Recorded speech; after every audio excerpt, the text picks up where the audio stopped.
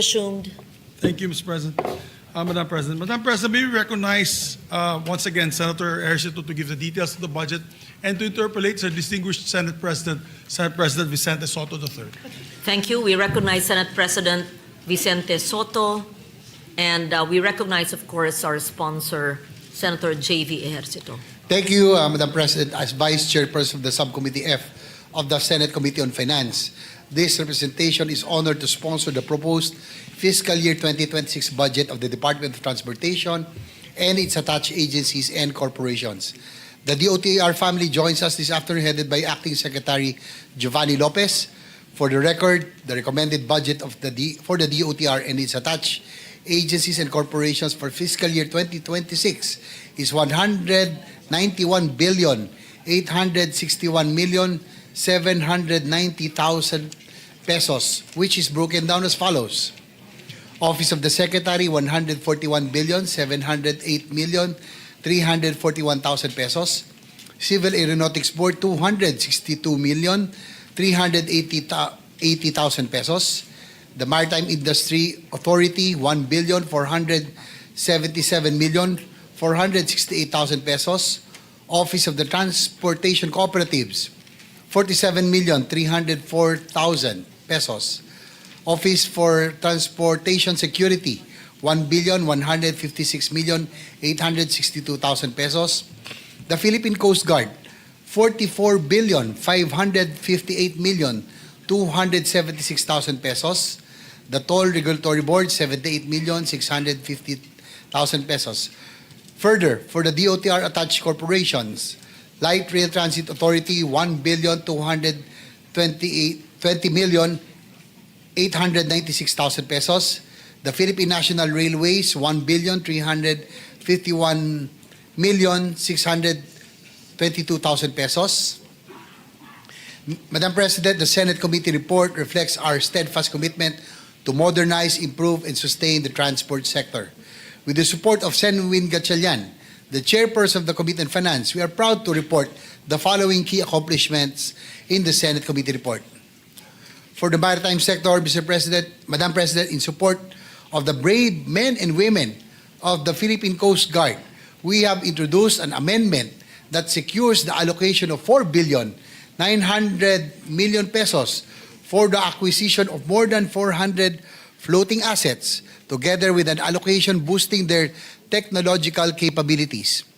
This additional appropriation underscores the Senate's commitment to upholding the sovereignty and patrimony of our nation, ensuring that the Philippine Coast Guard is adequately equipped to carry out its sworn mandate. Also, in recognition of the valiant efforts of the Philippine Coast Guard, the Senate intends to raise the daily subsistence allowance of over 34,321 personnel from 150 pesos to 350 pesos. For the implementation of the Magna Carta for seafarers, we have also allocated 96,285,000 pesos. This has been long overdue and is an investment for the well-deserved seafarers, whose talents and perseverance are known and recognized all over the world. For the air sector, Madam President, with the objective to stimulate economic growth, enhance regional transportation connectivity, and advance tourism development in key regions across the country, we will fund several airport projects in Bicol, Daet, Camiguin, Siargao, and Catbalogan. And of course, not to forget Bukidnon of the Majority Leader.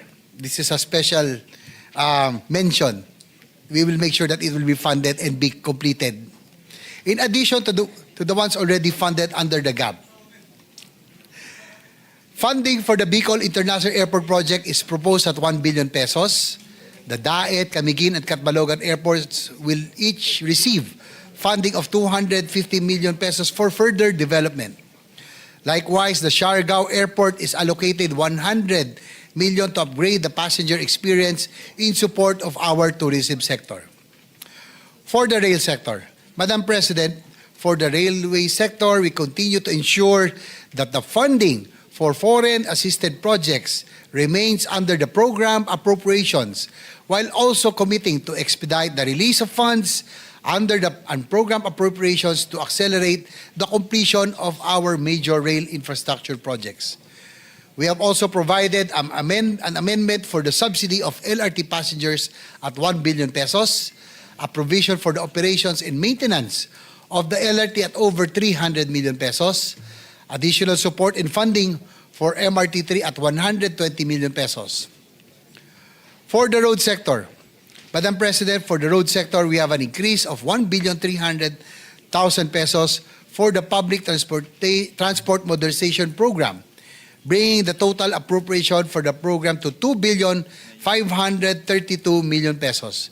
With that, Madam President, we are now ready to answer the questions from our colleagues. Maraming salamat po. Thank you, Mr. Madam President. Thank you. We thank the sponsor. You may proceed with the interpellations. Thank you, Madam President. Your Honor, the Vice Chairman for the Department of Transportation, and will you yield to a few questions that we would like to pose? Yes, certainly from our Senate President. Anything, of course, your intervention will always be welcome. Thank you. As usual, I will be short, but I just have to place on record a few points. And as usual, the can opener of the interpellations. I am in full support of the budget of the Department of Transportation, but I cannot let it pass without inquiring some points on the policy and the budget itself. As you well know, the Department of Transportation is always close to my heart because I drive. I drive myself every day. The only time I use a driver is when there is no parking in the place I'm going to. No, so I know how the department moves and what's new and what's happening. And by the way, the suspicion of the majority leader is unfounded that I drive myself and I have no driver because I'm hiding or I'm hiding something. You know?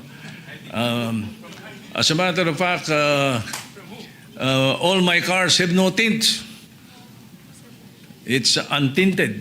Kaya malinis. What? All right. Anyway, thank you. Mr. President, Madam President, I should say, Your Honor, according to the WHO, the World Health Organization, road traffic injuries are the leading cause of death among Filipinos aged 15 to 29.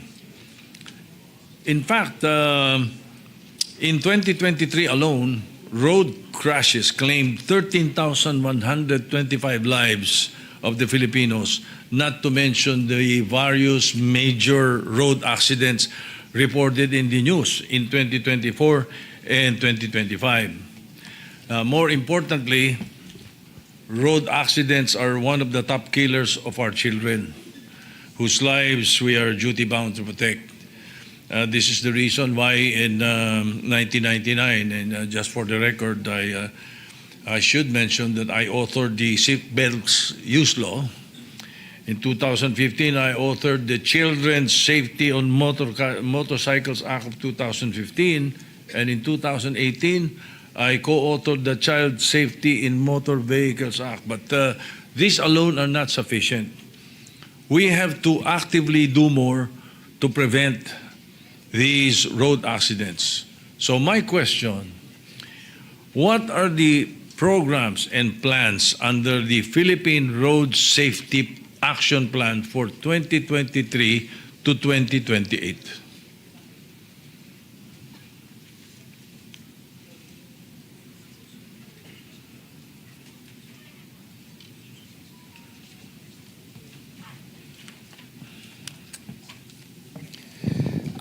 Madam President, we agree with the Senate President because if anyone here knows what the real situation on the ground, on the road, it's you because you really drive yourself, no?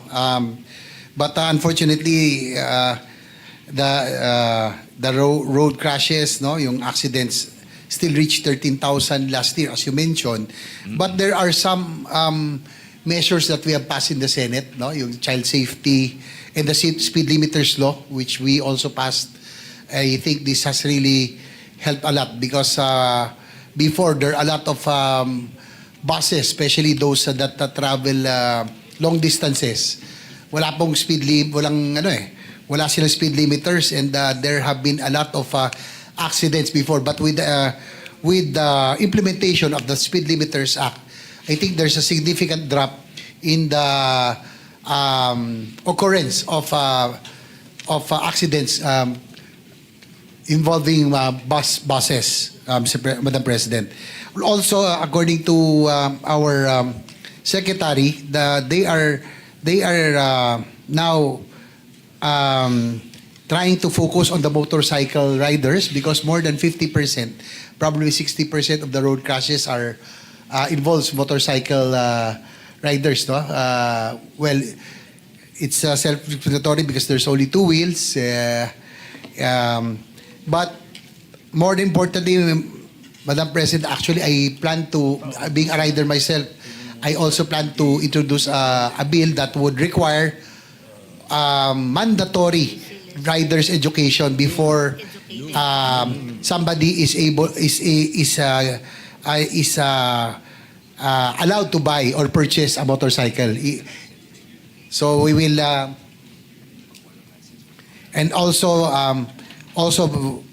getting the license, no? Iba kasi yung lisensya ng motor, that's a different type.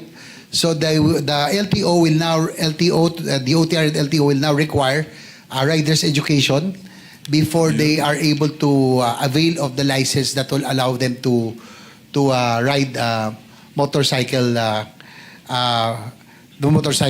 Madam President. So these are the long-term plans, Madam President. I think the introduction of the riders education, the mandatory riders education before any purchase of motorcycle and issuance of license will be very helpful in case we are able to pass this measure. Yes, I agree. And I hope that is included in the Philippine Road Safety Action Plan, no? For 2023 to 2028 in your program, eh? Okay. So again, will that include medyo stricter giving out of licenses by LTO? Ano, yung pagkuha ng lisensya hindi kasi dali nung araw. Nung araw napakadali. As a matter of fact, there were some years ago that marami nagalit sa akin. Sabi ko, pagka naghigpit uli ang LTO ng pagkuha ng lisensya at gayahin yung katulad ng pagkuha ng lisensya sa ibang bansa, katulad sa Amerika, ulitan. Lahat na magbe-birthday, panibago uli na yun ang suggestion ko some years back eh. And I said, I guarantee that 50% of the drivers will fail. Eh, di ba? Ay ganun kadali kumuha ng lisensya nung araw eh. So hopefully, kasama sa action plan ninyo na yun, Riders Education Program, at hindi lang education program nagpapatakbo, dapat may konting, kumbaga sa ano, yung sinasabi ninyo sa mga taxi driver, di ba?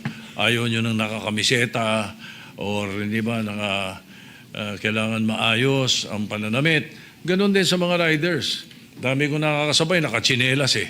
Papanong, di ba, papanong makakakilos ng matinuyan kung nakachinelas? At hindi nasisita. No? So, I hope that is included in your road safety action plan. Well-educated drivers na yung sumusunod sa ano, isang araw nagrereklamo sa akin yung aking political officer, si Hatch. Eh, sabi niya, bakit itong mga driver natin hindi nakakaintindi nung isa-isa? Hindi ba? Hindi nakakaintindi nung isa-isa. Basta singitan na singitan. Hindi talagang ano eh. And I experience it daily. I do not have motorcycle escorts, but I can see the motorcycle riders, and it's pandemonium most of the time. So, kaya nagiging ganyan ang mga aksidente because of these actions or these things that happen. So again, hopefully, that will be included, in your road safety plan. Do we get that assurance, Your Honor? Yes, Madam President, our Senate President, our Secretary has committed, and he said that they will make sure that the practical driving course for motorcycle riders will be implemented before the issuance of license and before they are allowed to purchase motorcycles. Kasi nangyayari po ngayon, Mr. Senate President, ang dali hong kumuha ng motorsiklo, mag-down payment ka lang, ilang libo lamang, makukuha mo na, kahit na wala hong training, minsan po talaga, sa totoo ako'y rider, pero nakikita ko meron talagang mga hindi rin disiplinado, akala nila bisikleta lang na nalagyan ng makina. Kaya nagiging delikado. Kaya I think this introduction of mandatory training for motorcycle riders will be a big step towards road safety. And also, meron pang suggestion that aside from sa DepEd po sana, aside from the GMRC now that being implemented, that yung pong traffic rules, regulations, and etiquette be also included in the courses. Para alam na po ng mga tao, kahit na hindi po sila motorista, they know the traffic rules and for safety reasons as well. At saka, pero ngayon yan, yan yung mga kasama sa road safety plan nyo. Paano yung mga dati na? Dati na may mga lisensya, dati na mga nagmamaneho. Hindi ba dapat medyo higpitan nyo ng konti? Di ba? In coordination with the traffic management, the LTO itself and traffic management, dapat higpitan nyo ng konti, paghuhulihin yung lumalabag. Para madala. Kaya mababait magmaneho ang mga Pilipino in other places dahil mahigpit dun doon medyo hindi ka huminto sa stop sign. Huli ka agad ticket ka. Kung hindi man, yari ka rin sa Saka masunurin po sa CCTV. ibang bansa. Sa ibang bansa, masunurin. Pag dito, bastusan di ba? Talagang, so, higpitan lang. Higpitan nyo lalo. Palagay ko, baka makaiwas tayo sa mga malalaking aksidente. Yes, Madam President, Mr. Senate President, Secretary Lopez said that they will have, they'll make sure that the enforcement will be stricter this time, and they will employ a merit and demerit system na talagang pag ikaw frequent violator, wala na, your license can be suspended or even canceled. Yan, oo. Tama yun, because iba yung nag-iigpit ako, nagpapahuli. Mga 3 beses na ako huli na speeding sa sa NLEX tsaka sa SLEX Nagpapahuli ko. Masarap po kasi drive yung kotse niyo, SP. Minsan lumalampas Hindi, may mga babagal lang kasi, kaya nilalampasan ko. Ngayon, nakakatawa nga minsan may anecdote si Senator Lacson. Sayang, wala pa siya rito, sa taas nahuli si Senator Lacson sa Skyway. Sabi, nagpahuli din siya, nagpapahuli yun Minaabot niya yung lisensya niya. Sabi sa kanya, pangalawang beses na kayo nahuli. Sabi sa kanya, sabi nung nanguhuli, yung Skyway Patrol. Pangalawa kayong nahuli namin. Tinanong ni Senator Lacson, sino yung isa? Si Senator Soto. Anyway, your proposed 100 million for the implementation of the Philippine Road Safety Action Plan 2023-2028, wala Wala ako nakita. Both in the NEP and the GAB. Walang funding. Ano ba ito? What would be the effect if that is not funded?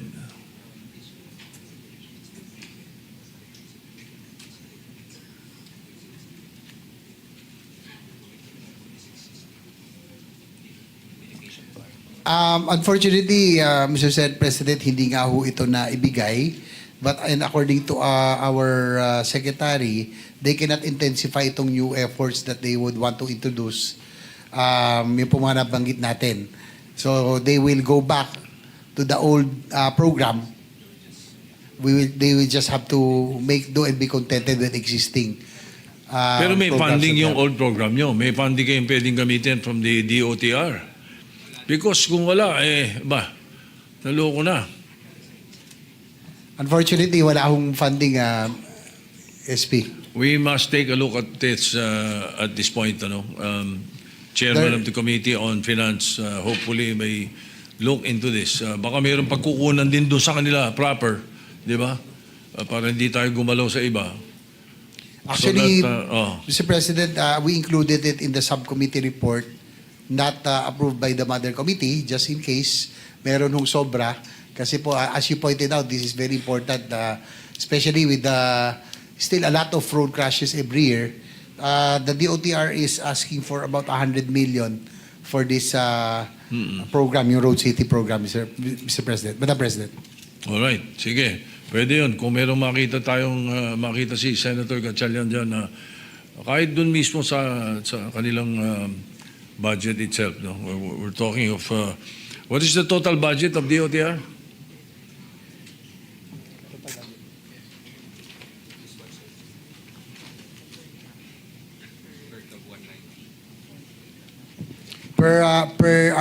Per GAB is 190 billion. 190 billion. Yeah. Siguro naman may naliligaw na 100 million dyan na pwede. Anyway, that's it. Thank you for yielding, Your Honor. Thank you very much to the DOTR family. Madam President, thank you. I end my interpellation.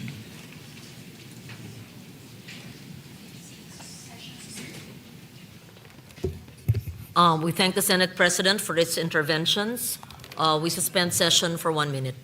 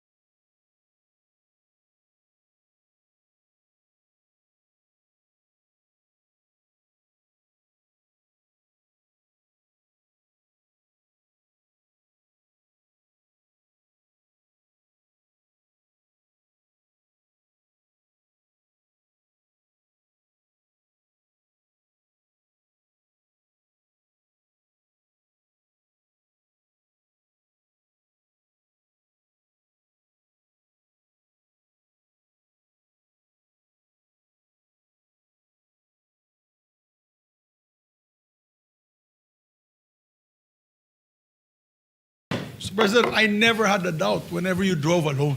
I know you're a trustworthy husband. Thank you, Your Si Honor. Senator Lauren lang yun na medyo suspicious. Mr. President, I move that we recognize next to interpolate the budget is our distinguished Deputy Majority Floor Leader, Senator Risa Ontiveros. Senator Risa Ontiveros, the Deputy Majority Leader, is recognized. Salamat po, Mr. President. At magandang hapon po, Mr. Chairman. Kung maaari po, magsimula po ako dun sa paksanong staffing at expertise para i-finalize yung local public transport route plans. Mr. President, the DOTR has publicly committed to completing 50% of route rationalization by the end of 2025 and 100% by 2026. Given that as of mid-2024, only roughly 11% or 174 out of about 1,600 LGUs had approved local public transport route plans or LPTRPs. Ano pong specific technical interventions at additional budget allocations ang nasa 2026 GAB para realistically makalundag mula sa 11% completion rate hanggang 50% sa loob lamang ng isang taon, Mr. Chair.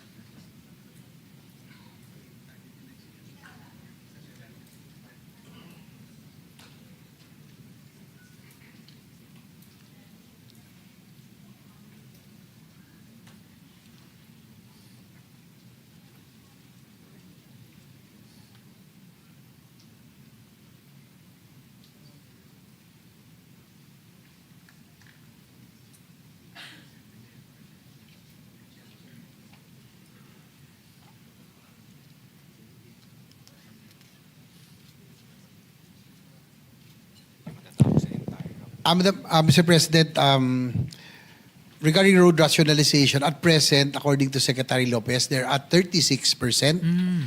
And also from the local government units, the DOTR already took over. No? Sila na po ang mag-implement by next year.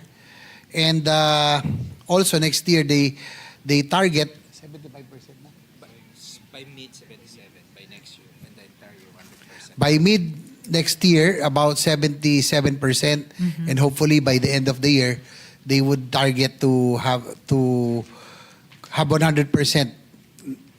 of the route rationalization. Likewise,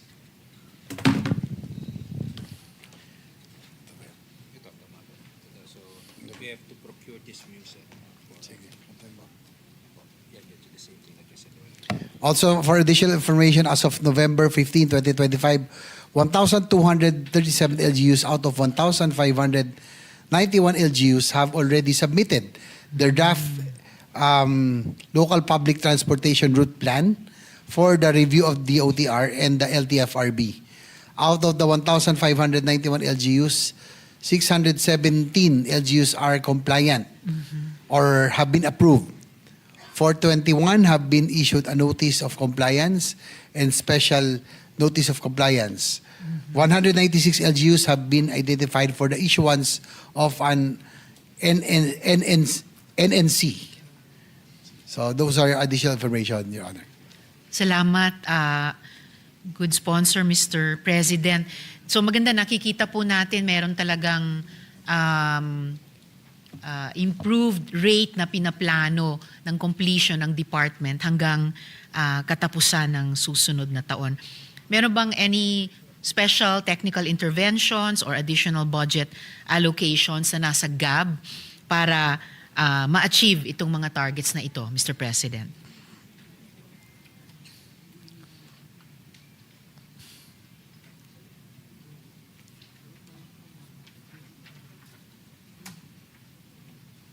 Sorry for the day, Mr. President, because It's all right, Mr. President. I'm still having a difficult time with my eyesight. Hindi ko babasa yung kanilang note cards. Oh, take your time, kinukunan ko Mr. muna ng Chair. picture. Opo. The strategic transport model for the MUSEP or the Greater NCR is set to be set for completion by end 2027 and will guide the metropolitan route rationalization study for 2025. Ongoing route planning activities include capacity building under the JICA TCP, workshops, LPTRP manual, enhancement, operator training, guidelines for PUB stops and intermodal hubs to improve accessibility and modal shift, procurement of consultants for interregional and interprovincial route rationalization, and finally, finalization of NCR LPTRPs for Infa-LGU routes, supported by DOTR, LTFRB, led formulation, workshops, and public consultations. Salamat, Mr. President. At yung, kung hindi man lahat, yung ilan sa mga interventions na ito, pati yung maganda, no, meron palang mas strategic pa na framework hanggang 2027. Yung ilan or lahat po ng ito ay may additional budget allocations po sa 2026 GAB, Mr. Chairman. Mr. President, Your Honor, for the PTMP, no, under GAB, it was given a budget of 1.3 billion. But through the Senate's intervention, we increased it to 2.5 billion. Okay. So halos na doble po natin here in the Senate Committee Report. Alright, salamat po, Mr. President. And mamaya may follow-up question ko tungkol dun sa binanggit ng good sponsor na yung JICA, yung papel ng JICA sa importanteng prosesong ito. And according to Secretary Lopez, Yes, with Mr. this Chair. increase, it will address the issues that were mentioned earlier. Malaking tulong po. At mabuti po yan, Mr. Chair. Salamat po. So, to ensure that this 2-year timeline is not another moving target, pwede po bang mag-submit ang department ng organizational structure at saka staffing pattern nung Franchise Planning and Monitoring Division at nung PUVMP Project Management Office, Mr. President? Yes, Your Honor, Mr. President, the Secretary said they will comply. By next week, they will be submitting to Your Honor's office, Your Honor. Maraming salamat, Mr. President. Specifically, we request a table showing the ratio of urban transport planners to the number of pending LPTRPs. And if the ratio is shown to be insufficient, may signed contract po ba ang department para sa third-party manpower support para ma-clear talaga yung backlog by 2025, Mr. President?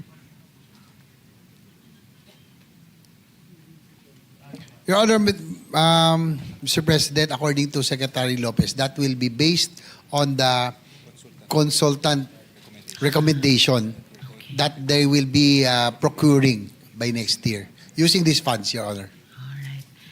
Salamat, Mr. President.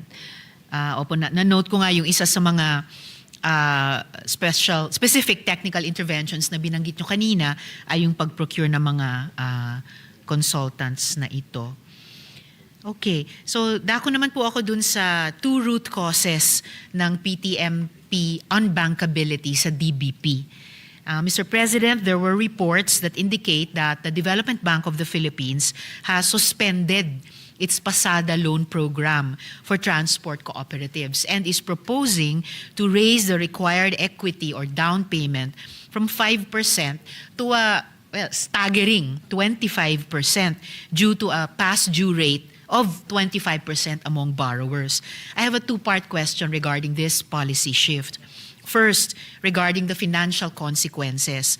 Aware po ba ang DBP sa pagkaalam ng department? Aware ba ang bank na ang pagtaas ng equity requirements sa 25% sa unit na nagkakahalagang 2.8 million pesos ay pepwersahin ang isang kooperatiba na mag-shell out ng 700,000 pesos bawat jeepney sa upfront cash. Considering that the government subsidy is only 260,000 pesos, hindi ba effectively, Mr. President, mateterminate nito yung modernization program para sa vast majority ng transport sector na hindi kakayaning erase itong kapital na to, Mr. President?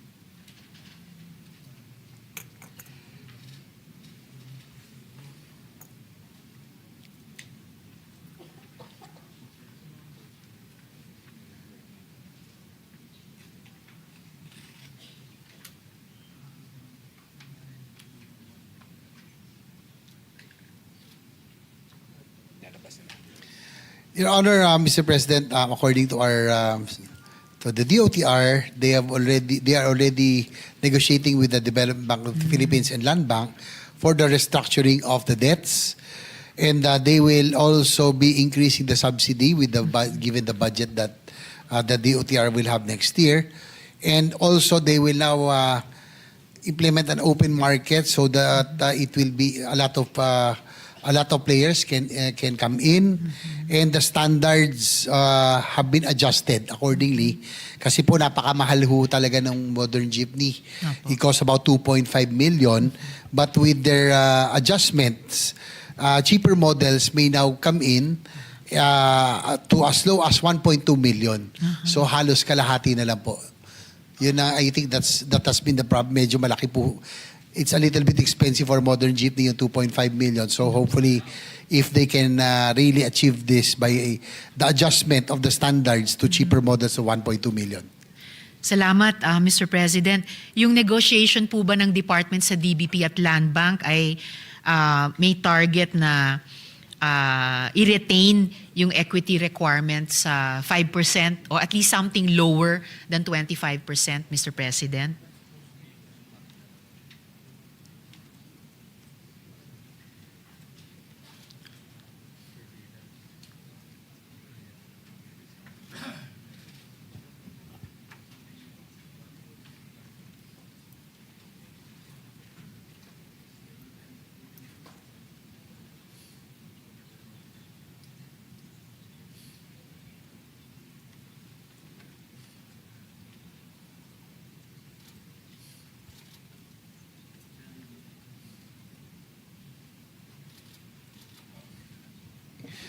With regards to the issue of the equity requirement, LTFRB plans to, as mentioned earlier, to increase the subsidy so that they will have now the capacity to pay the loans by increasing the subsidy this coming year, Your Honor. Magkano po ang increased subsidy na plano ng department ibigay, Mr. President?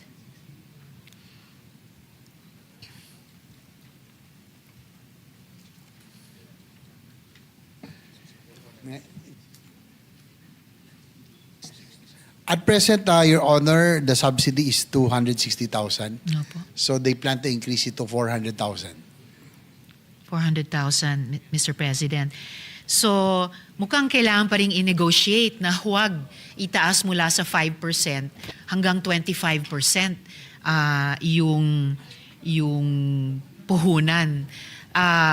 Susubukan pa rin ba ng department i-retain at 5%? Kasi bagamat mas maigi na ang 400,000 kesa sa 250,000 subsidy, still kahit pa yung mas murang modelo na 1 million plus ang papasok, 400,000 at best would represent 40% nung kabuang halaga, Mr. President.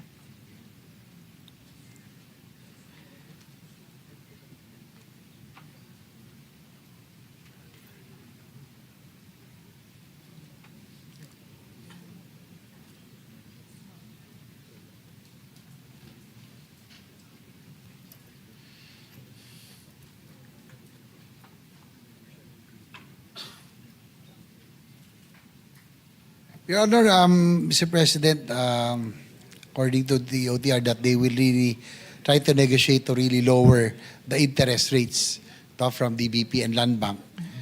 So, yun po, the lowest possible. So, sasagarin na po nila talaga para maging mas magaan po ito sa mga operators, Your Honor. Maraming salamat para doon, Mr. President, at sa department din. Ano yung magiging opening bid nila? Susubukan ba nilang magnego para sa 5% pa rin, Mr. President?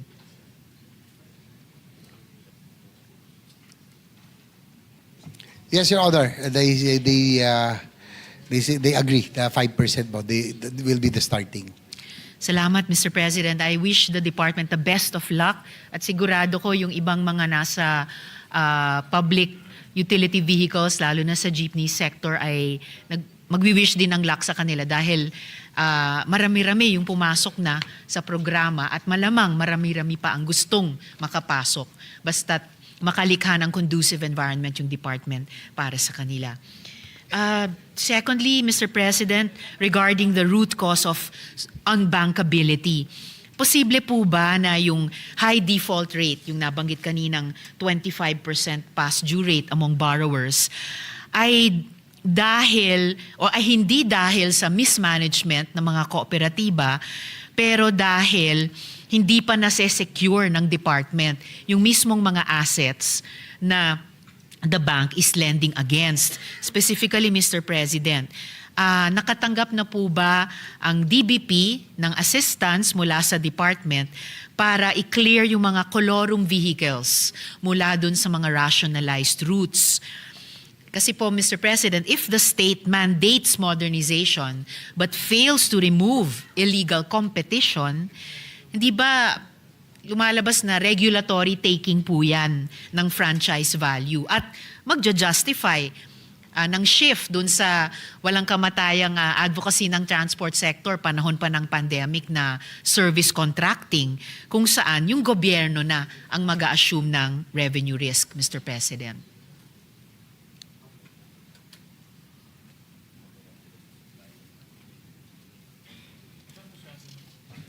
Yes, Mr. President, according to our secretary, they will really be very, very aggressive against these colorum vehicles. And currently, they are actually, they have already apprehended a lot, no? And they will be submitting a report regarding this matter, so that at least I know that we know that this is a concern, so that at least the new operators will have a better income, no? Once the colorum vehicles and other illegal public utility vehicles on the road are apprehended, Your Honor. They will submit us a report on the drive against colorum vehicles. I would appreciate that, Mr. President, at muli salamat sa in advance no sa department para diyan. Just to give broad strokes, pag sinasabi nilang marami na silang na-apprehend, maybe what percentage nung mga alam nilang mga colorum vehicles ang na-apprehend na nila mula sa mga rationalized routes, Mr. President?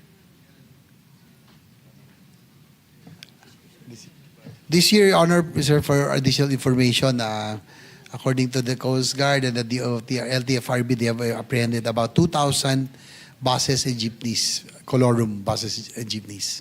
From what percentage of the rationalized routes, Mr. President?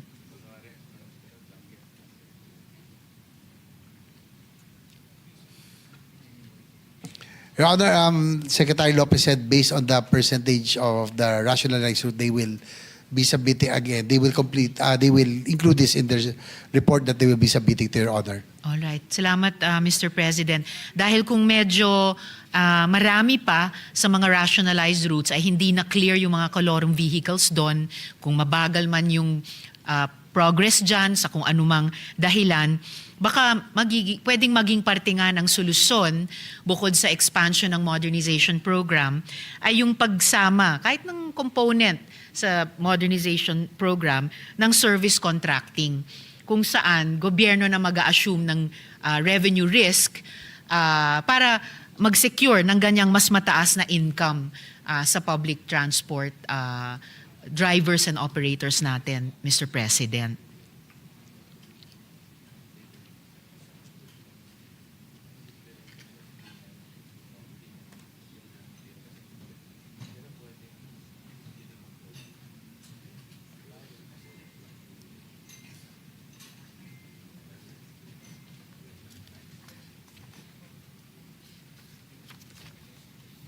Your Honor, Mr. President, unfortunately, yung service contract of about 1.3 billion in the GAB was not included in the Senate report, and it was transferred to the PTMP. But they are requesting that this will be a big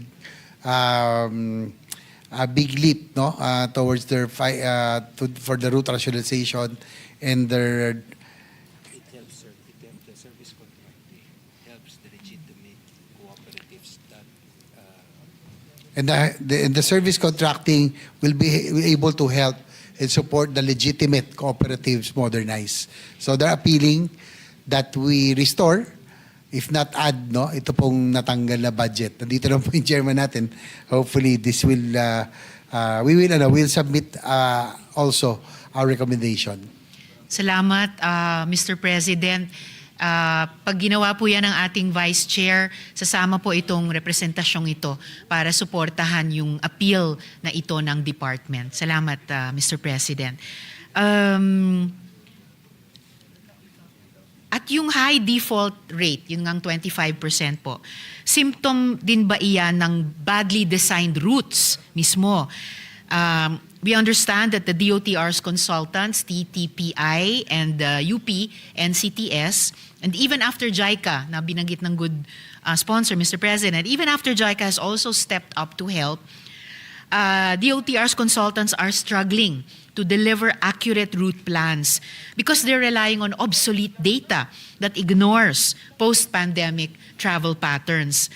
Paano nga ba makakapautang, Mr. President, ang bangko batay sa isang route rationalization plan na hindi po nakakapture kung nasa saan talaga yung mga pasahero, Mr. President?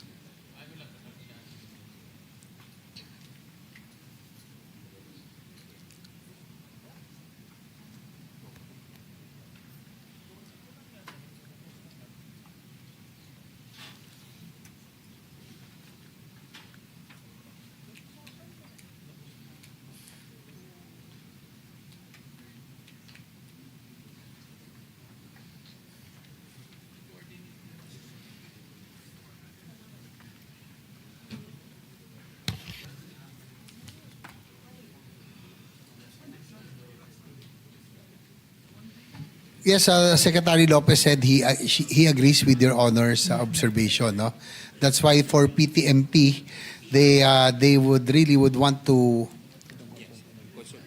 involve the consultant already. It's part of their budget, and they will now make use of the technology. No, it will now be technology driven, so that it will help in the improvement of the route rationalization. And also, last but not the least, they are coordinating closely also with the LGUs concerned. Well, salamat, Mr. President. Sana po itong mas paggamit ng teknolohiya at saka koordinasyon ng LGUs, dahil yun din ang first line ng coordination ng mga public utility vehicle operators at drivers, no, yung Committee on Transportation halimbawa sa LGU, na ito ay makapag-deliver talaga ng mas maayos na mga ruta na mas magiging solid na basehan ng mga bangko sa pagpapautang sa mga kooperatiba. Huling issue ko po sa paksang ito, Mr. President, yung consequence ng delayed route rationalization plan. Mr. President, many consolidated cooperatives remain unbankable because the route rationalization plan, especially for Mega Manila, is severely delayed. Kaya wini-welcome ko rin po, Mr. President, yung sinabi ng good sponsor kanina tungkol sa target na makumpleto sa lalong madaling panahon nung plano para sa NCR. But ito, Mega Manila, severely delayed. And this prevents the LTFRB from issuing the necessary notice of selection to the cooperatives.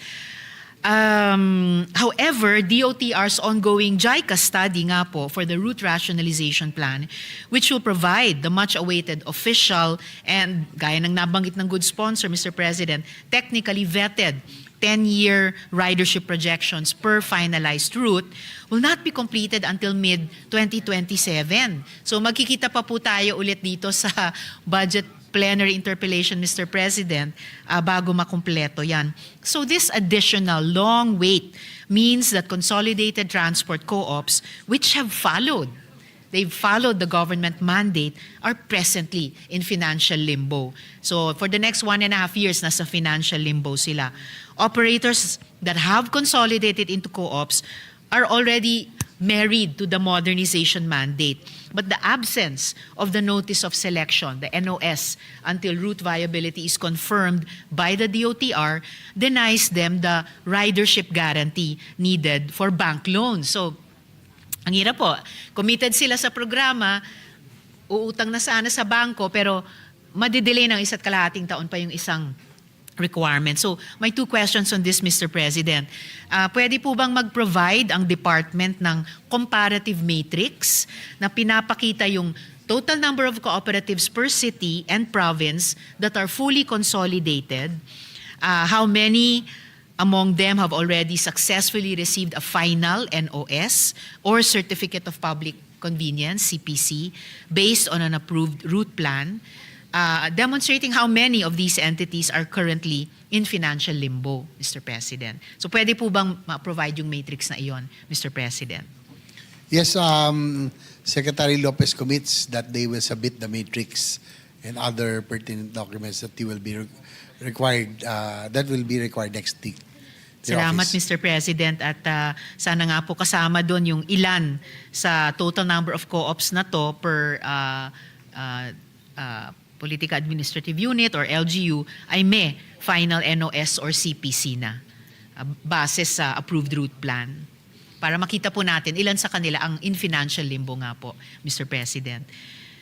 And pangalawa at huli sa paksang ito, former DOTR Secretary Vince Dizon told this representation in April this year that one immediate way out of this financial limbo is increasing the roads where there will be dedicated lanes for consolidated co-ops, especially those that have already taken out loans for modern fleets.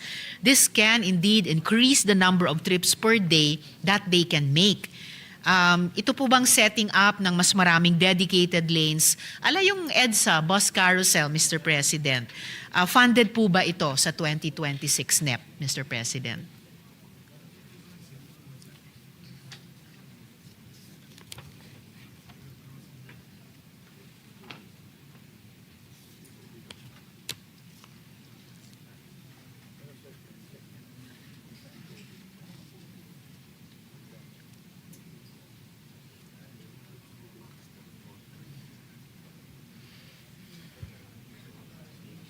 Your Honor, Mr. President, the EDSA carousel has funding. But for the other dedicated lanes that they have proposed in the other major arteries, unfortunately, wala hong funding.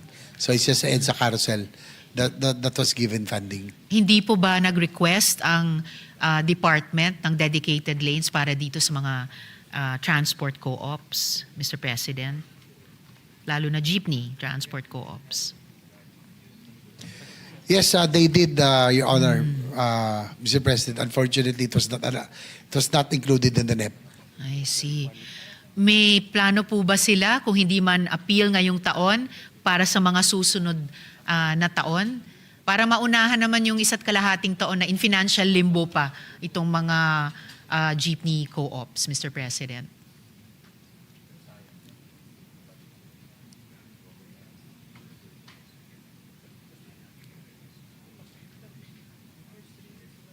Your Honor, again, the Secretary is requesting and appealing for additional funding for this. If given, I think this will really greatly improve ito pong dedicated lanes and others. Of course, this will also improve the projected income of ito pong mga cooperatives if in case there will be a dedicated lanes. And not to mention that of course the traffic flow as well. So therefore, Mr. President, achieving some of the objectives nung Transport Modernization Program in the first place. So muli, makikipagtrabaho po ang representasyong ito sa ating sponsor sa puntong ito, Mr. President. Salamat po. We welcome the support of us, Your Honor, Thank you, sir. for this program. Nga po. Dako na po ako sa DOTR Labor Management Dialogue Mechanism. My office has been in close coordination with labor unions and workers associations supporting construction workers in the ADB-funded Malolos-Clark Railway Project and South Commuter Railway Project. These projects, while critical to our national development, continue to face recurring and documented cases of labor standards and labor law violations, including delayed or unpaid wages, non-remittance of SSS and pag-ibig big contributions, excessive working hours, unsafe working conditions, and poor living arrangements, especially among subcontracted workers. One concrete proposal repeatedly surfaced in these discussions is the adoption of a labor management dialogue mechanism. This mechanism will serve as a structured platform for regular dialogue between the Workers' Association or union, general contractors, and DOTR. A concept note has already been prepared, and I understand that DOTR, together with at least 2 joint venture contractors, had expressed willingness to pilot test this mechanism. So Mr. President, ano po yung current status at internal decision-making timeline para i-institutionalize itong proposed labor management dialogue mechanism concept note, Mr. President?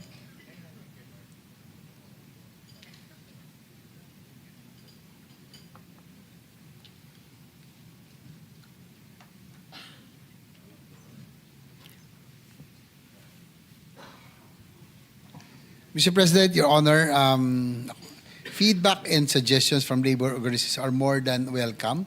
So we can ensure that the labor practices of their contractors are up to standard.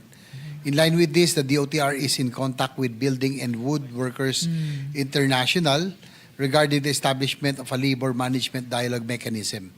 DOTR discussed the proposal with BWI last 14 October 2025, and both parties are currently discussing next steps. The same proposal is being discussed in parallel with relevant contractors. The DOTR is fully supportive and committed to bridge the discussion between the contractors, BWI, and workers, Your Honor. Maraming salamat para doon, Mr. President. At sa department muli, may internal decision timeline po ba sila para i-institutionalize yung labor management dialogue mechanism na ito, Mr. President? Yes, Your Honor. According to Secretary Lopez, by first quarter next year, they intend to enter into a memorandum of agreement already. Maraming salamat, Mr. President. At sa Secretary, pang Happy New Year ito sa BWI at sa mga partner unions at associations nila. Something really to look forward to in the new year, Mr. President. And huling tanong sa paksang ito, since the department and at least 2 joint venture contractors had previously expressed willingness to pilot the LMDM, so even before the first quarter next year, pwede po bang mag-commit ang DOTR ngayong araw na agad i-operationalize itong structured mechanism kahit dun sa dalawa munang kapilot nila, tapos periodically mag-ulat sa Senado tungkol sa progress nila, Mr. President? Yes, Secretary Lopez is nodding his head, and he said that they will comply. Maraming salamat, Mr. President, at sa good secretary. And huling tanong ko na lang po para sa interpelasyong ito, Mr. President, tungkol sa Philippine Coast Guard. The Senate augmented the budget of the PCG by about 8.6 billion pesos in the Senate version of the GAB for the purchase of floating assets. At narinig ko nga po si good sponsor, Mr. President, kanina may binanggit na 4.9 billion pesos para sa 4 million floating assets, if I noted these correctly.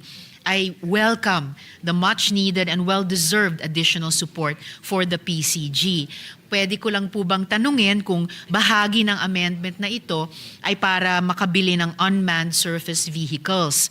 At kung oo, ilang units ng mga ito ang bibilihin sa 2026, Mr. President?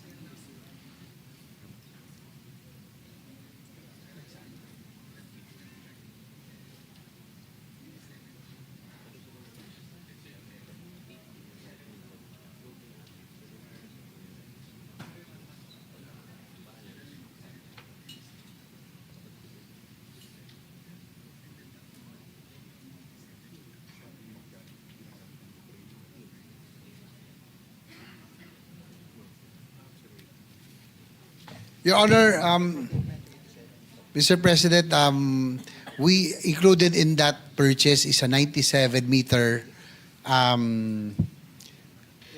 MRV, or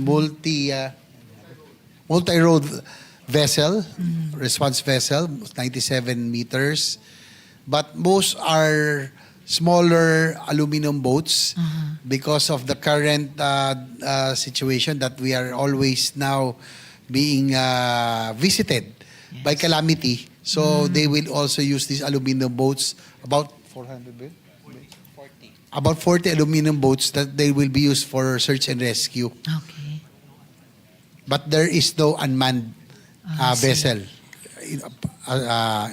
on the list. Kung ganon, Mr. President, para lang i-put on record na I received a letter from the PCG asking for support for the purchase of this asset, yung pong mga USVs or unmanned surface vehicles, which I will forward to the committee.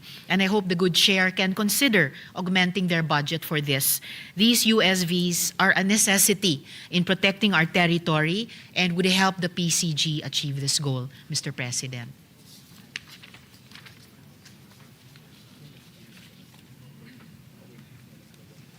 Tatlong 87. And 197. Actually, the total, they concentrated more on the multi-role vessels. Yes. As I mentioned earlier, there's 197 meter. Medyo malaki po ito Apo. para hindi nabubuli masyado. And then there are 87 meters as well. So at least hindi naman ano. Again, we, just like the AFP, we do not have plans of matching Chinese Coast Guard, but at least that minimum credible posture, no, na re-respetuhin naman. So hopefully we can already have this. So siguro in mga 2 to 3 years din po construction, even 4 years. So hopefully can have this as soon as possible as part dito of po our West Philippine Sea protection. Opo. Dito po i-construct, Mr. President? Hindi po.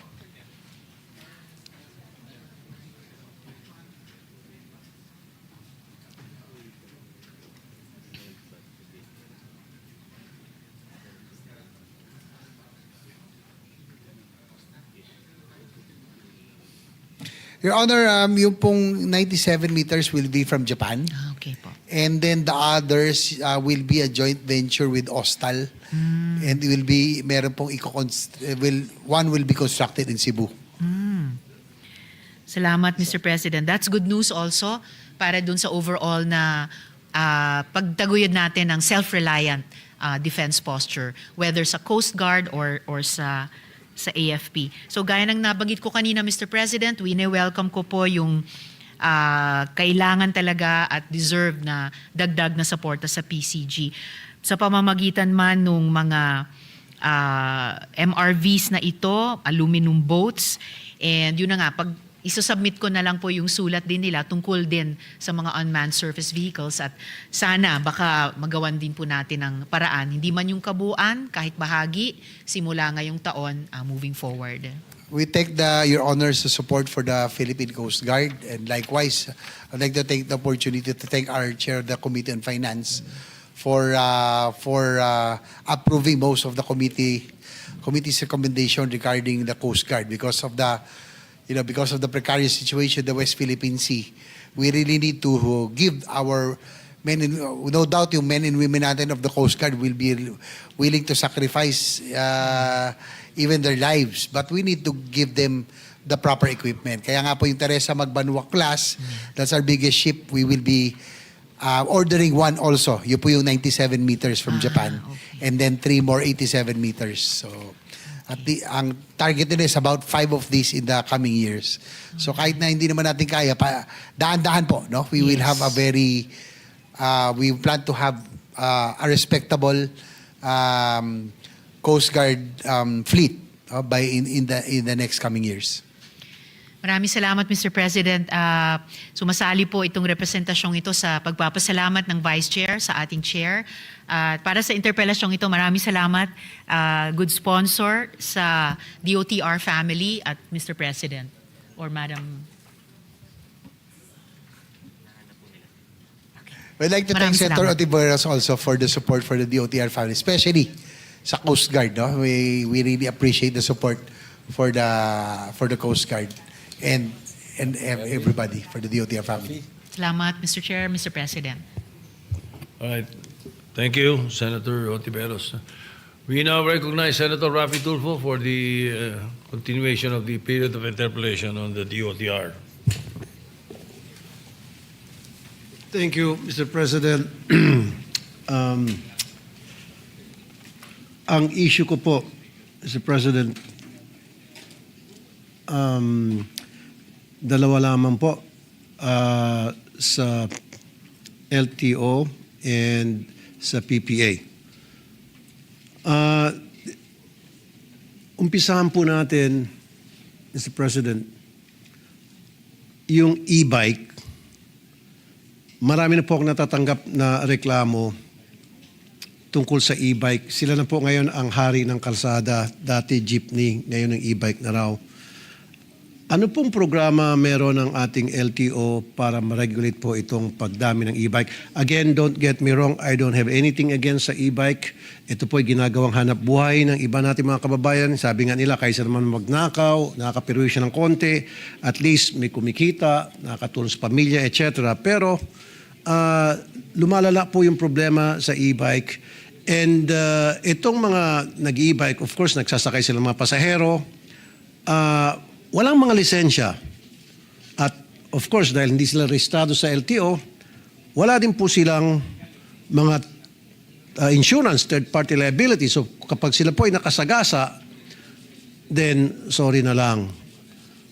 Ito ba, itong issue sa e-bike, ito ba ay binibigyan atensyon ng ating LTO, Mr. President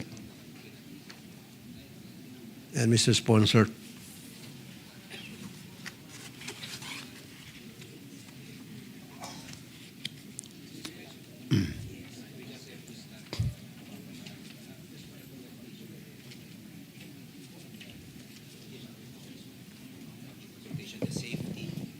Ayan o, may video tayo.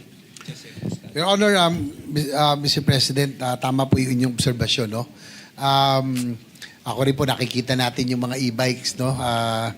Kung saan-saan. But there was a memorandum circular issued by then Secretary Bautista requiring LTO issued the MC ay yung LTO pala ang nag-issue ng MC for registration for registration of the and ng LTO of the e-bikes. sa lisensya ng magdadrive. At saka yung mga lisensya ng magdadrive nito.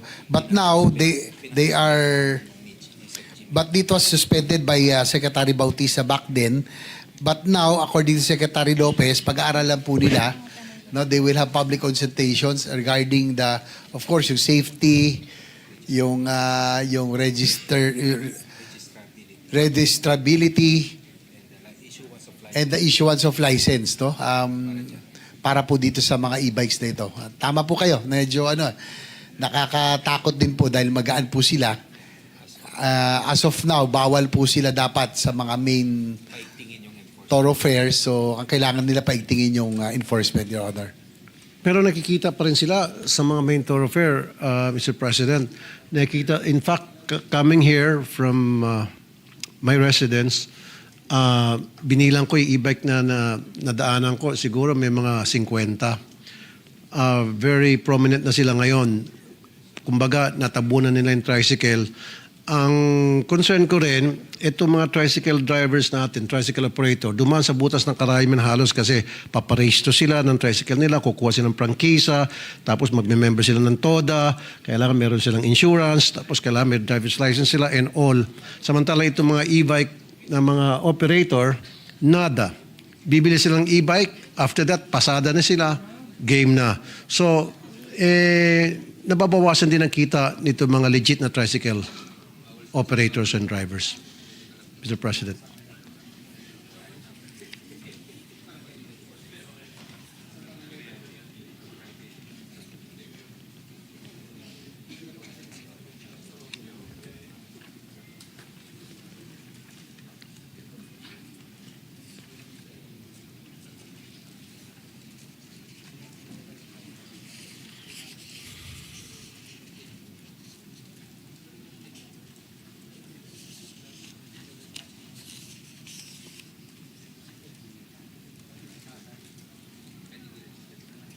Your Honor, ang dilema po ng LTO at ng DOTR, ito pong mga napakita niyong video, ay LGU ang nagbigay po ng prangkisa, no? Pero as far as LTO is concerned, hindi po sila registered at hindi po sila dapat dumaan ng main thoroughfares. Pero for leeway, pinapayagan po sila sa mga barangay, sa mga subdivision. Hindi po sila dapat dumaan ng main thoroughfare, Your Honor. But that's main thoroughfare, Mr. President. Kasi kita mo naman, lahat ng whether light or heavy vehicles dumadaan, so that is considered as main thoroughfare. And tapos 1, 2, 3, 4. Pag 4 lanes na kalsada, that should be considered as main thoroughfare at dumadaan po sila. And then wala po mga driver's license yan. According to LTO, they will now apprehend. Kasi po, LGU po ang nagbigay ho yata na pahintulot. Pero as far as LTO is concerned, hindi po dapat payagan, no, sa main thoroughfares. Maging fair po dapat tayo. Wala pong kontra dito sa mga e-bike operators. Pero bakit hindi ho tayo makipag-coordinate sa DILG para yung DILG kakausapin tong mga LGU, magkakaroon ng instructions, magkakaroon ng agreement between LTO and LGU para malaman nila, magdi-design sila ng programa na ma-regulate na maayos itong e-bikes na hindi naman po mamamatay yung mga traditional tricycles natin. Na itong mga tricycle drivers na nakausap ko, sila po yung nababawasan ng kita. And yet, sila ay magme-member ng TODA, tapos sila po nag-iintriga pa sila ng kita, tapos meron silang insurance, driver's license, etc. Itong mga e-bike operators, bibili silang e-bike dyan, and then after that, punta lang sa LGU, and then pasada na. So siguro it's about time na pag-isipan po natin na obligahin natin itong mga e-bike drivers, operators, na kumuha ng driver's license. If not, siguro apprehend sila or pagsabihan po itong LGU. Your Honor, according to Secretary Lopez, nagpapasalamat po sila sa inyo pong paglabas nito pong sa inyo pong suggestion. They will coordinate with the DILG and the LGUs, and they said that they will comply, no? They will apprehend ito pong mga e-bikes kasi tama po kayo, dapat maging patas lamang dahil yung mga tricycle may prangkisa, no? Meron po silang boundary at lahat sumusunod po sila. So at nababawasan din po yung kita. Dapat lang humaging patas, and they have the commitment that they will comply yung pong inyo pong mga request.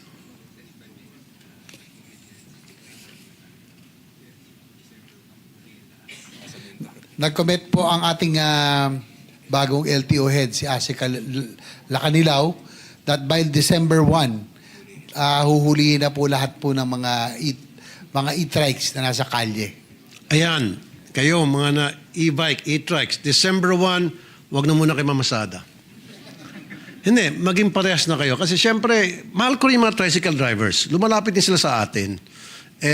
Again, sabi ko ang kanina, itong mga tricycle drivers natin, matagal ng panahon, nagsiservisyo, kukuha muna sila ng prangkisa, tapos mag-register sa LTO para sa lisensya, at magbibigay ng boundary. So, ang dami nilang ginagawa, no? Kukuha ng insurance, third-party liability.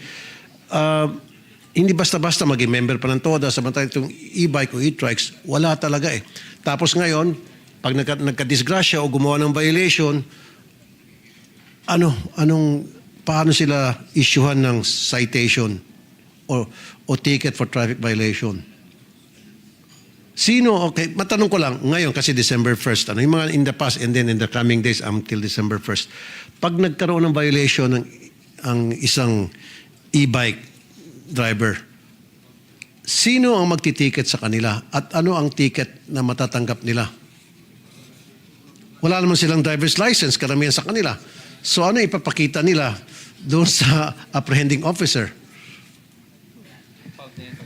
Your Honor, according to LTO and the DOTR, automatic impound na. Kasi po yung nakikikwenta nyo, dilema po talaga eh. Minsan, hindi talaga sila lisensyado. Minsan, mga nanay-nanay pa ho ang nagdadrive. May mga kasamang mga anak na delikado, very light. So, yun po ang sabi ng LTO from now on. Talagang dapat ho, pag nasa main thoroughfare especially, talagang automatic impound na po nila. Yun. Again, ulitin ko, wala akong problema doon sa e-bike o e-trike. Siguro sa loob ng subdivision, why not?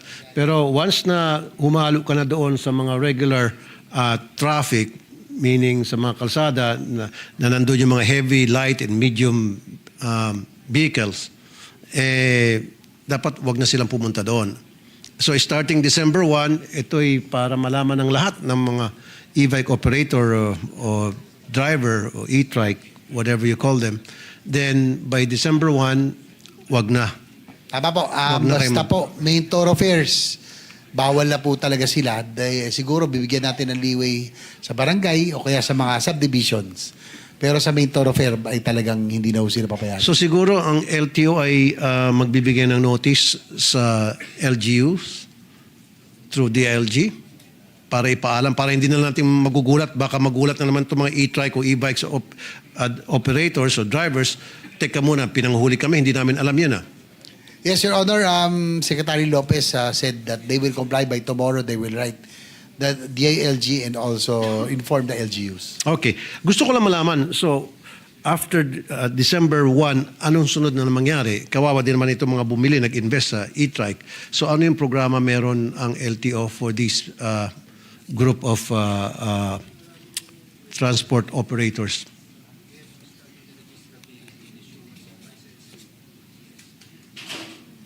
Your Honor, according to LTO and DOTR, they have to study the registrability, no, and also yung safety, no, na kayo ninyo pong binanggit. They will need to evaluate, magpa-public consultation sila if this will really be allowed. Kasi nga po, nakita natin yung inyo pong mga video, nakakatakot po, no, napakagaan. Pag sinalpok, talagang, yung safety ng mga nasa loob, talagang dapat hong i-consider. So they will, ang dalawang bagay po, yung registrability, safety, and yung issuance of licenses of the operator, would-be operator, Your Honor. And of course, insurance siguro din. And probably insurance, sige po, isasama na po natin. Maybe I'll pass a legislation pertaining to the issue on this group of transport operators, ito mga e-bikes, kasama na dyan yung mga habal-habal para magkaroon ng strict regulation. Papayagan natin sila pero strictly regulated. Para na sa gayon, magkaroon ng safety nga sa kalsada at maging patas sa lahat. Tama po. Sumasang-ayon naman ng ating DOTR family. Kasi sa ngayon, dati di ba pag sinabi mong jeepney, ang king of the road, jeepney driver, ngayon ang king of the road, e-bikes na. May bagong hari na sa daan.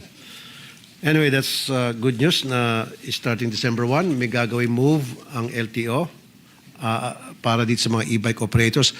Pero kailangan po natin din sila maimpormahan. Pangit naman kung huliin sila tapos i-impound yung kanilang mga e-bikes. Hindi naman din ako sang-ayon dyan. Impormahan sila and then come December 1, makapag-ready sila. Hindi naman sila mamamasada until na magkaroon ng public consultation tungkol dun sa programa na fit o bagay sa kanilang ginagawang hanap buhay. Yes, according to our secretary, by December 1, mag-i-info drive muna sila. Mag-iikot just to inform, sabihan po muna lahat na nakikita. So, bibigyan muna nila ng chance malaman po lahat, information campaign, bago po sila manghuli. No? At least, may warning po muna sila. Easy lang yan. Ang gagawin ng LTO, pumunta sa LGU. And then yung LGU, impormahan yung mga traffic enforcers. May mga kanya-kanyang traffic enforcers sa mga LGU And these traffic enforcers, these people in barangays, will inform naman itong e-bike o e-trike operators. Kilala naman ito mga taga-barangay at mga traffic enforcers kung sino yung mga e-bike, e-trike operators to let them properly know na meron ng bagong patakaran ang LTO tungkol sa pagmamaneho ng e-bike sa kalsada.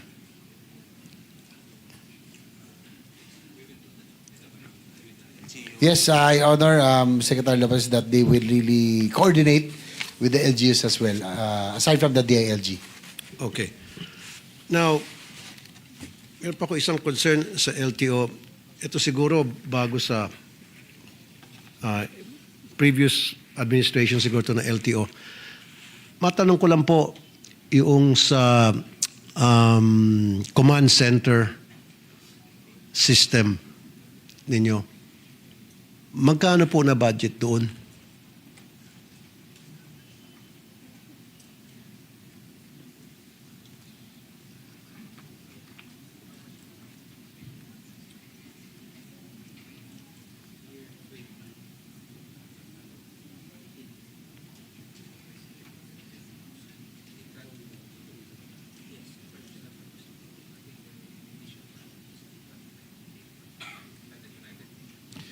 year 2020? Your Honor, it was funded 2020 with a budget of initially about 800, almost 900 million. And it's now, Yes. it is already operational, Your Honor. It is operational or it's half operational? Partially operational. Partially operational. At saan po yung mga CCTV nakapwesto nito mga...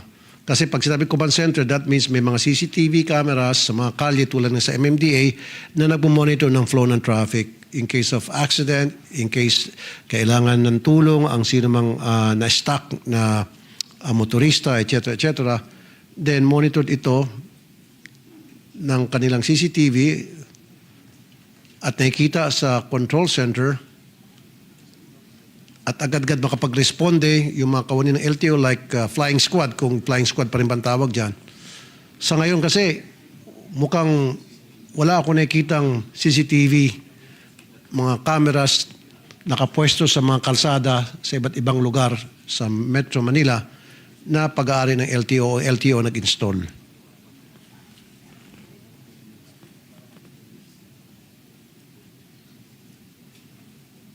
Kung nakikita niyo po sa screen, TV screen, sa kaliwa yung LTO Command Center, isang di pa lang ata yung laki ng computer screen. Sa MMDA, nakita niyo sa right side, napakalawak, napakalaki. Now, ito po yan. Yung sa LTO, ang presyo ay 900 million pesos.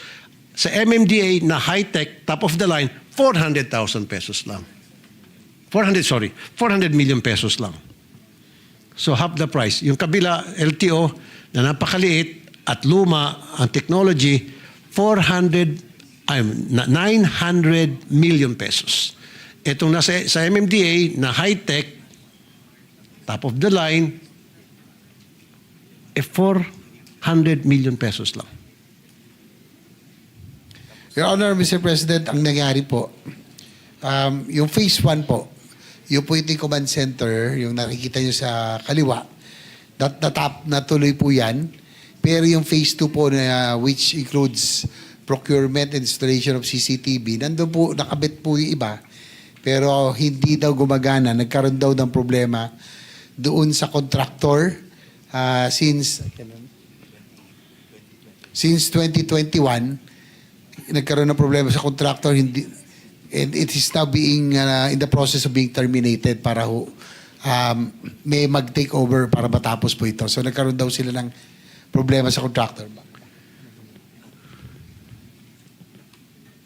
Hindi po ba mas maganda kung imbestigahan po natin kung sino-sino po ang may kagagawa nitong pag-purchase nitong pagkamahal-mahal na control center na hindi naman pala gumagana, partial lang gumagana, and yet almost 1,900 million pesos. Whereas sa MMDA, again, ulitin ko, for the end time, half the price lang, 400 million, and yet high quality at new technology. HD pa. Kahit na gabi, may kita yung plate number. Kasi itong sa LTO, pag nag-focus yung camera, kung totoo nga meron sila niyan, pag nag-focus yung camera ng CCTV ng LTO sa sasakyan sa gabi at nakabukas ang headlight, hindi na mababasa. Sa MMDA, mababasa mo pa rin kasi nga new technology at HD pa. Your Honor, Mr. President, ako'y nagulat dito sa narinig ko. Project cost 900 million but overpayment of 36 million flagged by Commission on Audit. Ang contractor po, LDLA Marketing and Trading. And ito po, naku, kilala nating lahat. Sunwest Construction. Very familiar po. So kasama na rin po daw ito. Sabi ng LTO to isa sa mga kasong isasubmit sa ICI for investigation. So Sunwest Corporation din po ay parte nito. So kahit nasa iba't ibang talaga sila, sangay ng gobyerno. Nasaan po nakapwesto ang mga CCTV cameras nitong control center kung saan ino-operate sa control center ng LTO? Where are these CCTV cameras? Kasi nag-imbestiga rin po ako at nagtanong-tanong ako, wala raw eh. Ang nailagay lang daw ho ay 22 CCTVs. Yung iba po nawala na. Tapos, ang 20 problema na. po, yung pong contractor, hindi po nakipag-coordinate daw with the LGUs. Kaya ang nangyari, yung mga lalagyan ng LGUs, hindi po pumayag. Kaya doon po nagkaroon ng problema. Hindi ho nila natapos. Kaya medyo malaking halaga rin po ito na talagang dapat maimbestigahan, Your Honor, dahil malaking pera po itong nawala, 900 million po. So dapat siguro ibalik yung 900 million, Mr. President, kasi hindi naman napakinabangan pala. Opo, nagulat nga talaga ako nung narinig ko na ang joint venture nitong LDLA Marketing, very familiar, Sunwest Construction po. Thank you, Mr. President. So, expect ko po yan na magkakaroon ng investigation pertaining to that at yung pera na nagastos dyan, sana maibalik sa gobyerno at magamit sa mas maganda pang mga programa na kapakipakinabang. Okay? Wala rito yung PPA. PPA is here. Okay, very good. PPA. During the last hearing, pwede natin pakita yung video? Last hearing. Saan ba yung last hearing natin? This has to do with body-worn camera. Body-worn cameras.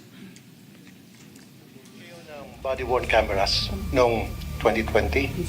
Isang unit nagkakalaga ng 879,000 pesos. One unit ng body-worn camera. Noong August 19, 2021, bumili ulit kayo ng 164 units dito pa rin sa Boston Homes in the amount of 168,680,000. 1 million pumapatak bawat isang unit. Sobrang overpricing, immoral na ito. Skandaloso na masyado ito. Secretary Lopez, imbestigahan mo to at sibakin dahil merong kakuntsabahan dito na para dugasan yung gobyerno. Mr. Chair, I have my commitment that I'm going to look into this. Secretary Lopez, I know na hindi mo pa panahon to, nangyari to. So, I'm not gonna fault you on this one. But I did tell you during that hearing to investigate and you said, yes, we will. So what happened to your investigation, Secretary, pertaining to this scandal?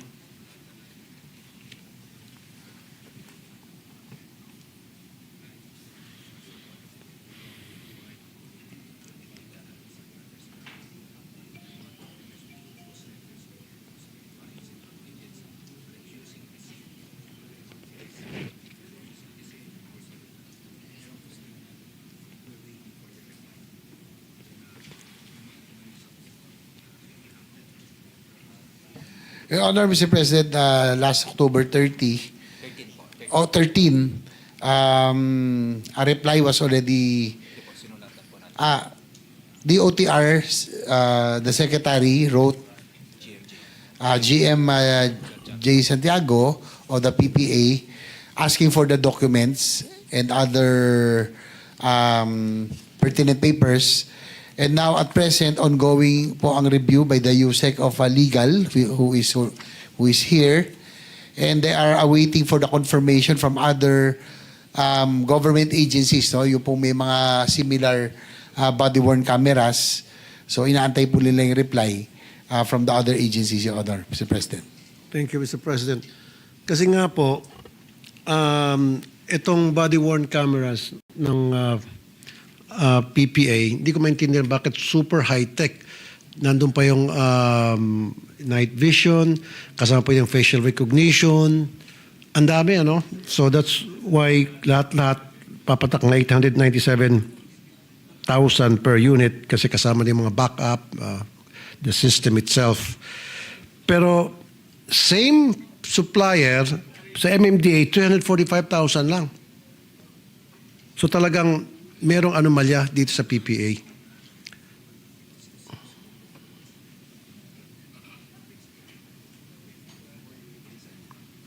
Your Honor, according to Secretary Lopez, the USEC for Legal is now, yan po yung kanilang pinag-aaral ngayon kung pareho talaga yung specs, yung pong scope of work, Kasi po ang sinasabi po ng PPA ay ito po yung ano, no, parang online. Kasama po yung ano to, yung back end, yung system, Yes. command center. That Yes. includes the command center. Yes. So they will be reviewing all of this and compare it, no, doon po sa mga binanggit na mga ahensya that are using the similar or at least gumagamit din ng body-worn cameras yung nabanggit niyo po kanina na mas mura. They will compare kung pareho yung functions and yung scope of work. Yeah, lahat naman po. Tulad sa PDEA, may back-end sila, yung sa MMDA, maging sa PNP, lahat naman to meron. Kaya lang pinagkaiba, itong sa PPA, napakamahal. Ngayon, nagtataka ako, ba't nila kailangan pa kunin yung feature na facial recognition? Samantalang yung PDEA, yung NBI, yung PNP, yung immigration, they don't need those. They don't need that feature. At saka isa pa, para gumana yung facial recognition, dapat may integrated system na kung saan nandoon yung system ng PNP, nandoon yung system ng NBI, nandoon yung system ng LTO para mabasa yung muka na nakikita doon sa camera kasi naka-integrate yung system ng PPA doon sa mga nabanggit ko agencies. Wala namang ganun. So hindi pa gagana sa atin itong facial recognition. Bakit kumuha na ng facial recognition feature itong PPA para sa kanilang body-worn camera? Halata talagang nangrarakit lang, Mr. President.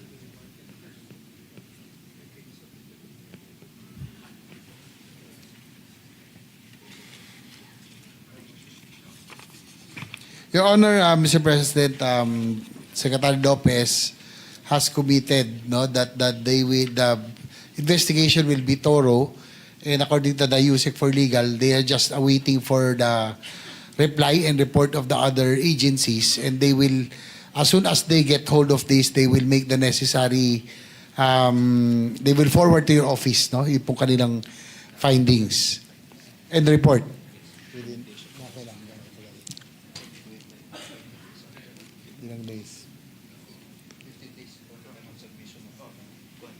They will try to submit within 15 days from the time they complete ito pong mga reply and other documents that they are waiting from other agencies, Your Honor. Thank you, Mr. President. Meron pa pala akong dalawa pang questions. Merong budget for 2025 ang DOTR para sa body-worn cameras, am I right? Sa Office of the Secretary? Meron. And sino pong gagamit nito? At magkano pong maging halaga nito per unit? Kasama na po yung back-end?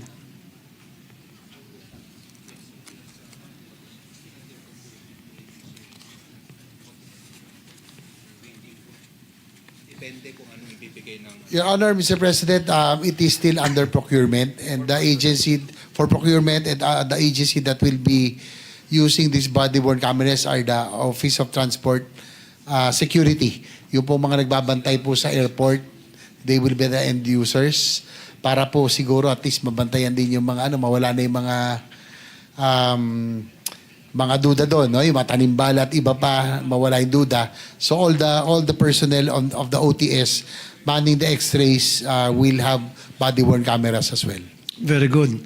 So agree na agree po ako dyan. And that is a very encouraging information that I got from you. So akala ko yung body-worn cameras para sa mga traffic enforcer o sa mga enforcement personnel ng DOTR sa Yes, we have kalsada. Senator Turbo, Sa airport, we have a new head of the OTS. Si former USEC Gilbert Cruz is now the head of the Office of Transport Secretary. Gilbert Cruz? Yes, apo. Wala na bang iba? OTS po. Seriously? Yes po, I think he's here already. Alam niyo ba kung ba't siya natanggal sa PAOK tapos ilalagay niya doon? Nyari. Hindi nga. Why? That's Yan ba'y dumadaan sa CA? Yung That's pwesto the niya. Kasi point. pag dumaan niya sa akin sa CA, hindi ko ipapasayan. Tapos ngayon, inabsorb ng ano? naman si General Gilbert Cruz. Mukhang yung isang kasama si Casio po yung medyo magulo na konti. Hindi. Dito sa Pareho sila magulo. siguro. Maraming mga balita-balita pero this is not siguro the proper venue to tell you that. Hindi naman siya kasama sa committee na ito. Pero kung once na nakasama na siya dyan sa DOTR, di marami ako masasabi about him. Remember yung mga raid na yan nung panahon? Naku po, Mario Josep Santissima, Madre de Dios, patawarin tayo ng Panginoong Hesus Kristo. Ba't yung kasi kinuha? Wala na bang iba? It's a presidential appointment, Your Honor. Yung muning dyan na gumagalagala, baka mas qualified pa. No, I'm just joking. I'm just being sarcastic. But anyway, ako naman binabase ko yung aking sinasabi rito. Whatever I speak, whatever I say here, that's based on people who come to me to complain, to give me feedback about things that happens out there and anywhere. Ganun man po ako magsalita rito. Hindi yung personal opinion ko lamang. Meron po akong pinagbabasihan kasi for the past more than 25 years sa programa ko sa Wanted sa radyo, narinig ko na po ata lahat ng sumbong from A to Z and then all kinds of people from different walks of life pupunta sa akin para magsumbong. So hindi ko gawa-gawa yung mga sinasabi ko rito. Yan ay base sa mga reklamong natatanggap ko. Okay, let's move on. Saan ba yun?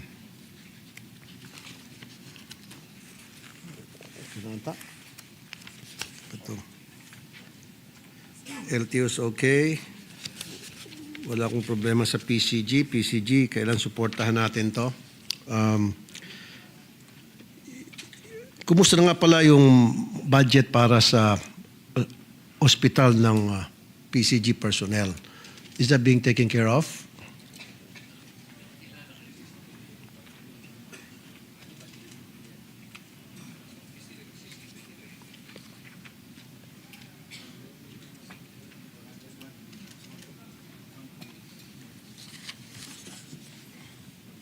We can consider yung report ng ARTA. They are the second most complained after FDA. After the FDA, sila po ang second. Your Honor, Mr. President, for 2025, meron pong budget ng 1.1 billion po for the Philippine Coast Guard Hospital. So,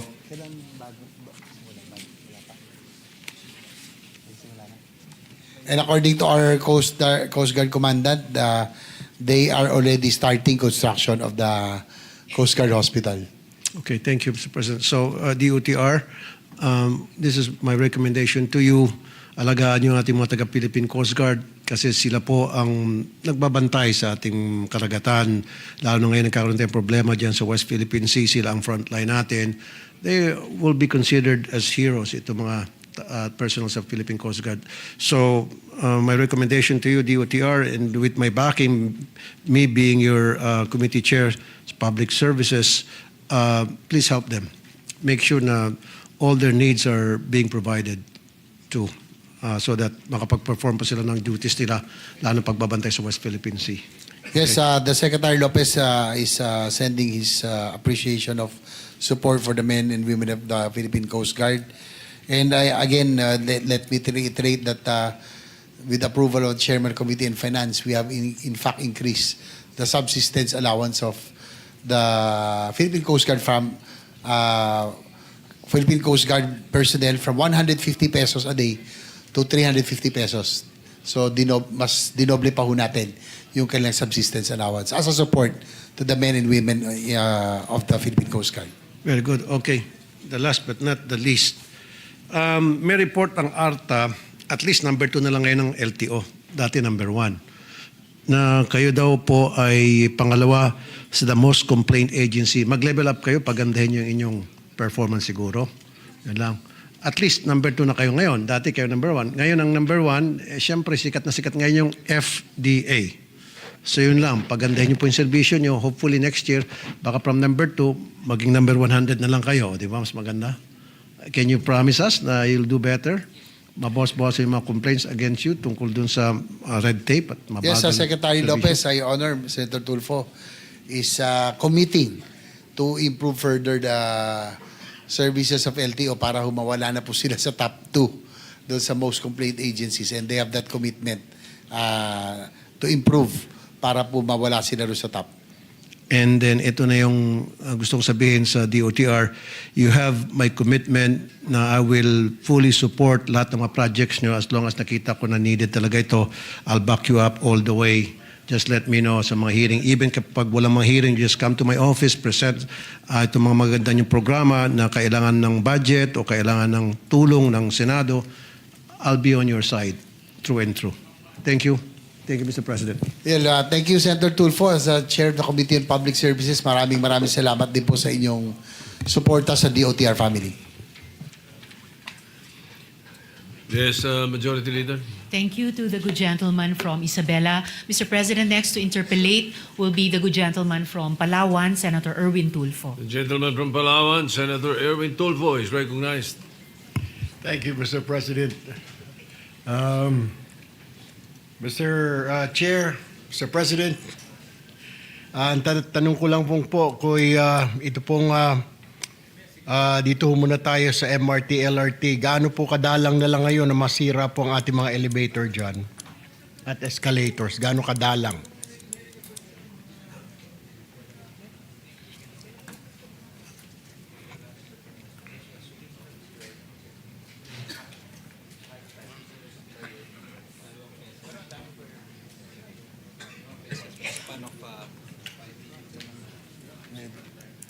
Your Honor, Mr. President, ever since Secretary Vince Dizon took over now with Secretary Lopez, doon po mga panahon na yon siguro mga 2 beses lang daw nagkaroon ng insidenteng na sira ang elevator or escalator sa mga MRT.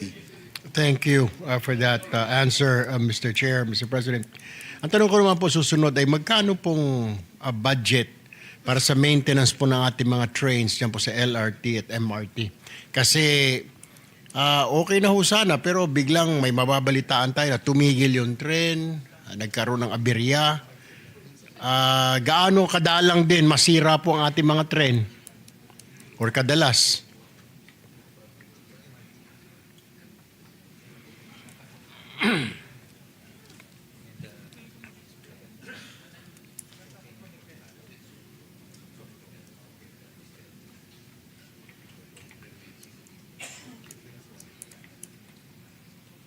Your Honor, Mr. President, yung pong pinakahuling insidente sa MRT, ito pong tumigil, was an electricity issue according to Secretary Lopez. But now, they are very positive mula nung nag-take over as a maintenance service provider, yung Sumitomo Corporation. Maayos po at naging maganda na ang maintenance at operation ng MRT3. Hindi po tulad nung alam naman natin few years back, halos araw-araw tumitirik po yan. Nung napalitan ng mga fly-by-night na maintenance provider. Pero upon our recommendation also here in the Senate, panahon pa ni Secretary Tugadi noon, sinabi natin ibalik ang Sumitomo. So after that, halos minsan lang ho ito nagkaroon ng aberya, which is ito pa yung electricity issue according to our Secretary Lopez. Thank you, Mr. Chair. Thank you, Mr. President. Now, moving forward, let's go to the airports naman po. Ito pong Coron, Busuanga Airport sa Palawan, kailan po magkakaroon ito ng late afternoon or early evening flights para po mabus yung turismo sa lugar na yun? Parang pansin ko ho, umaga lamang ho at hapon hindi na po makalipad pag ginabi ng eroplano. Pag mga turista po, gusto ho nila kahit na late night dumating ho dahil galing po sa flight overseas, dumidiretso na ho sila, sumasakay ho sila ng aeroplano para pumunta doon sa destinasyon.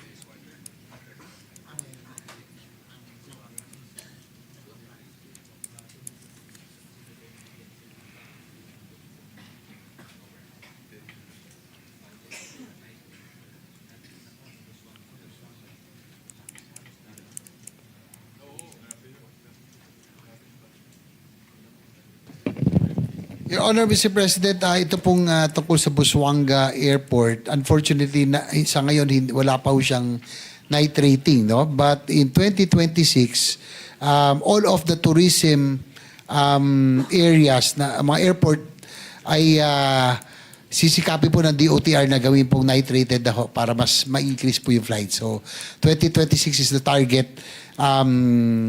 completion of for the Busuanga Airport to be night rated, Your Honor. Thank you. Thank you po, Mr. Chair. Thank you, Mr. Secretary. Next question po, sa Palawan pa rin po, ito pong El Nido Airport. Private po ito eh. May plano po ba nilagyan po ng commercial airport itong El Nido na ito? Kasi hinihiram lang po natin yung maliit na airport po doon. Ano po ang plano dito sa El Nido? Abay, ito po ngayon ang dinadayo ng mga turista, Mr. Chair, Mr. President.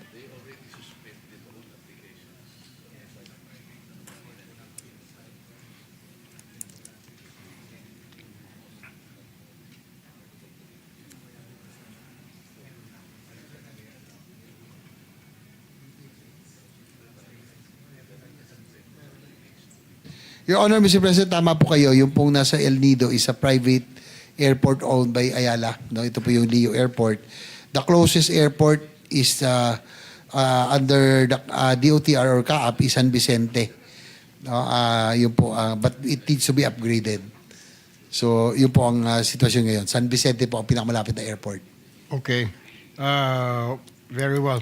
Anyway, isa pa po, Mr. President, yung mga pupunta ho ng Palawan, sa El Nido, nagbabaylan po sila.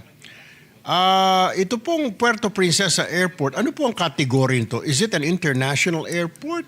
Is it anong classification po nito na airport?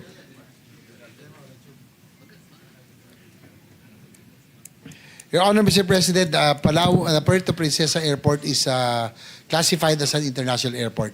So pwede ho dumiretso yung international flights po sa Puerto Princesa. Ang tanong po natin, Mr. President, sinong buang ang nagplano nitong airport na ito na wala man lang tube, wala man lang bridge?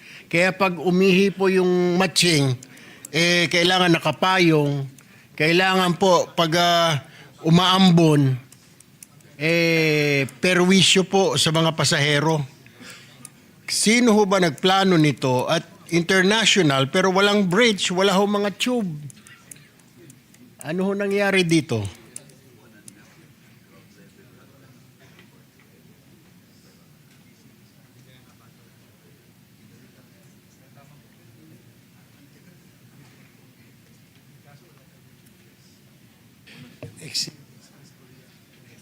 Your Honor, Mr. President, the one who undertook the project is Exim of Korea. Kexim Bank of Korea. Pareho ang ating observation during the committee hearing. Tinanong ko rin po yan Sabi ko, bakit international airport? Wala hong tube. So, ang sabi nila, because the design was only 1.5 stories, so hindi ho pwedeng lagyan ng tube talaga. Kaya, yun po ang sitwasyon. Talagang natapos po, it's an international airport but without the tubes, Your Honor. Hindi po man lang naisip kaya ng mga tiga-DOTR dati. I'm not faulting our good secretary here. Yung mga during the 2022 na administrasyon na. Pero yung previous ho kaya, Mr. Chair, Mr. President, hindi man lang nila naisip na dadami ang tao. Panay ang punta ngayon sa El Nido, yung turismo, pupunta ng Busuanga, kung saan-saan, sa underground river. Wala po bang plano, Mr. Chair? Wala po bang plano, Mr. Chair, na gawa ng paraan na ayusin, i-renovate yung airport na yan? At dumadami po Ang dami na hong flight ho dyan. 4, 6, hanggang gabi ho sila. Tama po kayo. Considering it's an international airport, dapat pati yung standards.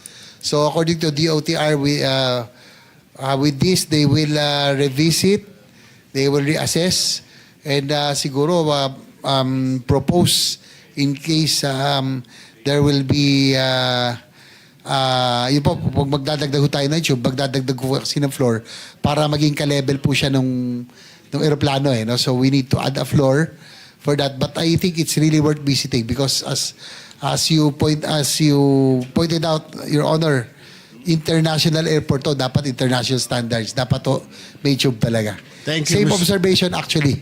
Sabi ko, paano Your tayo Honor. nagkaroon ng international airport na walang tube? Your Honors, if I may interject, no. Will the DOTR be familiar with the Riyadh International Airport? Any of you have been to Riyadh? The reason I ask is that I was there many years ago.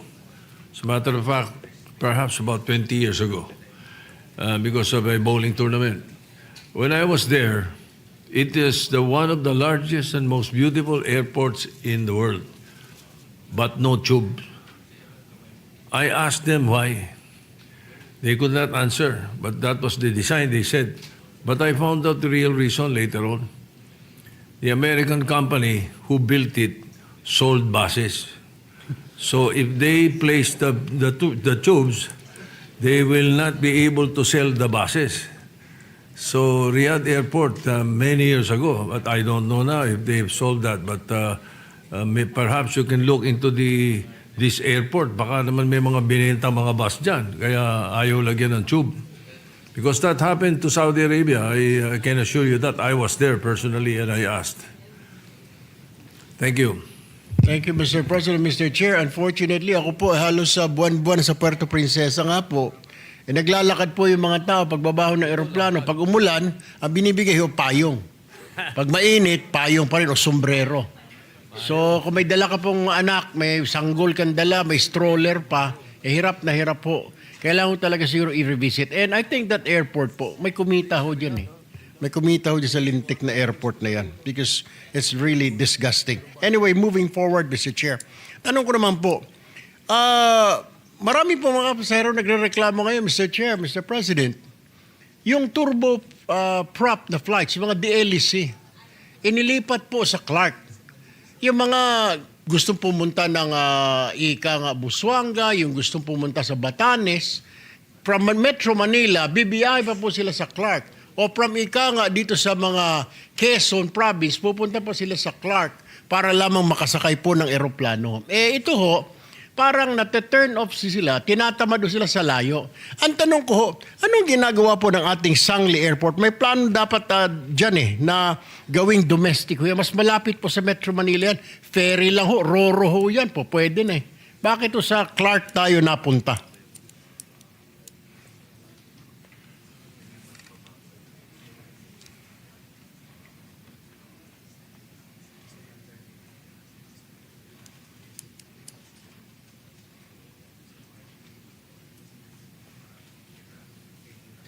Your Honor, Mr. President, the reason why the turboprop planes were now transferred to Clark, ito po kasing ito pong Manila International Airport or the NAIA is over its capacity. So they are prioritizing, of course, the international flights, the bigger planes. Kasi po, pag yung, parang may nakaprogram ho yun na pag naglalanding, pag mga jet, at least they will be able to program. Pag pumasok po kasi ang turboprop, nasisira ho yung flow ng air traffic. So I think that's the primary reason why the turboprop aircraft flights were now transferred to Clark. Kasi po, yung pong problema ng NAIA right now is yung ating pong very limited slots. Kaya po kinikater na lang yung mga international flights, the bigger planes, and also not to disrupt the air traffic flow. Kasi nga po pag pumasok ang mga propeller, nagugulo po yung sequencing ng landing and takeoff and landing po sa NAIA. Tama po yun, Mr. President, Mr. Chair. As a matter of fact, I would like to commend the team of Mr. Ramon Ang for doing so. Wala na po masyado tayo mga delayed flights or cancellations because nagkakaroon lang po ng delay. Talaga pag severe po yung lightning, thunderstorm, nagkakaroon ng delay. Pero my point, Mr. Chair, is bakit hindi po dinevelop yung Sangli? Wala naman pong gumagamit doon. Mas malapit po yun eh. Siguro kung sa Sangli na lang, mas madali hong pumunta yung mga tao kaysa pupunta pa po ng Clark. Kung tiga-south po siya, Cavite, Quezon, mahihirapan ho eh. Mas malapit po kasi ang Sangli Airport sana. Your Honor, Mr. President, the problem with Sangli right now, nilipat na ho yung mga general aviation aircraft. Nandiyan na po yung ibang mga private jets. Kaya lang ang problema po nila, hindi pa nila magamit for commercial use for the turboprops because of the flooding problem. No, medyo nagbabaha po doon sa Cavite City papunta ho sa Sangli. So, number one, yun po yung gusto na ayusin. Pangalawa, yung connectivity, no, yung pong transport services that would lead to Sangli as an alternate airport. So, talagang ang pinaka-key talaga rito, Your Honor, Mr. President, sa nakikita ko, we really have to rush the NSCR, yung po North-South Commuter Line, to Clark kasi magiging very convenient for Metro Manila and everybody else. No? Kung yung Clark po ay makonect na sa railway system natin, mag-online. Kaya nga talaga pinupush natin na wag na magkaroon ng delay. Clark Airport is really a very beautiful airport, Your Honor, Mr. President. I agree. Napakaluwag, napakaganda. Ako nga sabi ko, yung mga taga North of Metro Manila, mas maganda gamitin po ang Clark. Mas mura pa ho ang pamasahe doon, no, compared to NAIA. So I think that's the long-term plan of DOTR, really not really to rush NSCR para po maging convenient na po even for turboprop aircraft passengers pag naka-online na po yung NSCR.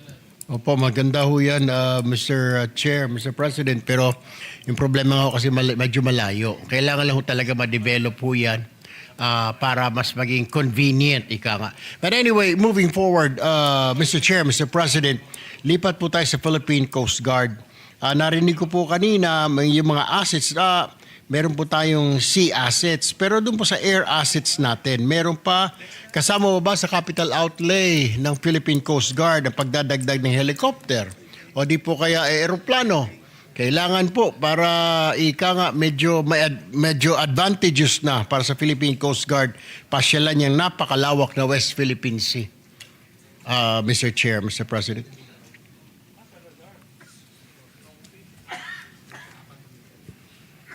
Your Honor, Mr. President, for next year, we will be funding additional for the additional purchase of our vehicle, yung ano po, vessels po natin for the West Philippine Sea at least, no? Na masayan mo pong Coast Guard. Ang problema ho natin sa mga aircraft. They have a total of 7 fixed wing for patrol, 4 lang ho ang lumilipad. Doon sa rotary o yung pong helicopters, 2 lang po ang choppers nila, 1 lang po ang lumilipad. So I think ito yung dapat natin tignan. I think it's really standard for a Coast Guard to really have a rotary and aircraft, no, among their fleet. So magandang matulungan po natin sila, madagdagan po ito. Nakita ko po last year, as a matter of fact, I went to these Airbus companies sa Europe. Sabi mag-order daw yung Coast Guard ng mga helicopters. Whatever happened to that, yung plano po. Hindi po nagkaroon ng kuan. Is it on the way? Yung 2 o 3 yata ng mga Airbus na chopper? Long range? According to Secretary Lopez, the TOTR is currently talking to the government of France for an overseas development assistance for the purchase of about 7 Airbus helicopters, Your Honor, Mr. President. Kasi 2 lang ho ngayon, 1 lang lumilipad. Napakaganda So, po, Mr. hopefully matuloy talaga ito para ma-augment naman po natin. We really need those choppers for the surveillance.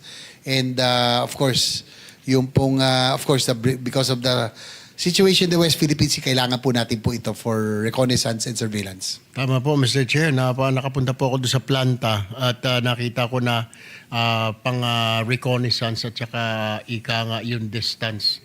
Napakaganda po. Flying from Puerto Princesa all the way po doon sa Pag-asa Island, kaya po niya. Anyway, another question po for under sa Philippine Coast Guard. Narinig ko rin po na under construction na po yung hospital po ng Philippine Coast Guard. Kailan po matatapos ito? Yes, you're correct, Your Honor. It's already, the construction has started and their target completion is in 3 years' time, Your Honor. 3 years' time. So, ang tanong ko po next, Mr. Chair, Mr. President, ano po, pag nagkasakit po ang ating Coast Guard, meron po bang mga medical benefits, coverages ang ating mga tauhan? Alam mo, Mr. Chair, Mr. President, mahirap po yun. Nasa karagatan ka, tatawag si misis mo, magte-text, si Bunso, may sakit, anong gagawin ko? medyo madidistract ka ho eh. I mean, yung moral mo from mataas, biglang babagsak dahil iniisip mo yung anak mo, walang coverage. Tapos wala ka na iwang pera doon sa asawa mo.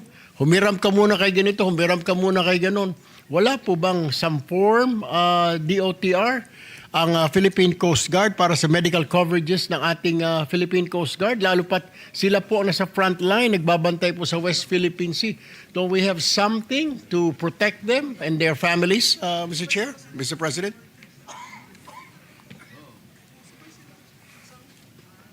Your Honor, Mr. President, nakakalungkot man, pero tama po yung observation nyo.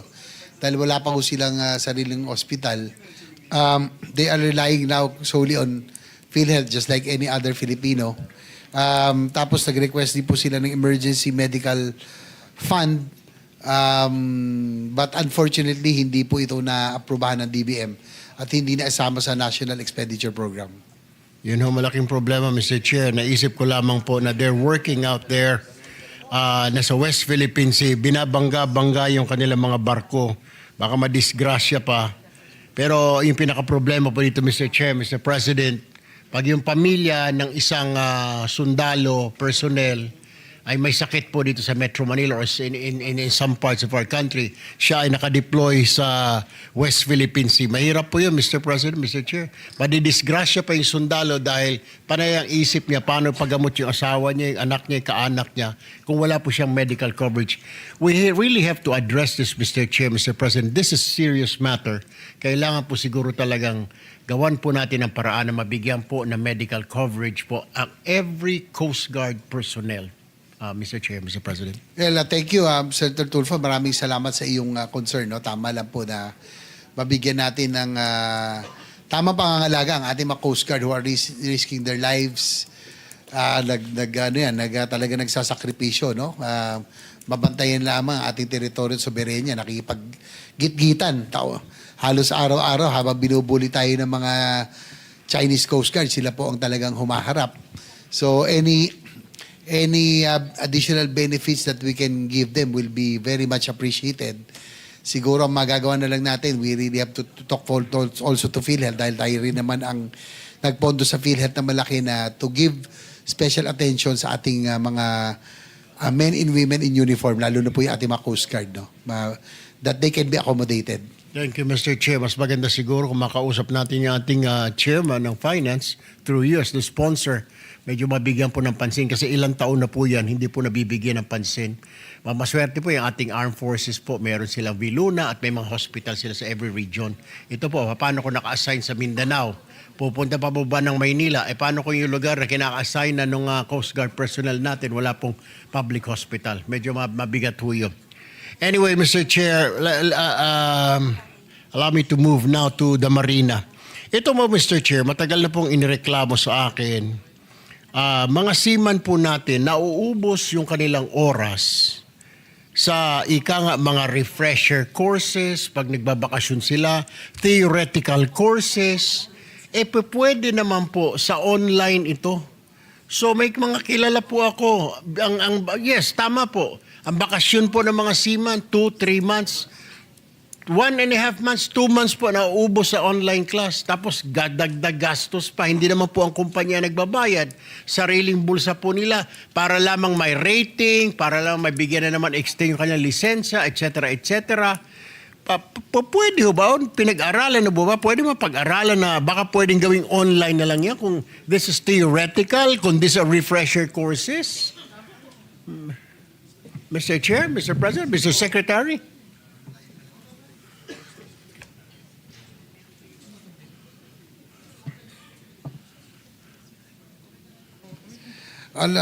Secretary Lopez is now committing to allow online classes. Tama po kayo kasi kawawa naman seafarers natin. Konting panahon na lang babalik dito, mauubos pa yung oras nila sa refresher courses. So, yung inyo po suggestion is well taken at nag-commit na po ang ating DOTR family na to have it online. Thank you. Your Honor. Thank you, Mr. Secretary. Thank you po for that. At sa Marina po natin, nagawa po ito, Mr. Chair, noong panahon po ni Marina Administrator Empedrad, online po. Well, sinasabi niya kasi daw, sabi nila, dahil pandemic. Pero pumasa naman po yung mga seaman natin. Ika nga, nakapagtrabaho pa rin. Hindi naman po kailangan nandun sila sa classroom. May theoretical lamang ho, yung iba, refresher courses lamang. But anyway, thank you in advance, Mr. Secretary, for doing so. It will really, really make happy a lot of our seamen and women, ika nga, Mr. Chair. Panghuli na lamang po, Mr. Chair. Kanina po, I don't know, we have a video here. Meron po kaming operation dito po sa Empire Center Mall sa Pasay. After receiving reports that there are continued operations of colorum UVs. And nireklamo na po ng mga jeepney ng mga buses. The team coordinated with LTFRB, LTO, PNP, HPG, and PAOCC to apprehend the said colorum. After briefing po a session, all things were set. However, on the day of the supposed apprehension, it appears that the LTFRB personnel mismo gave the tip to the colorum drivers about the said raid, Mr. Chair, Mr. President. Here's po the video. Kanina lang po ito. Play video.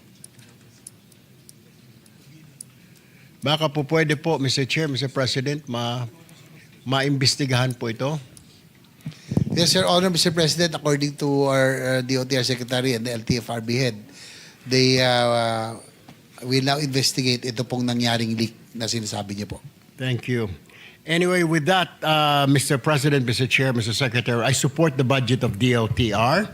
And also, possibly, kung madagdagan po natin, bagamat wala po sa NEP, yung ating pong Coast Guard personnel and their dependents, yung kanilang pong healthcare. I don't know how we'll do it, but it is very, very needed and necessary.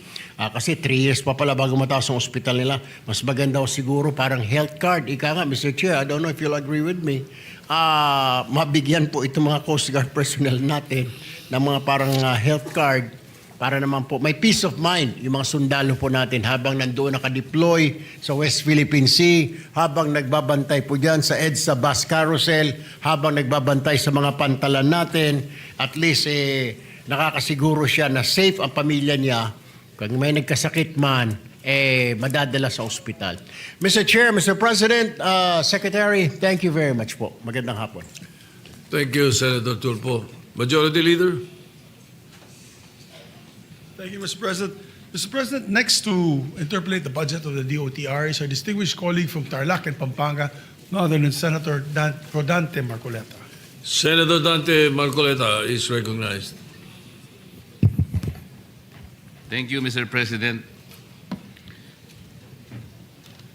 Mr. President, the head of the LTO was recently replaced by a new one. May I know the name of the current head of the LTO, Mr. President? Assistant Secretary Marcos Lacanilao, Your Honor, is the new head of the LTO. May we know, Mr. President, if the current LTO head has been trained in the transportation sector to merit replacement of Attorney Bigor Mendoza, the last one that I knew to be the head of the LTO.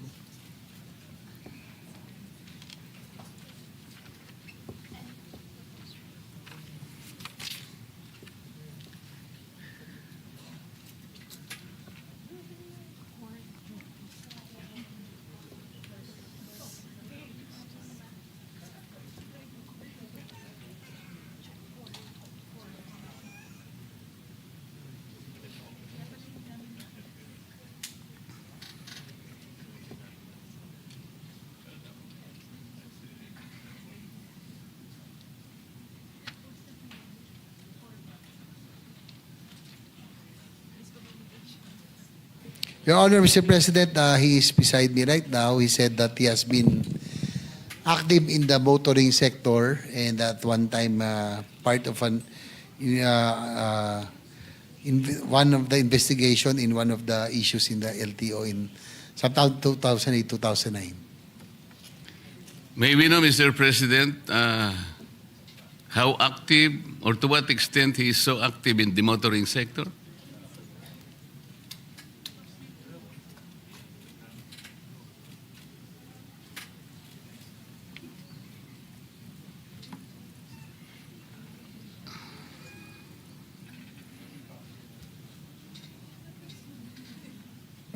Your Honor, Mr. President, according to the LTO head, he was active in the motorsports before,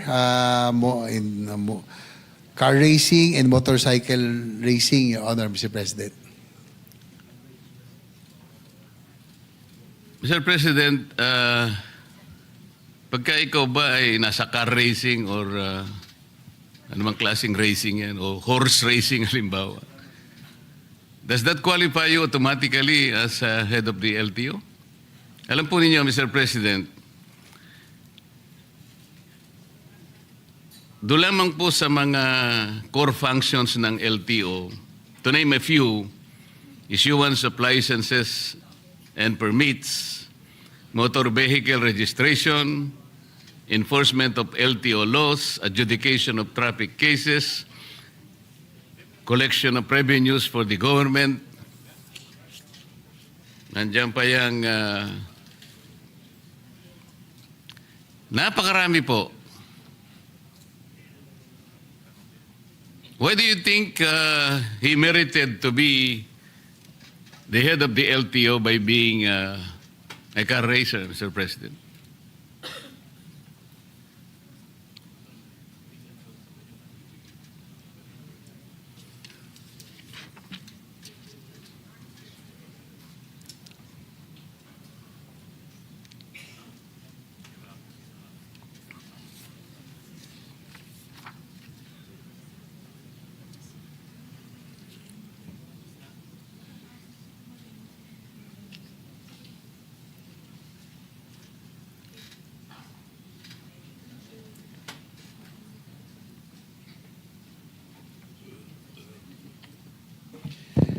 Your Honor, Mr. President,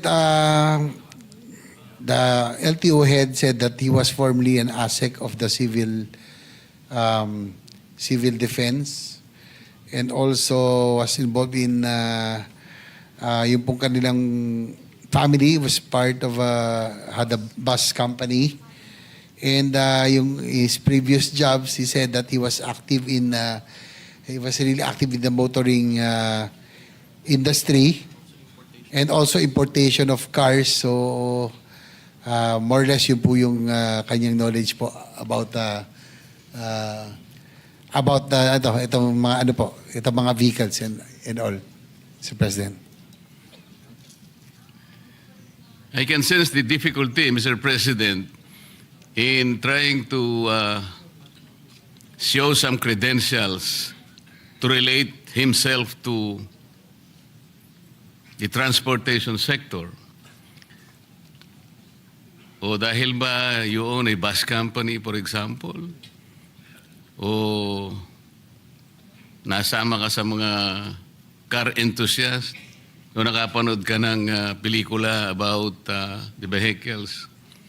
Kasi po ang pinag-uusapan natin, Mr. President, napakalaki po ng problema ng ating transportation industry. Hanggang ngayon po, without belittling the efforts of the previous occupants of that office, Mr. President, hanggang ngayon po talaga, pagka po pinag-usapan ng EDSA, EDSA lang po. Sasakit na po lahat ang ulo natin. Pagkatapos, ngayon po, meron na namang mag-head. Hindi ko nga po alam kung bakit tinanggal yung dati. Bakit po ba tinanggal yung dati, Mr. President?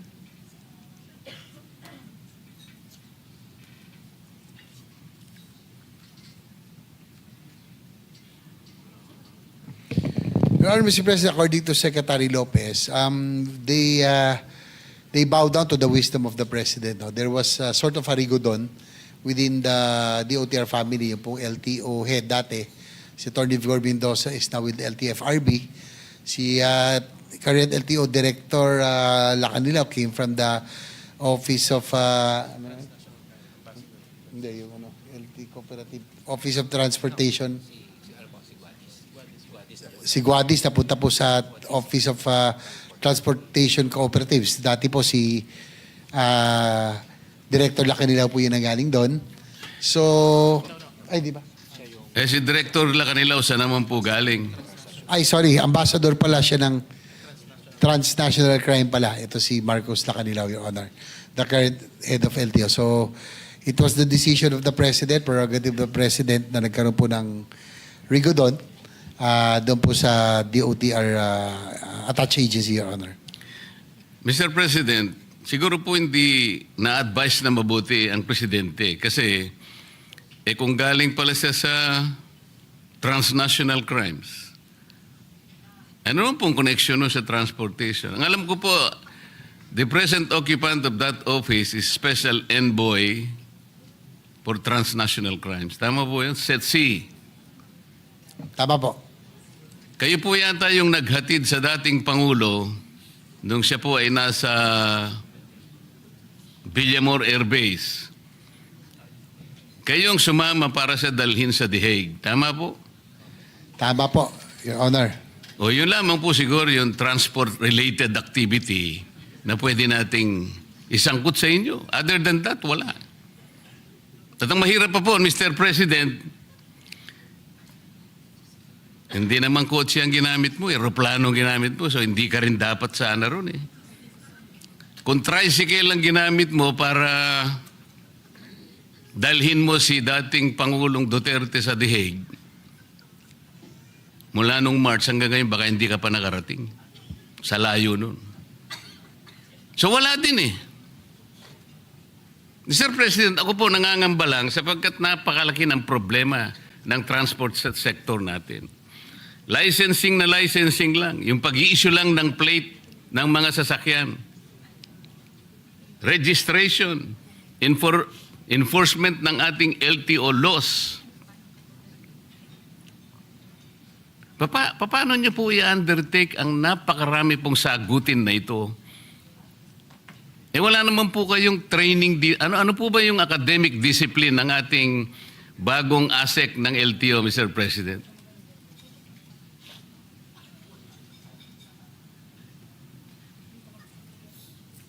Your Honor, Mr. President, according to our LTO Director, as additional credentials, he's a road safety advocate and he is a civil engineer by profession, Your Honor.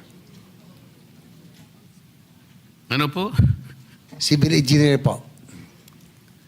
Ang dami pong civil engineer sa Pilipinas.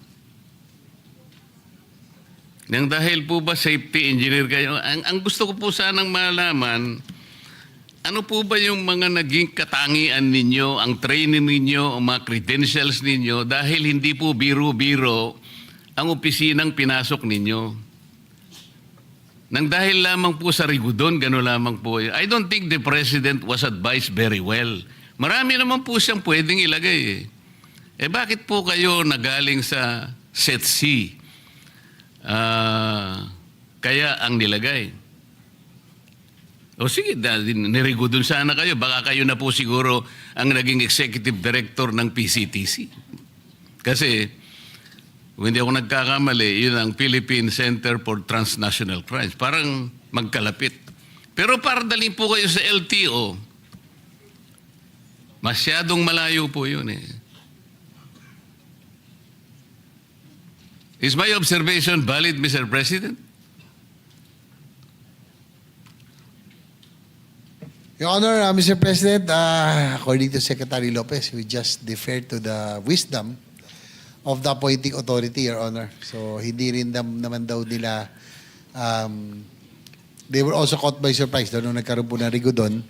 So, they just have to follow orders, Your Honor, Mr. President. I will not question the wisdom of the appointing authority, Mr. President. I never will. Only the President can appoint anybody, nobody else. Ang problema lang, baka hindi siya in-advise ang mabuti. Kasi kung halimbawa, dadaan niya sa Commission on Appointments, siguradong hindi siya papasa, Mr. President. Because meritocracy, I think, is fundamental. That is the only way wherein the checks and balances of the legislature will come in. Without questioning the appointing authority, but we can assess the competence, the merit and fitness of the appointee. Now we are talking about the budget, Mr. President.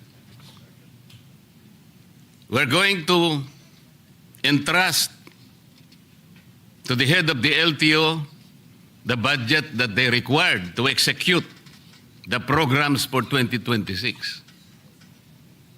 The concern is, kung wala naman po kayong training sa gagawin ninyo,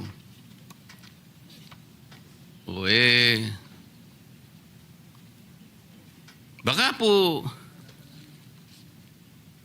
may papangako po ba ninyo na ang budget na ibibigay sa inyo ay talagang magagastos do sa kanyang dapat nakapuntahan, considering na hindi naman po kayo talaga nakaakma do sa posisyon na dapat sana ay naibigay do sa talagang karapat-dapat, Mr. President. Well, Your Honor, Mr. President, according to Secretary Lopez, since the LTO will be directly under the OSEC, they will really monitor and make sure that they will function and the reforms that need to be instituted will be done. So yan po ang commitment ng Secretary Lopez natin. In fact, meron nga akong ditong side. Meron din pong appointee ron na hindi ako pabor no, na political appointee. Na we should appoint people who have the technical skills and know-how and knowledge para hindi masayang, not political appointees. I'm talking about the PNR chairman who was recently appointed. Sayang po ang ating pong PNR. Yan po ang advocacy natin, railway system. Nag-appoint po ng isang dati naming konsihal na who had a lackluster record kahit bilang konsihal. Kaya nga, minsan nasasayang, minsan nakakapagtaka rin. Ako rin, Mr. Chair, nagtataka rin ho ako minsan. Nangihinayang po ako sa posisyon. We should be appointing people who have that capability and knowledge in position para hindi ho nasasayang. Salamat po sa sagot. Ako naniniwala talaga ako na yung meritocracy, yung merit po talaga, importante rin yun. Halimbawa po ako, na-appoint ako na secretary ng DOH. Hindi ko po tatanggapin dahil hindi naman ako doktor Kung magicero po siguro, tatanggapin ko. Magic lang naman yun Ang ibig ko po sabihin, Mr. President, nang dahil ba kayo po ay inihatid nyo ang Pangulong Duterte sa The Hague? Ito po bang kabayaran, Mr. President? Ito po ba'y premyo? Kasi kailangan nating ma-disabuse po ang pagdududa ng mga kababayan natin. Hindi naman po kayo ang dapat na maghatid sa kanya ron Tama po, Mr. President?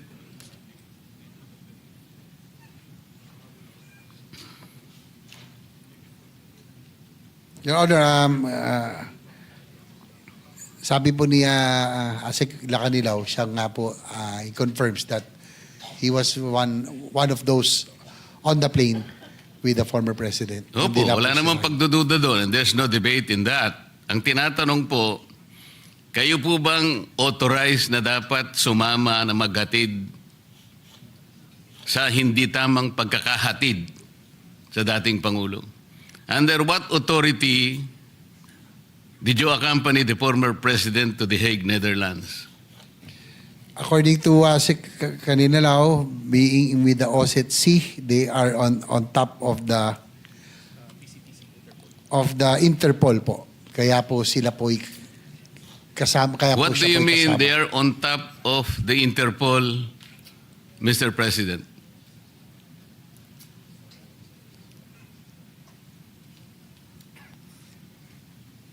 Does he mean, Mr. President, he is the local counterpart of the Interpol in the Philippines?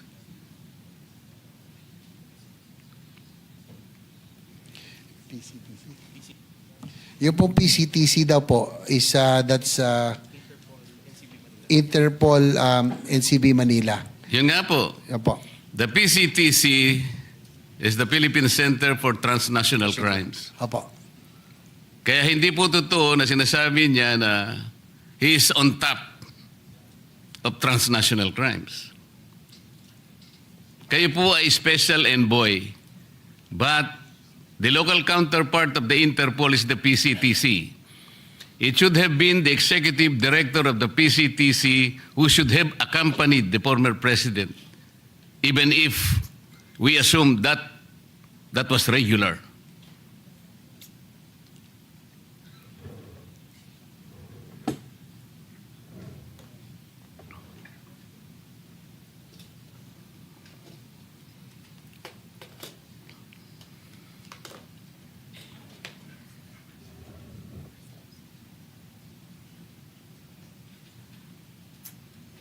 according to Asik Lacanilaw, that meron po daw siyang dokumento that he was well documented for him to be able to accompany the former president to The Hague, being the head of OSCE.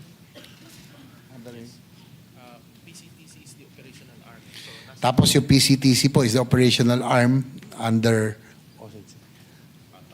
OSCE, Your Honor, Mr. President.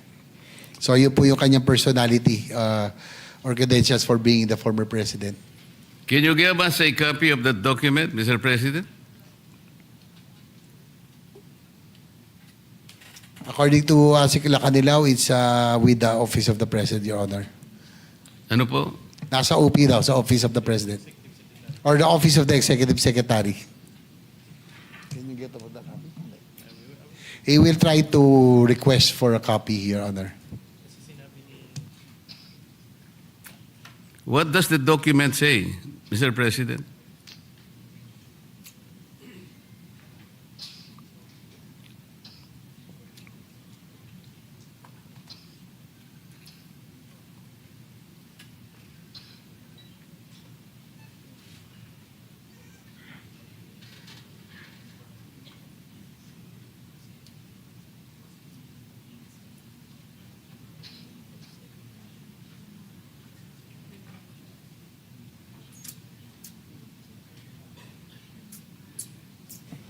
According to Asik Lacanilaw, he doesn't know exactly the contents of the document, but he was just informed that there was a document that designated or allowed him to accompany the former president, Your Honor, being OSCE. Why do you think, Mr. President, I should believe that statement? He referred to a document which content he doesn't know. Ang alam niya lang niya, pinasasama sa kanya, Pangulong Duterte. What kind of reasoning is that, Mr. President?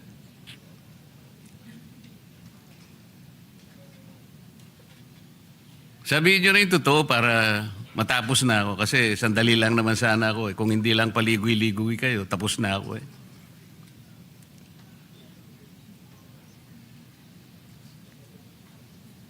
Well, according to him, it was in the nung nagkaroon daw ng investigation dito regarding that, according to Secretary Remulla of the LG, that yun lang po na sinasabi that he was well documented when he accompanied the former president, Your Honor. Sinabi mo na naman si Secretary Remulla . Puro kwentong kutsero naman ang... Ganito na lang. Kung sakasakali, Mr. President, kung sakasakali lang naman,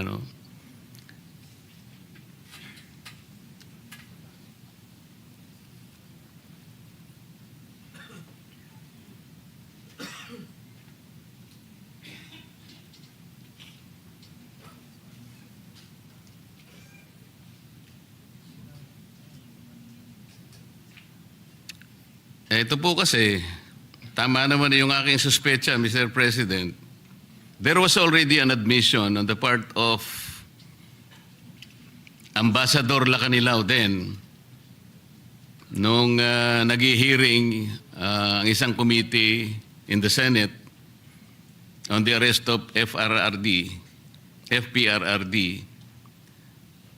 na nag-volunteer ka lang because there is no available official of PCTC o walang personnel, kaya ikaw ang nag-volunteer. There is a transcript to this effect that you just volunteered. So there is no document.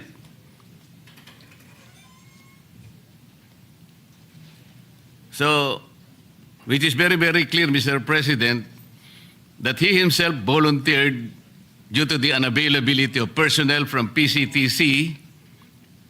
So he arrogated upon himself something that was not lawfully delegated to him. Sa mga kapatid, talagang parang bayad lang. parang papremyo lang sa kanya ito. Kaya pala hindi niya maipaliwanag kung bakit siya. Alam mo, Mr. President, ganito po yan eh.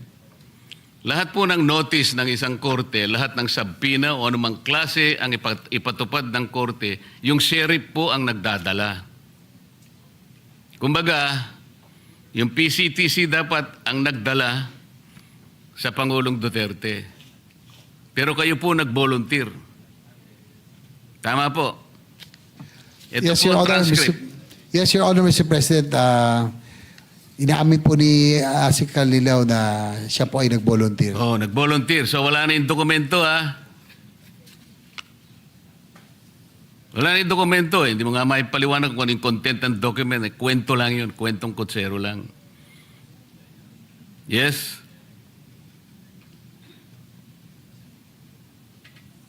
Well, sabi po kasi niya, yun daw yung nabanggit nung sa Senate hearing na he was documented. You were po, documented as what? Kanina dokumento yung sinasabi mo, ngayon, ikaw na ang dokumento. Ano ba yun?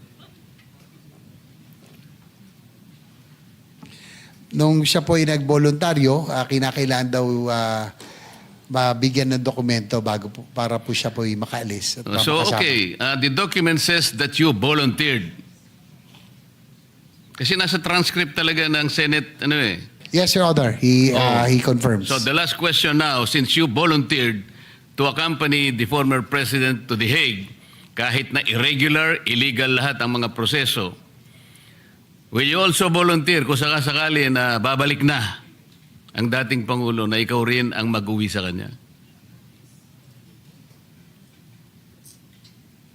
He says that Will- if there is an order for him to do so, he will volunteer to bring Paano him back. magiging voluntary yung kung ordering ka pa? Kaya nag-volunteer ka kanina. Mario Joseph naman na usapan ito. Kung may order daw, siya po isusunod, Your Honor. Hindi na voluntary yun. In-orderan ka na. Mandate na yun eh. Salamat po, Mr. President. Pasensya na po at tumaba lang ng konti. Maraming salamat po, Mr. Sponsor. Thank you rin po.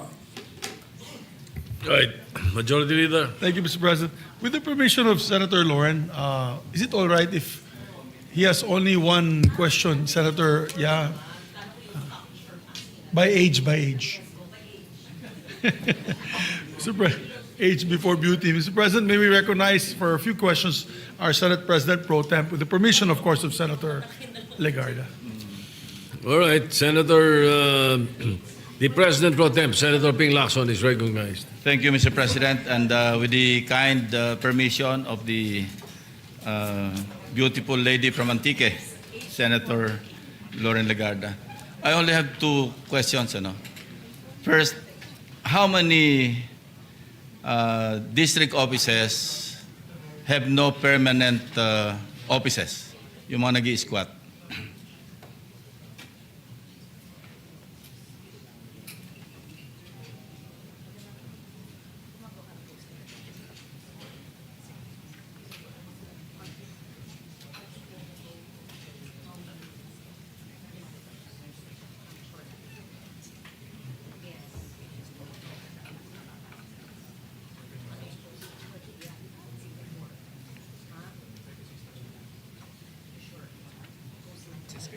Your Honor, Mr. President, according to our LTO Executive Director, yung pong mga created by law baka less than 10, Your Honor, Mr. President. Less than 10 are still squatting or renting. Apo, Your Honor, that's correct, Your Honor, Mr. Out President. of how many district offices in the entire country?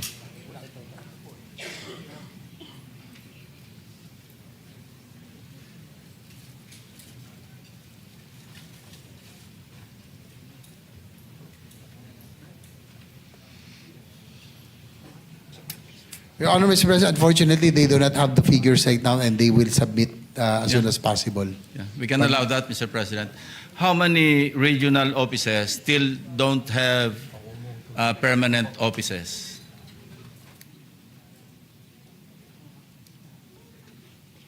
All regional offices have their own homes already, Your Honor, Mr. President.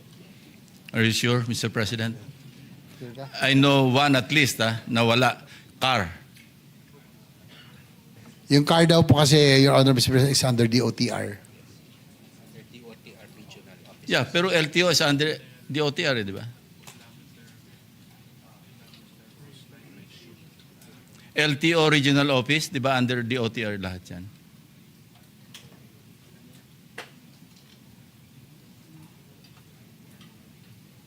So when it comes to car and Caraga, all the different agencies, no, yung pong LTO, Directly. LTFRB, Directly under DOTR. they'll be directly under DOTR, Your Honor. Regional Director. Which reports to that DOTR Secretary. Yeah, so, pero yung car, wala silang permanent na office. They're still squatting, di ba? Tama po. That's why they're The asking reason for I additional asked budget. Mr. Chairman, Mr. President, kasi yung regional office ng LTO sa car, meron silang lupa, no? Meron silang pwedeng pagtayuan. And I submitted a recommendation to the Chairman of the Finance Committee kung pwedeng mapondohan. Kumpleto po sila. And through you, probably with your assistance, baka pwedeng mapatayuan na sila ng, kumpleto po sila, meron ng program of work, meron ng plano, lahat nandyan na. Hindi lang nasama sa NEP. So during the period of amendments, probably, and in fact, I already submitted among my amendments, kasama yon yung sa car. Para hindi naman sila naka-escort sa ibang opisina. Well, this is very much welcome, Your Honor, Mr. President. So you will assist me, Papasalamat po Mr. ang Chairman, you will DOTR. assist me. You will endorse it? Of course, we will endorse it, Your Thank Honor. you. That's all, Mr. President. Thank you. The distinguished sponsor. Majority Leader. Thank you, Mr. President. Mr. President, may we recognize now our distinguished lady senator from Antique, Senator Lauren Legarda. Senator Lauren Legarda is recognized.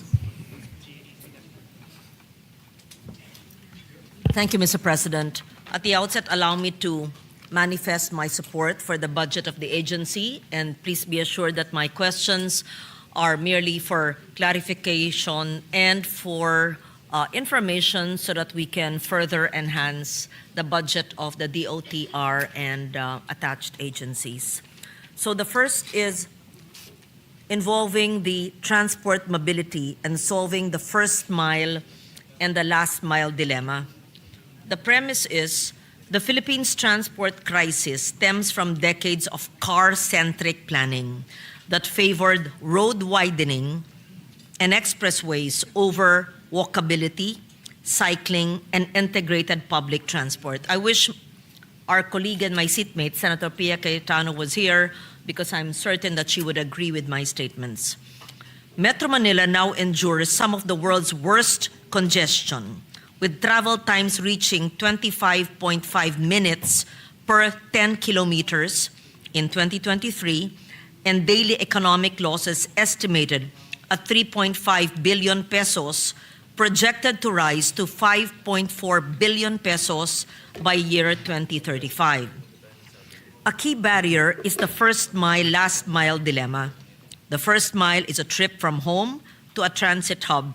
The last mile covers the final leg to one's destination. When these links are unsafe or unreliable, commuters avoid public transport entirely. Filipino commuters often spend excessive time and money just reaching MRT and LRT stations due to many factors: broken sidewalks, disconnected bike lanes, unreliable feeder services, fragmented land use planning. I think the good sponsor is also an author of the Urban Walkability and Safe Pathways Standards Act. It's still pending. This aims to establish safe pathways networks nationwide. And these networks shall consist of, first, bicycle lanes that are protected and accessible, pedestrian walkways that are wide, continuous, and shaded, and slow streets that prioritize non-motorized users. Now, my question is, Mr. President, what is the vision? What is the current national strategy to close the first mile and the last mile gaps in Metro Manila and in our major cities like Cebu, Davao, even Cagayan de Oro, Iloilo even? And what concrete milestones have been achieved to date? May we know the status of the efforts to build active transport infrastructure such as continuous sidewalks and protected bike lanes. I hope that the acting secretary will not give me run-of-the-mill answers to my questions, because I've been asking these questions almost every year in every administration, but we do not see any improvement in our transport facilities. Your Honor, you're correct no, in your observation that we have become a car-centered society for so long. Right now, there will be a shift, as you know, that the DOTR has finally, we have refocused on commuter based, no? Yung maging commuter, ano tayo, car-centered, no? Not airborne car-centered, with the north-south commuter lines, Metro Manila Subway. And with your concern with the safe pathways and bike lanes, they plan to add additional 1,000 kilometers of bike lanes and safe pathways along our newly constructed roads, Your Honor, Mr. President. Yes. May this representation, Mr. Sponsor, be enlightened, where in the Senate committee report is it carried that the 1,000 kilometers will be built, and where does it begin? Where does it end? What are the LGUs that will be traversed by the 1,000 kilometers? Your Honor, Mr. President, with the Senate intervention or Senate committee report, we have allotted 105,576,000 for active transport. Yes. May we know where in the island of Luzon? Because I can't imagine, let's say, Metro Manila and the greater Metro Manila area, which would include 4A and Region 3, to have this. It would be ideal. It would be ideal. And I don't think it would cost much. It's a matter of getting the LGUs together and them allowing us to have a continuous bike lane and safe pedestrian access. May we know, where is this 1,000 kilometers? It's good news to hear. I would like to be enlightened so that people can prepare for this. Your Honor, Mr. President, at present, with what was given to them, they said that the DOTR said that they will be able to have presence of bike lanes in about 9 regions, no, with what was approved. They were actually asking for about 2.4 billion to cover the whole country, but unfortunately only 105,576 to our intervention was given. But at least there is something. No, kung wala po yung Senate, there will be zero. Okay. Thank you. Yes, thank you for that, Mr. Sponsor. May we know, let's say in the National Capital Region, how will the DOTR put the bike lanes, let's say in EDSA, where will the bike lanes traverse? In Metro Manila. Let's say from Valenzuela, where the chair of the Finance Committee is from, and that is near Malabon, where I was born, up to Pasay, where we are right now, or even Makati. May we know, where will you put the bike lanes? Will it pass through EDSA? Will it pass through the C5? Will it pass through Manila, Abad Santos, and the Old Manila? Where will it be? If it will go in 5 regions, let me just try to understand it. According to, since it will be a challenge, kasi po yung Metro Manila's roads have been long constructed already, and it was not really designed for bike lanes. It was they only tried to squeeze in the bike lanes during the pandemic. But nonetheless, DTOTR said that they will concentrate, improve the sidewalks, so that it will be a walkable city. And those newly constructed roads definitely will have bike lanes. No? So it's a challenge. Medyo mahirap po. It's complicated in Metro Manila because all the roads are already have been constructed. It's not. But if it's wide enough, then they will try to squeeze in or put bike lanes, Your Honor. So thank you for your answer. So the 9 regions would not include the National Capital Region? They said that NCR is already included. That's about 473 kilometers po ito with the budget that we have allotted, Your Honor. NCR is not included. Your Honor, Included. Your Honor mentioned that it will be difficult because the roads are congested, and so does it mean that it is not included? But I am told now that NCR is included. I want to understand if NCR is included in the 100 million provision of the 1,000 kilometers. Where will it traverse in NCR? Can you compute the 100 million divided by 1,000?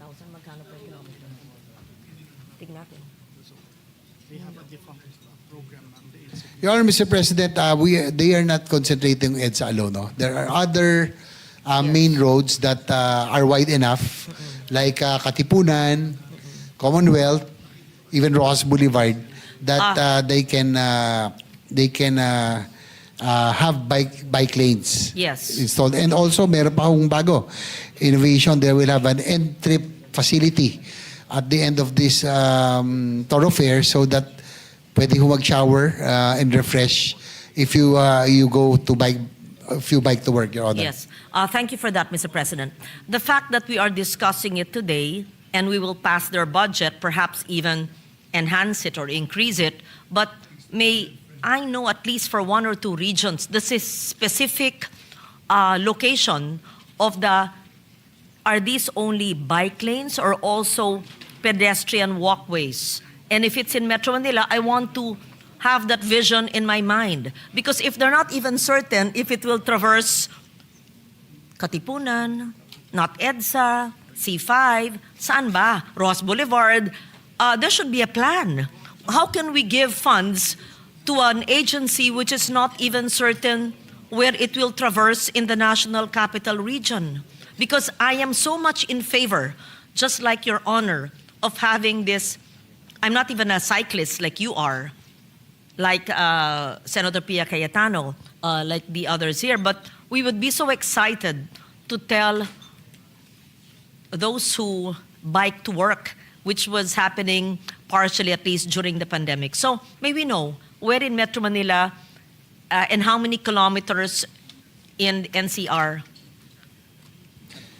Your Honor, Mr. President, I can tell you the bike lanes here because I bike to work. No, EDSA has, but I don't take EDSA because it's Yes. it's polluted. So we want to know from the agency. They said that they have 1,000 kilometers covered in 2026 GAA, which we will approve. They said that we have 100 million. But then I'm wondering, Mr. President, if they claim we will have 1,000 kilometers for 100 million budget we place, that's only 100,000 pesos per kilometer. Ang galing nila magtayo. Ang baba di hama kaysa sa DPWH. Parang imposible po ito na meron pang 100,000 pesos per kilometer. Siguro isang metro lang ng kalsada ito. There's something wrong with our mathematics or science, Mr. President. So, in short, wag po tayo magpapabola kasi maganda pakinggan at advokasya talaga po natin ito for sustainable pathways. Pero wag sasabihin na 1,000 kilometers o sige, kung di ako nag-persist sa tanong ko, maniniwala ako, tinignan po natin 100 million lang bigay natin sa House Committee Report or sa Senate Committee Report. So 100,000 pesos per kilometer. Mirakulo po ito. Ma'am, yung Mr. President, Your Honor, the one that I mentioned, yung 1,000, 982 is the existing bike lanes right now. Yung the one that they will do with the budget that we have given them of 100 million will be good for 400 kilometers, Your Honor. Yung pong 105 million. How much, because we would imagine this is not the creation of new roads, right? This would be innovating existing roads to have bike lanes, right? That is correct, Your Honor. So, just so that we have an idea, because we know more or less how much a road would cost, an FMR would cost, but an innovation from an existing road to have a bike lane, mga magkano po per kilometer so that we understand? Assuming the road is existing and you just lalagyan mo lang ba ng isang puting linya dyan, bike lane na yan, paano ba ho? Will they expropriate on both sides or on one side so that there would be a bike lane? How will they do it? Your Honor, Mr. President, it depends. No? If the bike lane will be constructed not in the carriageway, meaning not on the road, it will be about 40,000 to 50,000 per kilometer, Your Honor. 40,000 per 40 to square 50,000. kilometer. Yes. Assuming it is Not on the carriageway. not on the main road Not itself. on the main road. Meaning they will expand the road. That's Not- correct. Yes. If it's on the carriageway, kumbaga improvement na po ito, it Yes. will only be 15,000. Okay. Per so, kilometer. 15,000 meaning malapad po yung kalsada, lilinyahan lang siguro ng puti o dilaw, pero kung iwa-widen po nila ay 40,000. Yung isa, 15,000. That's correct, Your Honor. Oo. Tatanong po mo ng muli, yung 400 kilometers, hindi pala 1,000, ay saan po sa Metro Manila ilalagay po yan?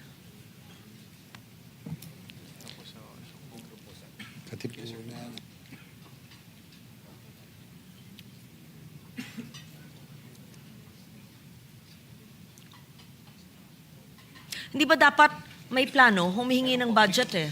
Dapat may plano. Your Honor, Dapat they said meron that they kayong can breakdown. submit. So with that 473 kilometers, it will be in Caloocan, in Katipunan, in Muntinlupa, Valenzuela, and Marikina, Your Honor. Ah, very good. So, Caloocan and Valenzuela. That's Ibig correct. sabihin ba ho, ang Caloocan na pupuntang Maynila sa may Abad Santos, magkaka-bike lane, tagos sa monumento. Tapos yung kalsada papuntang Valenzuela, anong pangalan ng kalsadang yon?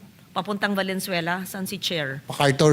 MacArthur Highway, magkakaroon din hanggang tumagos hanggang Bulacan sa dulo. Ibig sabihin, sa dulo ng Caloocan hanggang sa Abad Santos na yung boundary ng Caloocan at saka ang Maynila, tapos tatagos ng Bonifacio Monument, tapos MacArthur Highway hanggang dulo ng Valenzuela. Magkaka-bike lane next year.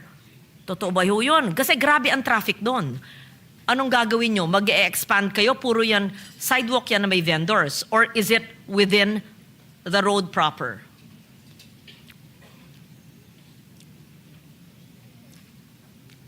Kung It will depend, Your Honor, depending on the road condition. So if the road is wide enough, if the carriageway can accommodate, it will be in the road. But in other areas na meron po mga sidewalks and others, they need to do a lot of improvement, Your Honor, to accommodate the bike lane. Magkano po ito? Kasi I'm confused with the numbers. Can you please help me? If it's 100 million and they claim now it's how many? 470 kilometers. 470. Magkano po yan per kilometer? Magkano? Kung 100 million divided by 470. Magkano per kilometer gumawa? 212,000. Kaya nga po I'm confused eh. Kasi po sinabi po nila na pag dun lang po sa kalsada ay 15,000. Pag labas po sa kalsada, 40 to 50. Pero pag i-compute nyo po yung budget na hinihingi nila, na don't get me wrong ha, sinusuportahan ko eh. Tapos 470, magiging 200 plus thousand naman. So, ang gulo-gulo, yan ang problema sa ahensyang ito eh. At saka nothing personal ha, hindi ko kilala yung mga taong kinakausap nyo. Panahon pa ni Sec Abaya, Aquino administration pa, ganito na ako magtanong. At mula sa hearing, because I used to defend this agency when I was vice chair like Your Honor. So, I would seek the patience of our subcommittee chair. My questioning is based on my passion to have sustainability in our pathways.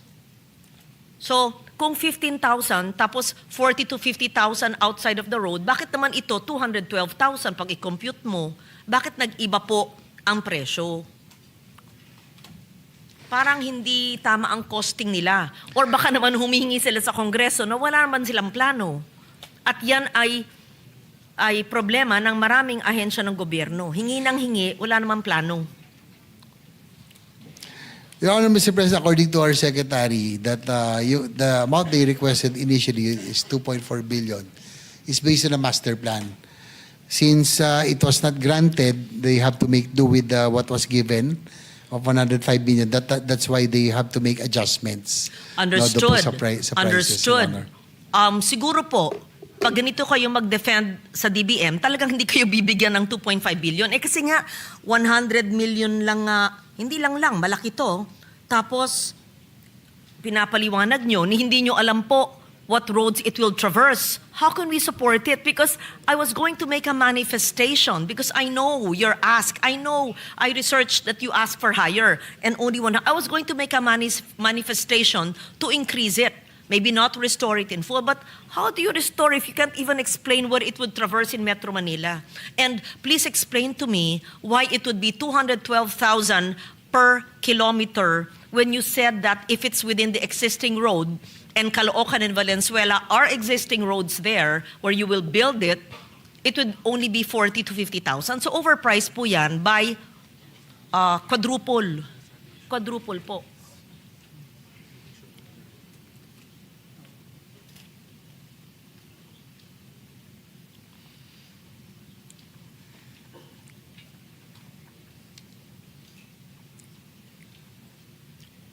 Kasi kundi mukhang patsi-patsi na naman tayo nito. Walang plano.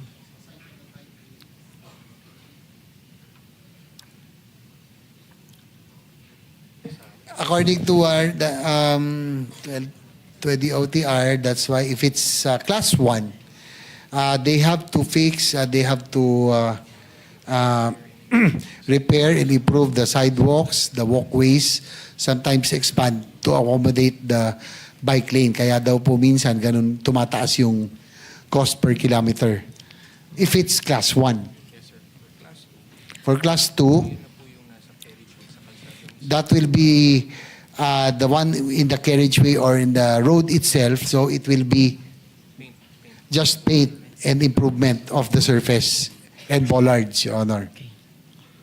Okay. Sa sinabi po nyo, Caloocan City and Valenzuela, right? Ilang kilometro po yun? You said you had the master plan, so you would probably have the drawings, the idea, the kilometers. In short, where does it begin in Caloocan City and where does it end in Valenzuela City? I'm excited because I'm from there. Napanganak po ako sa Malabon City. Magkapit-bahay po kami ni Senator Sherwin. My playground was Monumento. Figuratively speaking, of course. In Valenzuela, Your Honor, Mr. President, it will traverse Daang Uldog in Valenzuela, C5 in Quezon City, C3, Monumento in Caloocan, Malabon, P. Aquino Avenue, and nearby roads around the City Hall of Valenzuela, Your Honor. Oh, so hindi po ito yung main thoroughfare. Hindi po to yung anong pangalan ng kalsada sa MacArthur? Caloocan.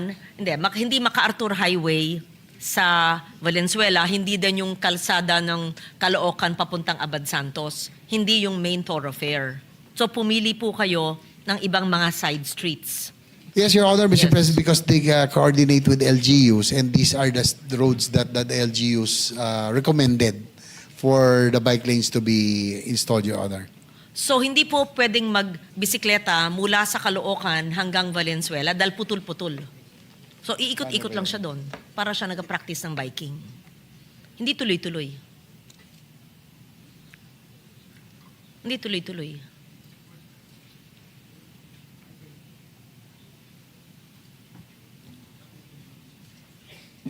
According to them, if the master plan were followed, it will be connected, Your Honor. But again, it's subject to the fund availability again.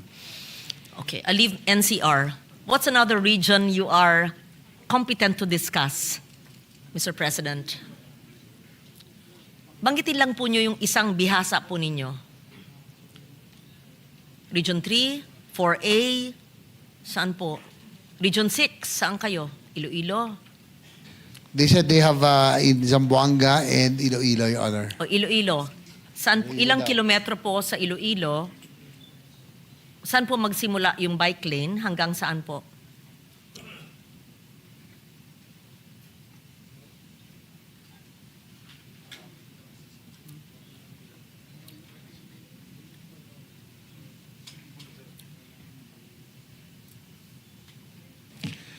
According to them, about 16 kilometers. Unfortunately, pag tinatanong ko yung point A, point B, they do not know. But they will provide, Your Honor. Because according to them, this was recommended by the LGU.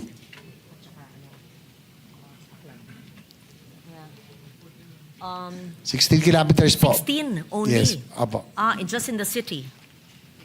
Yes. This is in addition to the existing, Your Honor. Meron daw existing in Iloilo.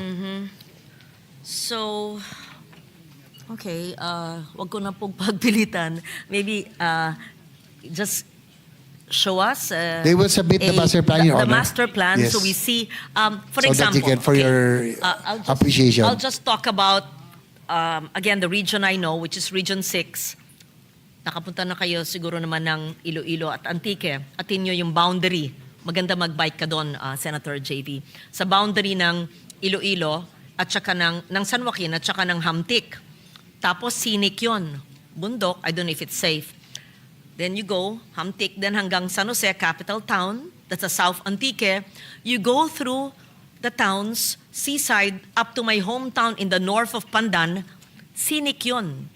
Again, just do your investigation or what you call it, not investigation, but ocular inspection, whether it would be feasible to do something like that. Napakaganda.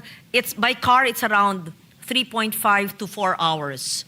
But it's beautiful scenic view. You cross from Iloilo to Aklan, even drive up to Malay, to Katiklan. Pwede yun.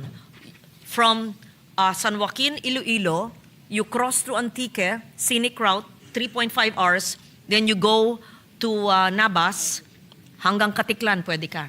So, ano yan, pang expert bikers na yan, like Senator JV. Your Honor, Your Honor, Mr. President, your idea is very nice. So that will be good also to attract cyclotourism. No? Pero sabihin naman nyo, kasi taga doon siya. Hindi, tingnan lang nyo. Di ba? Or ibang region na may scenic routes na ganyan. Yes, those are good ideas. And they said that that's what they planned also. But the only dilemma is that in the GAA, there's a restriction that the bike lanes be prioritized in the highly urbanized areas. Probably we can make an amendment so that we can have bike lanes in the Yes, beautiful yes. places. Of course, Especially the tourism areas, Yes, Your I Honor. leave it to the better judgment of the OTR. And yes, maganda nga sa highly urbanized areas to decongest the car-centric kind of thinking, the roads, and we can have bike lanes which are safe and accessible so that Senator JV, who risks his life every day riding a bike, will be safer. Maybe, old as I am, you can teach me how to bike at this age. Pero kailangan po, maliwanag ang master plan. Hindi pag tinatanong po, parang nangangapa, parang di sigurado. Because I was ready to introduce an amendment to increase the budget. Pero mukhang hindi kayo sigurado, hindi naman rin ako ang chairman. Pero natutuwa ako, narinig ko may Valenzuela, kapitbahay namin yun sa Malabon. Narinig ko may Caloocan, taga dun po. Kaya lang, sana mas maliwanag. So, sa pagkaintindi ko ay parang patsi-patsi, putol-putol. Pero maganda sigurong makita ko, matutunan natin ano yung master plan na yan. Okay. I will leave it at that. So, are there any active efforts to integrate feeder networks and local transport services with major rail and bus systems? Again, the chair is an advocate of rail, the use of rail. So, may we know what are the efforts of a DOTR to connect the major thoroughfares with our rail and bus systems? We know the feeder networks connect the remote and smaller locations to major transport systems. So please show me in the 2026 budget which allocation is it for the first mile, last mile connectivity improvements and active transport, if any. Kung wala, then I think you have to plan it for next year's budget. Your Honor, Mr. President, according to Yusek DJ Batan for railways, all the existing, all the upcoming stations of the North-South commuter line will have a station plaza wherein the transport hubs, the transport services, no, yung mga buses, modern jeeps can already use it as terminal, no, as feeder line. And likewise, doon po sa Navotas, we added, through our committee amendment, we added 800 million for a feeder line going to the North-South commuter line station, Your Honor, Mr. President. Siguro pag plano nyo, o tignan yung master plan, si Senator JV would know kasi he's a cyclist eh. At saka gala yan, ikot yan ng ikot. Kailangan yung talaga nakakaintindi at alam yung sikot-sikot talaga. At palitan na natin ang ating thinking na car-centric. Masyadong car-centric, oo. Remember, these are public areas, yung tinatawag na commons. It should belong to the people, not just those who can afford vehicles. And when we make it safe and accessible, then more people would ride bikes, would even walk, which is healthier, if we provide the safe pathways. But if it's not provided, or if it's unsafe, and knowing some drivers, I'm not saying all, parang walang pakialam, bubunduling ka na lang. Walang disiplina. Diba? So if we have the change of mindset, I think it could be better. Yes, I hope that the secretary, who's just in an acting capacity, would understand this. Yes. Are you all new? May I know? Bago pa lang sila sa DOTR? They're all new. No one has been here, let's say, through the 3 administrations. Wala. Kasi, para kong broken record dito, since 2015, panahon ni Sec Abaya, ganito rin ang mga tanong ko. Tayo, no? 2013, nagtatanong na ako ng ganito. A lot of our DOTR officials have been there for quite some time. Like Secretary Lopez was there during the time of Secretary Art Tugade. Yusek TJ Batan has been there since the time of Secretary Jun Abaya. So, O di alam na nila medyo yung matagal na rin po frustration yung ko iba. sa kanila, ba't di sila nagbabago ng pananaw? Kailang sekretaryo na ganun pa rin. Oh, yan palagi. Yan pa. Hindi magbago mga pananaw. Nagbiyahe naman siguro sila. Nakikita naman nila kung paano yung mga kalsada, let's say, in Germany. Ang aliwala, sas may bike lane, tapos napakadisiplinado, alam ng pedestrian kung saan siya. Yeah. Anyway, so I go now to, I will leave it at that, not because I'm content with the answer, and it is not the fault of the good sponsor. I express my frustration, nothing personal, because I have expressed this 10 years ago when I used to defend the budget. Anyway, at the 45th ASEAN Maritime Transport Working Group meeting 2 years ago in Vietnam, the Philippines, through the Maritime Industry Authority, the Marina, presented its efforts to align with the International Maritime Organization's revised strategy on reducing greenhouse gas emissions from ships. The Philippine delegation then highlighted the drafting of a national strategy and action plan for green shipping and decarbonization, even amidst challenges in meeting these ambitious targets. In their submitted presentation for the 2026 budget last September 29, Marina noted benchmarking activities in countries like the UK, Norway, Singapore, nagbiyahe kayo, to study maritime autonomous surface ships, alternative fuels, and green technologies. These steps signal intent, but questions remain about the actual implementation and progress. So may I be updated, please? What is the current status of the National Strategy and Action Plan for Green Shipping and Maritime Decarbonization? And when does Marina expect it to be finalized and implemented? What are the concrete projects being pursued to advance green shipping in the Philippines? Kung merong bang output talaga mula noong 2023. Kasi palagi tayo attend ng conference, ayan, benchmarking, capacity building, biyahe. Nasaan ang impact, ang output? Your Honor, Mr. President, according to the Maritime, Marina, there's an ongoing study and evaluation, and they would want to Study na naman. consolidate and get the best practice, no, that they can apply. Nagbiyahe na Your nga Honor. sila. 2 years ago po yun. Sinabi ko na po, meron na po silang commitment nung 2023 sa Vietnam. At meron po silang strategy, etc. Yung Philippine delegation. Tapos nag-draft na po sila. Meron na sila. Meron silang, sabi nila, nag-draft ng National Strategy and Action Plan. Oh, meron na daw. Ngayon, study pa rin. Ba't ba ganun? Puro study, tas nagbiyahe na rin. Oh, aral lang aral, benchmarking, etc. So, puro ganun. Ano ba nangyari? Kailangan ulit magbiyahe sa Europe?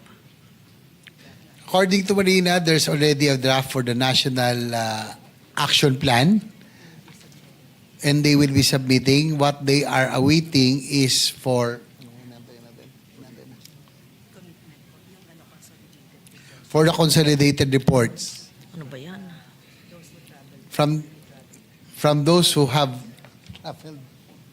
traveled. Those consolidated report from those who traveled as well. Panay travel po. Parang yung sinasabing walang nangyari. Yun ang hirap eh. Sino bang head ng Marina ngayon? 2023 yun. Tapos sabi nyo, actually, I'm quoting you ha. Dito, marina.gov.ph. Sabi nila, Philippines shares efforts on green shipping decarbonization. Maganda pagbasahin mo. Kaya excited ako sa mga tanong ko eh. Kala ko may output na kayo eh. This was 2 years ago. At sinabi nila, meron silang National Strategy and Action Plan for green shipping and decarbonization. Hindi ko po imbento ito. Kayo po ang nagsabi, even amid challenges in meeting these ambitious targets, ang ganda. Now you're telling me, whatever is written on your website, which I quoted, you're still studying it? There is no such action plan? Your Honor, Mr. President, they said that they will be submitting. Ay, Meron na raw naku. silang National Action Plan that they will be submitting. In gist, I want to know, in gist, what are the items needed for green shipping? I want to understand from Marina. Nag-commit kayo eh. Sabi nyo sa inyong website, meron kayong green shipping. And what are your efforts towards decarbonization? So don't use those buzzwords if you're not ready. I'm using your report. I'm quoting from Marina.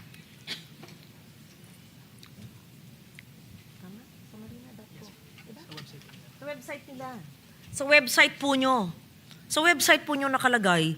Kaya nga excited ako. I really thought this was going to be a very pleasant interpellation because I read it and it was good. And then and in the budget hearing, they said that they had benchmarking activities in the UK, in Norway, Singapore. I wanted to understand. Now, first, they said that they had the National Strategy and Action Plan. And second, in the hearing, they said that they had benchmarking activities in Norway and Singapore and the UK, model countries for sustainable transport. So I wanted to learn from you what else I do not know about green transport, specifically green shipping, and the road towards decarbonization as author of the Low Carbon Economy Bill. Ba't nyo linalagay sa website kung di pala nyo naintindihan? Nakaka-frustrate ang gobyerno talaga.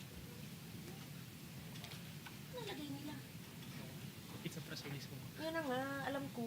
Kaya gusto ko maintindihan eh. Hindi pala alam. Ba't ilalagay?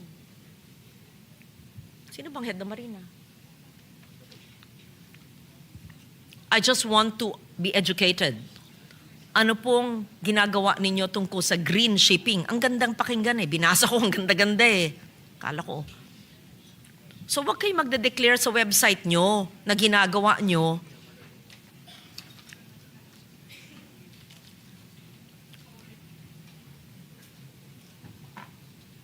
Parang naman DNR ito. Sino yun? Sino dyan?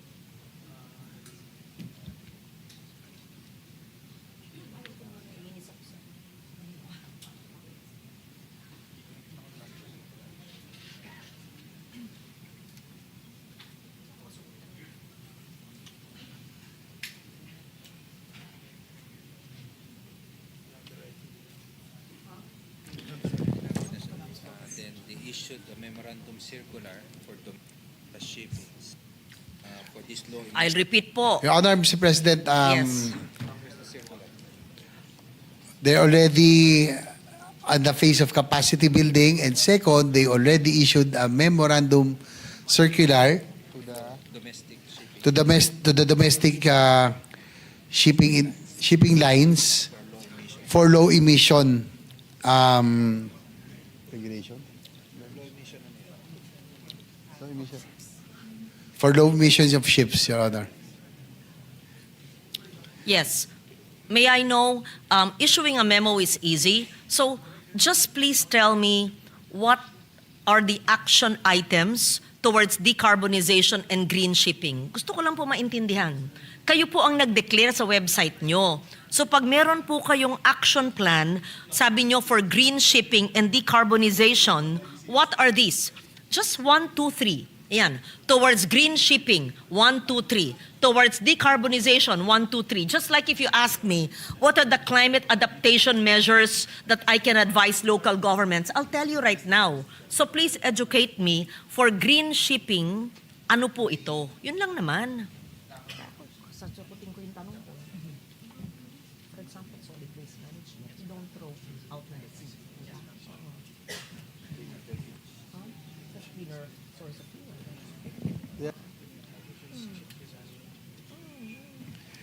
Your Honor, Mr. President, they said that they are complying for the net zero by 2050.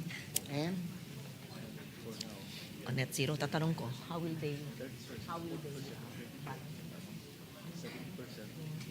carbon offset kung net zero? Okay, net zero by 2050. By 2030, 70%, and by 2030, 40%, sorry. And by 2040, 70%. And 2050, By net zero. 2050, net zero, Your Honor. Okay, thank you for that. Because I also, in my office, we are calculating our GHG, and I will be a net zero office. I want to be negative. I want to be a negative person.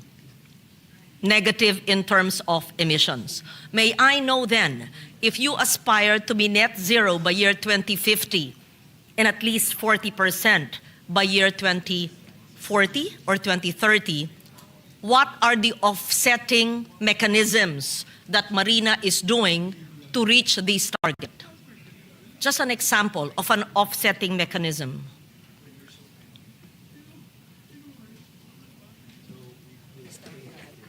They have already started using alternative fuels. For the Philippine registered ships, they're using alternative fuels.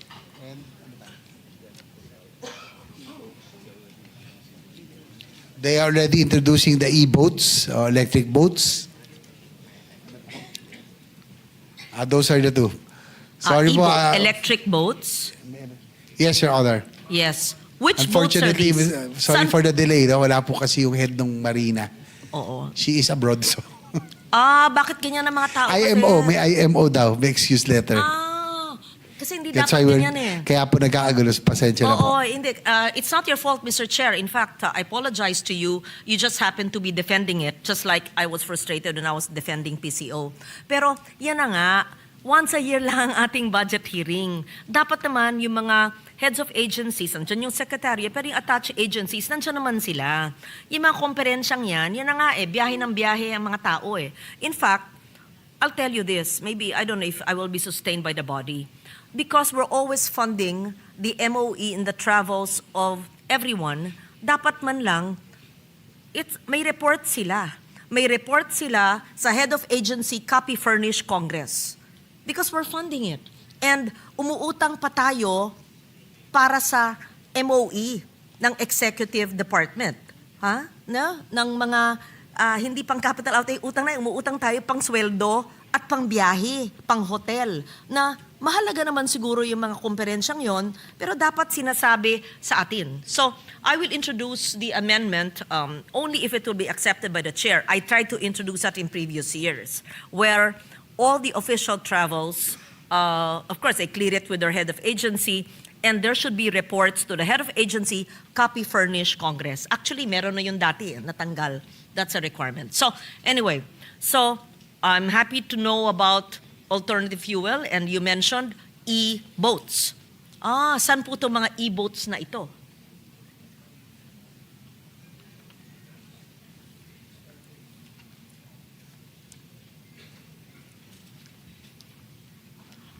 Magandang sumakay ng e-boat kung talagang ginagawa na ba yan? They're starting a pilot Wala pa. testing Sige. in Pasig River together with UST. Your Honor. Yung sa ilog lang. Sige.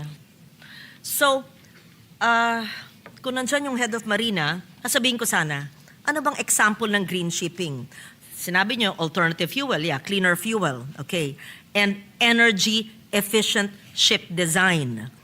Regulations requiring slower speed, air lubrication, etc., and sustainable operations, considering a vessel's life cycle from the construction to the decommissioning. For those lang who will build, di ba? Kasi we have to start We have to start with the mindset na from the time it's built, from the design to the kind of materials. And then emissions control and mandating new tech phasing out of old systems. These are just some of the examples or action items for green shipping. And may I request Marina to do a memo and strict monitoring, again, correct me if it's not Marina or what agency and DOTR would do this, to check vessels if they really do not throw solid, liquid, infectious, human, or non-human waste into our waterways, our bays, our rivers, and our oceans, and our seas. Tita natin, paanahon ng habagat, no? Depende kung saan. Talagang grabe, maski malinis ka dun sa lugar mo, talagang grabe ang dumi ng plastic at ng lahat. At galing yan sa ibang parte ng arkipelago, pero hindi natin alam kung galing din sa ship. So, ano pong ahensya ng gobyerno, marina ba, ang magtatalaga sa ating mga ships, vessels, para po makita kung talagang hindi po tinatapon sa karagatan habang walang tumitingin?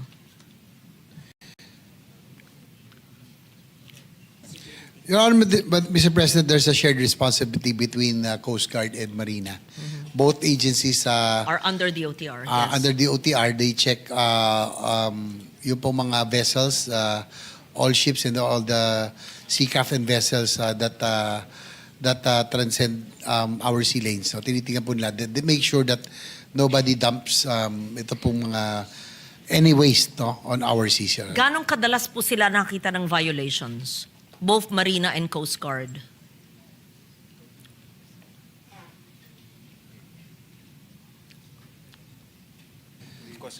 Your Honor, Madam President, Mr. President, unfortunately, the They said they don't have the records right now, but they will submit. Sana wala. Kung hindi nila maalala, ibig sabihin wala, nag-violate.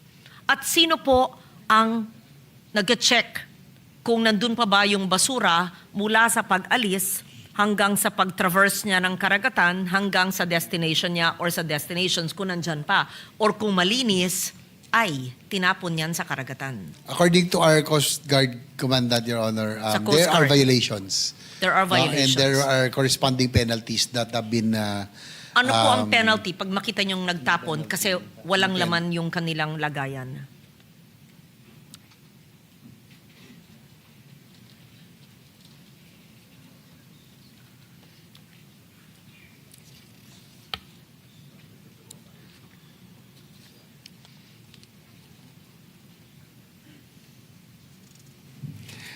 meron daw fine, no, and penalties, pero they will just check the amount. They don't have the exact amount right now. Okay. But I hope it's a joint task between Marina and the Coast Guard. Sana po stricto tayo dahil una, yan ang buhay po ng ating mga mangingisda at almost kalahati po ng ating mga mangingisda. Ang mga pamilya nila dyan nakasalalay ang kanilang kabuhayan, yan ang ating mga kinakain.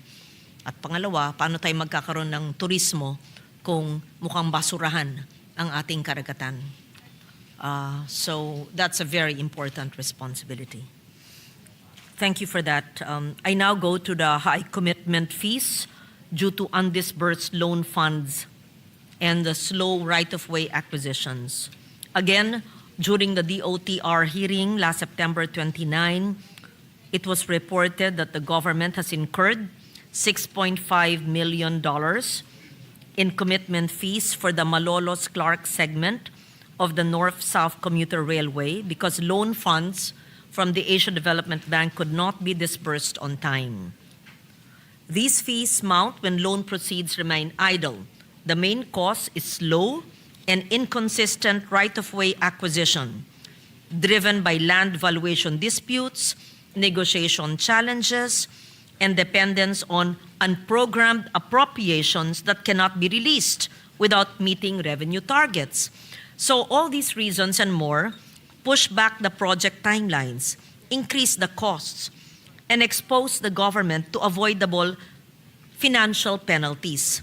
Oversight is needed to clarify the real status of right-of-way acquisition, the financial impact of the delays, and the reforms necessary to prevent further losses. So, having said that, may I know, Mr. President, what are the concrete steps that the DOTR is taking to resolve the persistent right-of-way bottlenecks, valuation disputes, negotiations with landowners, and all of that?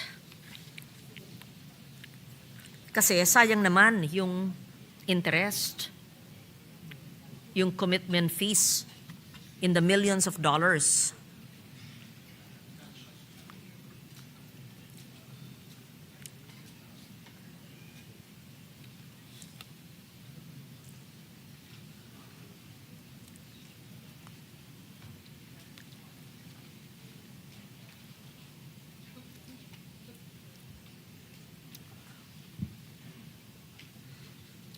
Parang matino lang ayan siya, NCCA.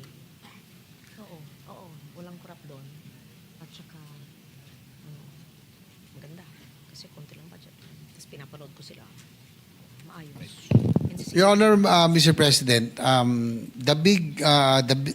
what will be a big help to resolve the right-of-way issues is the passage of the Right-of-Way Act, the new law that was recently passed, and also they have a budget now of at present of 2.75 billion, hopefully to be able to pay obligations, no, doon po sa right of way. But as you mentioned earlier,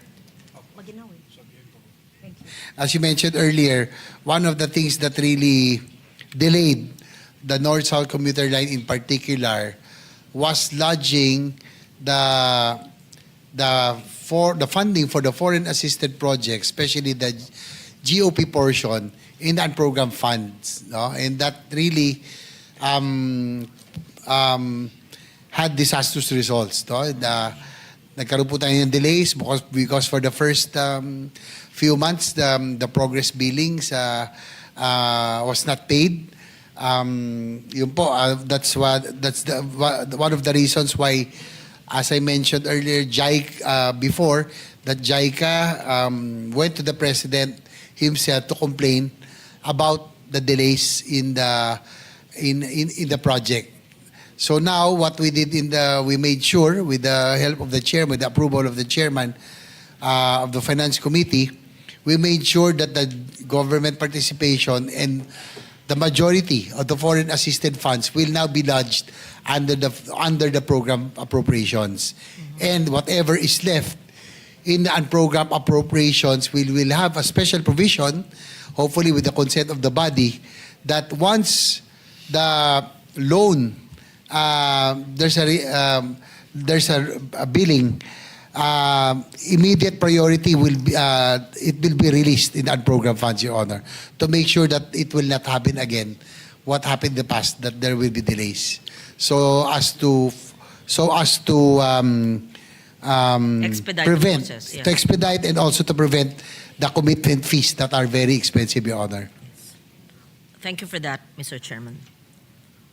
Now we go to the uneven distribution of regional budget and the congestion spillover. According to the roadmap for transport infrastructure development for Metro Manila and surrounding areas, prepared by JICA in partnership with NEDA, and this was long ago, 2014 and 2019. NCR, Region 3, 4A, so Central Luzon and Calabarzon, are collectively referred to as the Greater Capital Region, as you know. Collectively, GCR accounted for 56.1% of the country's economic output in real terms in 2024, based on data from the Philippine Statistics Authority. In 2026, however, the National Capital Region, NCR, will again dominate the DOTR budget with 181.6 billion or 92%, leaving only 8% for the other 17 regions, and poorer regions such as BARM, Region 5, Region 9, Region 8 will continue to receive very minimal shares. So NCR's chronic congestion, as we know, doesn't stop in its borders. It spills into Cavite, Laguna, Bulacan, and Rizal, where millions commute daily. Without upgraded infrastructure in these feeder regions, congestion in NCR cannot realistically be solved. Kung again, puro Metro Manila-centric tayo, hindi po natin iniisip yung mga nagtatrabaho dito pero nakatira sa Cavite, meron sa Laguna, meron sa Bulacan, sa Pampanga, maaring Tarlac. Paano po yun? Ang concentration ng alokasyon natin ay NCR pa rin. 92% po ng budget. So may I be enlightened, what is a DOTR's basis for allocating 92% of its 2026 budget to NCR, despite a documented need for regional transport development in the Greater Capital Region and the rest of the Philippines?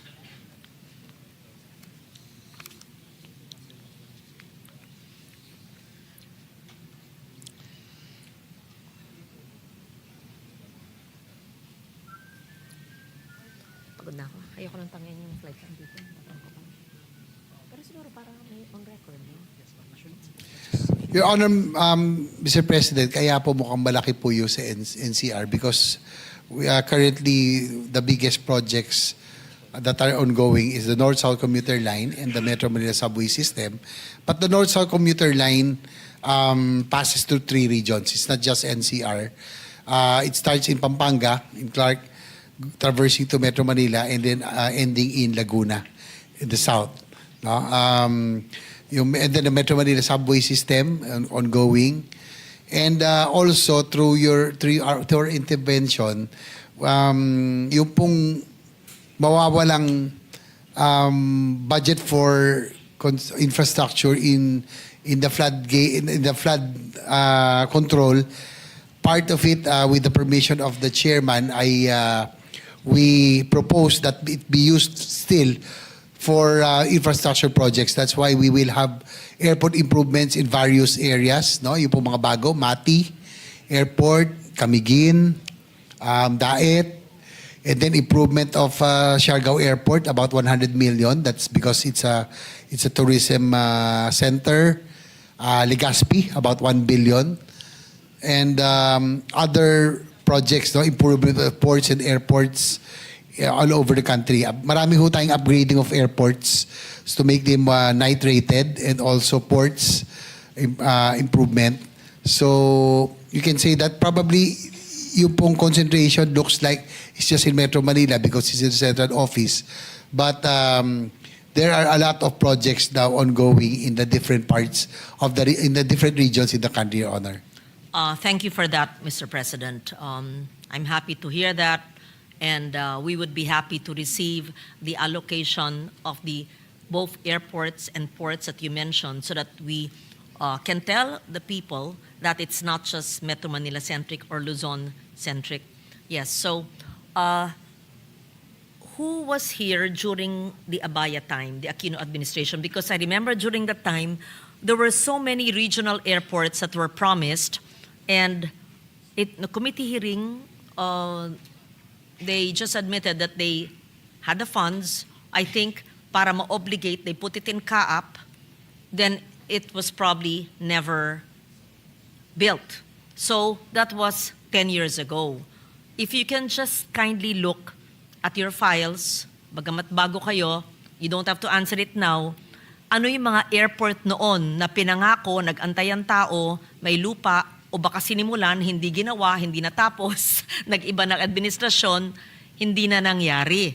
Buti na lang si Senator JV, talagang he's for regional development, nasimulan, pero ang liliit naman ng mga pondong linigay nyo sa airport, baka naman pagkatapos pag hindi na kayo chair or ibang administration, makalimutan. Tapos may mga bakal na nakalabas dyan, tas wala nang airport, o maliit yung runway, wala naman makalanding, maikli, ganun. So, I don't know if you have the list now, but during the time, I remember 10 years ago, I asked these questions in a hearing when I used to chair the budget.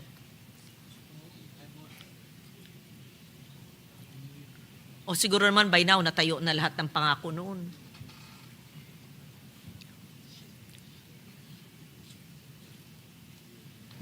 I have an initial list of the airports promised. No?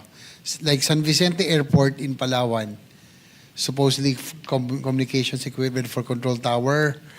Funds were reverted. Naga Airport. Sayang naman, like San Opo. Vicente. Bakit sa gitna po ito, ha? Opo. Kasi yung El Nido is a private airport. Yes. Puerto Princesa, yan lang ang commercial airport. That is Bakit correct. sinimulan, tas hindi ginawa?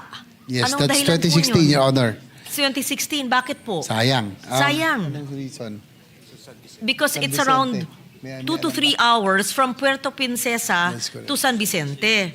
And from San Vicente to El Nido, what? Another 2 to 3 hours. Bakit hindi ituloy yun? But now, Madam, Your Honor, Mr. President, according to CAP, San Vicente is now completed. It's now operational. 2016 na po nakalagay reverted, but it was now completed. Pero turboprop lang ang pwede. Turboprop. Yes, that's correct. Turboprop. Naga Airport, site development 2016. Funds reverted due to issue with right-of-way being undertaken by LGU. I don't know. Provincial government. Sige, you can just submit the list, but maybe they should update it. Kasi I think this is a similar list. There are a lot of airports, Your Honor, Mr. President. Pero but the natupad- others are, nakikita ko po, have been done already. May mga natigil Nangyari noon, na. but Siguro nangyari. mga 10 Like Kawayan years. Airport is already close to being night-rated, no? Yung Osamis po, Pagadian. So there are a lot of, some of our... Kasi nakatatlong administration na being, siguro ano naman na. na itayo na. Yeah. In Siargao Airport, which to our intervention, we will have 100 million for the upgrading because it's a tourist area. So marami naman ho tayong improvement with the airports, Your Honor. Siargao, turboprop lang, no? Hindi pa pwede ang jet. That's Maikli correct. pa yung runway. Bakit hindi habaan yung runway assuming may lupa para pwede ng jet? The CAAP is studying it for full extension of the runway. Baka kailangan mag-reclaim because of the limited yun ang problema. space. Huwag na natin bagitin yung reclamation. Okay. Since I will end with the cost of flying, no? At alam nila ito, airfares from Manila, okay, I'll sound parochial but I have to set an example, to Antique are consistently 2 to 3 times more expensive than flights to nearby hubs like Iloilo or Caticlan. Let's say Manila to Antique, Manila Iloilo or Manila Caticlan ticket can cost 1,200 to 1,700, while Manila Antique tickets often sit at 3,000 to 5,000, even higher on peak season. So, yun, mas mahal. Alam ko sasabihin nyo kasi bihira lang ang flight dahil sa ikli ng runway, hindi pa sapat. I want to understand that. So, what are the either operational reasons, commercial reasons, while the flight prices to San Jose Antique are significantly higher than those to Iloilo or Caticlan? And is it the current aircraft type? Is it the frequency, dahil 3 times a week lang? Or the load factor affecting the cost? And what are the options to scale service and to lower the fares? Your Honor, Mr. President, since Antique, San Jose Antique is being serviced by a turboprop aircraft, Yeah. according to them, the cost of operation of a turboprop and the jet is almost similar, halos pareho lang po yung gastos, but the passenger capacity of turboprop is only about 70 passengers as compared to about almost 150 to 200 pesos, 150 to 200 passengers for an A320 jet, Your Honor. So yung cost niya talaga is very expensive if it's turboprop, Your Honor. Thank you for your answer. Ano po ang length ng runway para po pwede na ang jet? And what is the length of the present runway of the Antique Airport?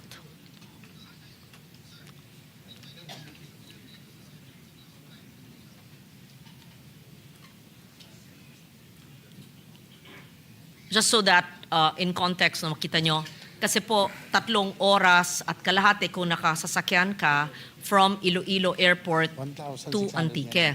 And then from South Antique to Caticlan Airport, mga 5 hanggang 6 na oras. So kailangan talaga ng airport doon. Pero ang mahal naman ng pasahe. Doble o triple ang presyo. Your Honor, Mr. President, at present, Antique San Jose Airport, the runway length is 1,600 meters. Meters, yes.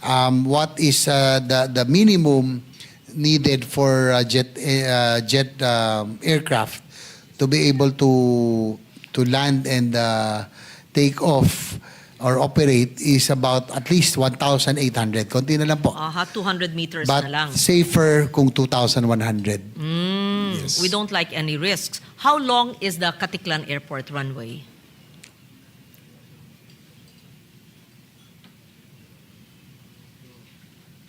Caticlan Airport is about 1,800, Your Honor. So, safe naman nag-landing doon, oo.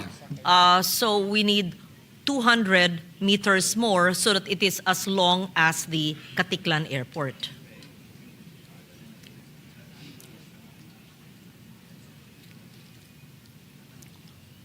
At present, Antique Airport is being extended to 1,800. So, magiging kasing haba na po ng Caticlan. That is correct. So it can accommodate Airbus jets already. It can accommodate jets by what month or what year po? Kailan mamatap? Right now, turboprop lang.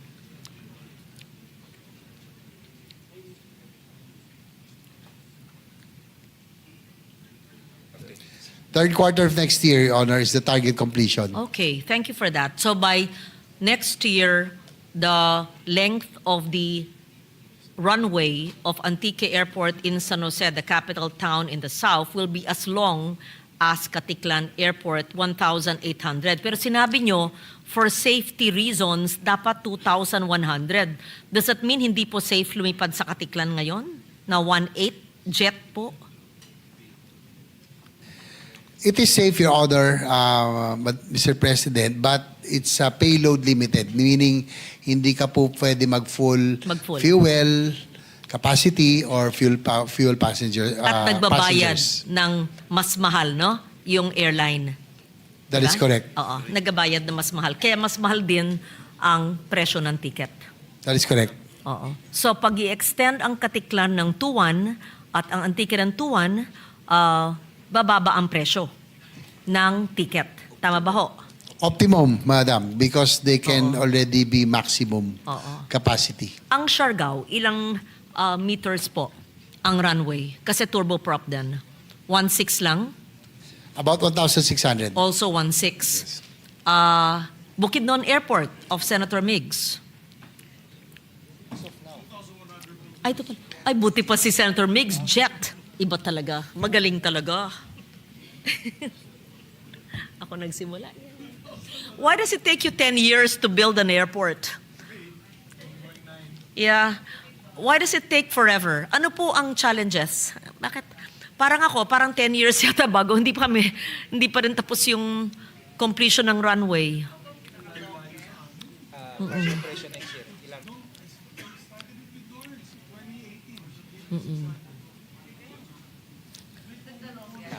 Your Honor, for Bukidnon Airport, partial operations targeted by next year is about 1,600 meters for turboprop. But once fully completed, to 2,100 meters, so it can accommodate safely Airbus jets That's with full exciting. capacity. Very good. Yes. That's the because right legacy now- of our majority leader. Yes, and it started in 2018 when I was chairman of the Finance Committee, and it was a Senate amendment. Ayun. Thank you. Marinduque Airport, for example, ilang kahaba po ang runway?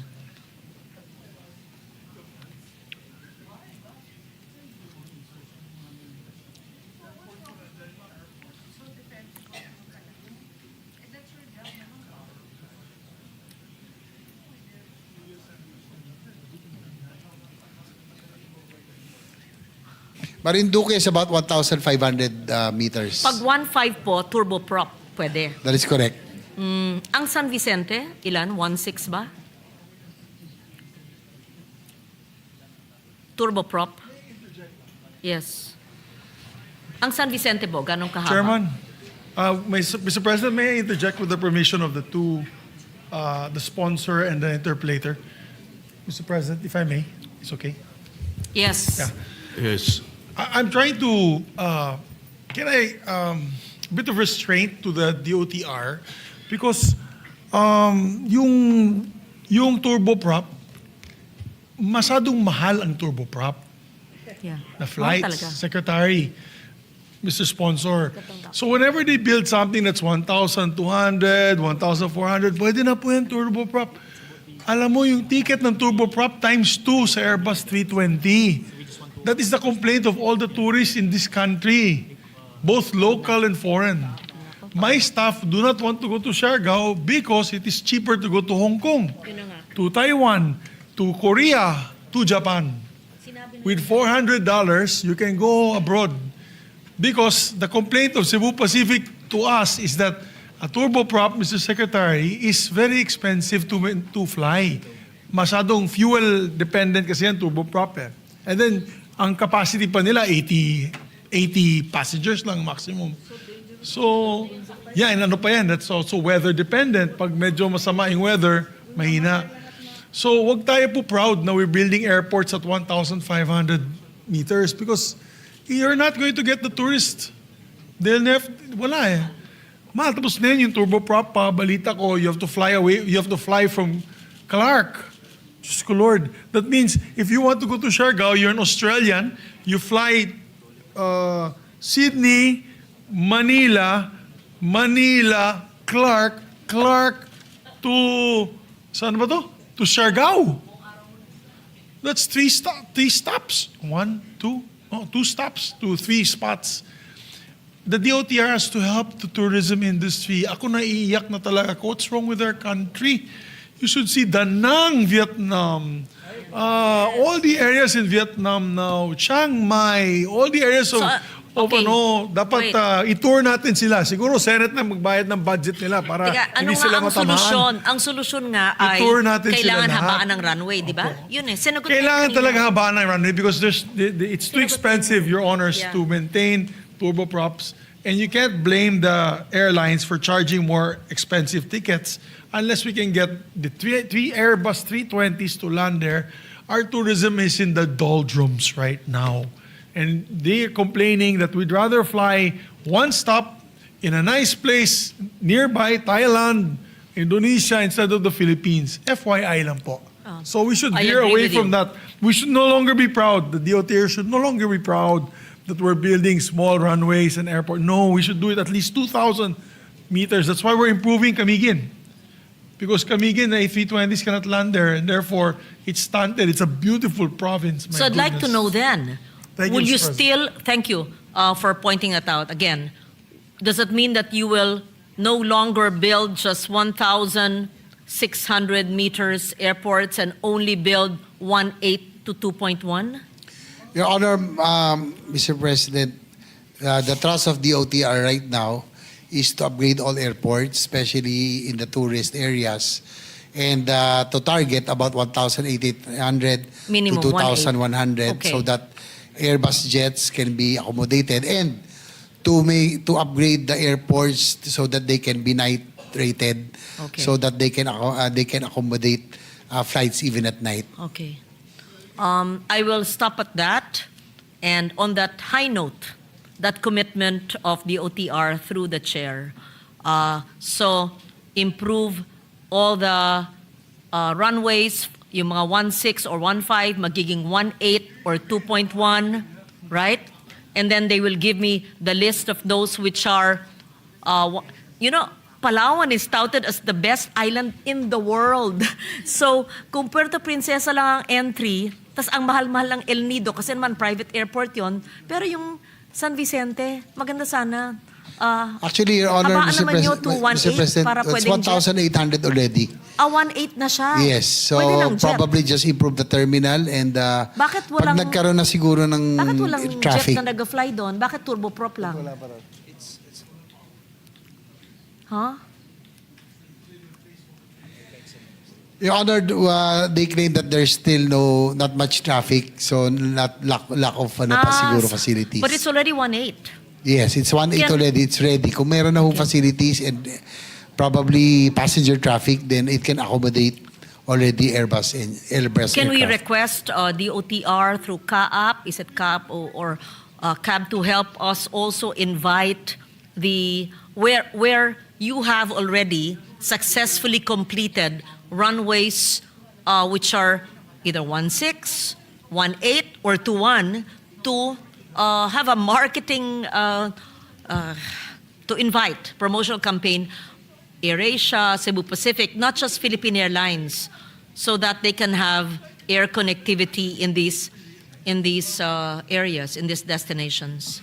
Yes, So- the Secretary Lopez said that they will coordinate Hihingin po natin yung with the listahan, yung mga Department of tapos Tourism. na as of now, at yung mga sa 2026 ay meron naman provision for 1.5 or 1.6 to 1.8, magiging 2.1, para may antabayanan. Maplano na rin nila ang mga pag-enlarge ng kanilang destinations.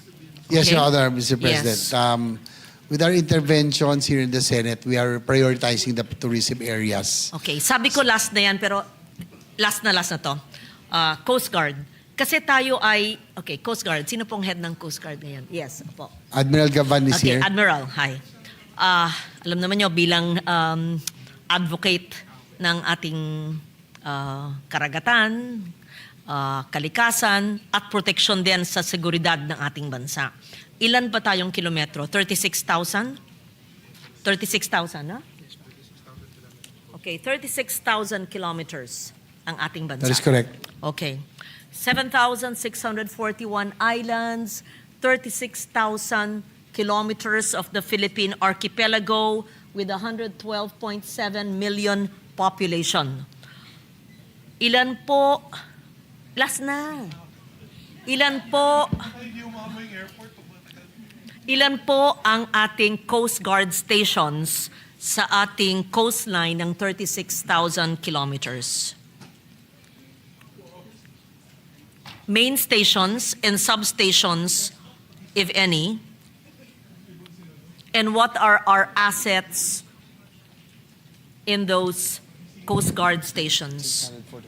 We have 96 Coast Guard stations and 644 substations. Nakapaligid po yan. Sa 36,000 kilometers, pero baka iba inland. Ito po, sa 36,000 kilometers, ilan po ang main Coast Guard stations and substations? Because when you say 600, the others may be inland waters. Yes.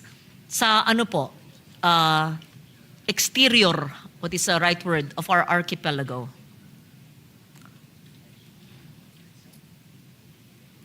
Majority are outside, nasa mga ano po, no, nasa coastal, no. The only inland substations are in the lakes, in Taal and Lake Cebu Okay. and Laguna.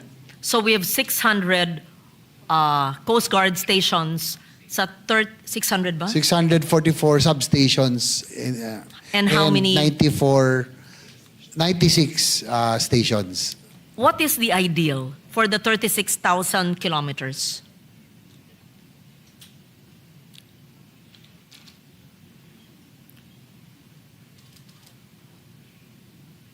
And are these stations in good shape?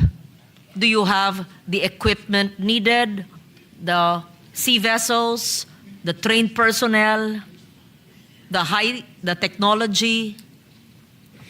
The ideal ratio is about 3 personnel per kilometer. Yeah, 3 per personnel square kilometer. per kilometer. Yes, yeah. And do we have that? But we have the auxiliary corps.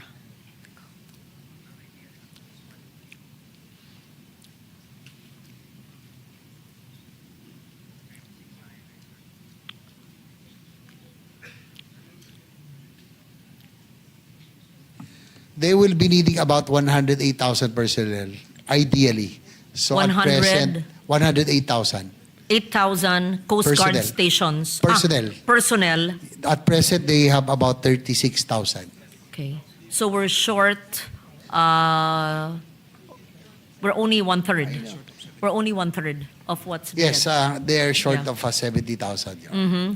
You're talking about personnel, but not yet the stations. So if Yes, we personnel.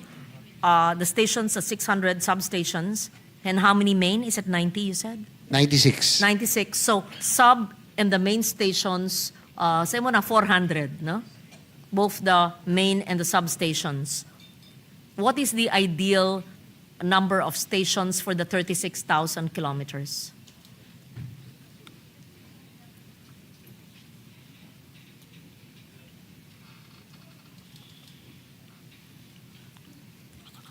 Last na.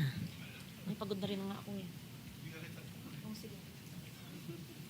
Bakit pag si Alan hindi mo pagod? You are just talking about stations.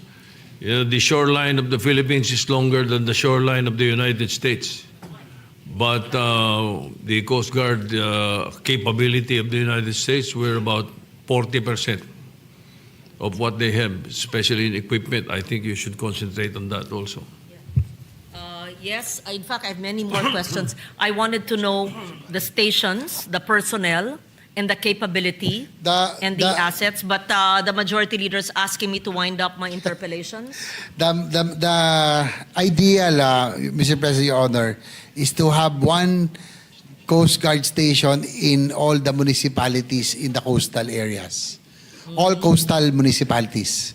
That's about 832 municipalities. We have 832 coastal municipalities. That is correct. Yes.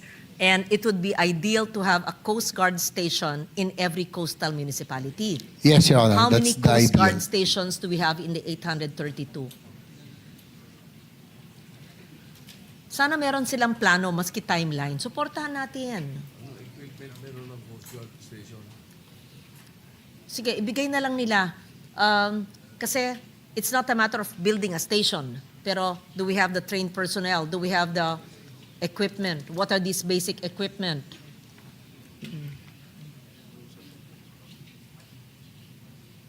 They need about 188 more stations and substations. O, kaya yan. So, I would be happy to receive a basic briefer from the Coast Guard sa 36,000 kilometers sa 800 plus LGUs in the coastline and the need for 118 Coast Guard stations and the need for X, how much would that cost? And it's not just a matter of building the infrastructure, but also do we have the trained personnel and the equipment needed, and what are these basic equipment? So I would be happy to be briefed about that. I do not commit. It will be carried in 2026 so that we have a plan for the next, even just 3 years, so we know how we will equip and guard our coastlines. Not just from external intrusions, but also guard it environmentally. Yeah. Okay, I will terminate my interpellations and would want to express my sincere gratitude to our very hardworking chair of the committee and would request for the inputs that we discussed today. Thank you. We'd like to thank also Senator Legarda for the support for the DOTR family, especially for the Philippine Coast Guard.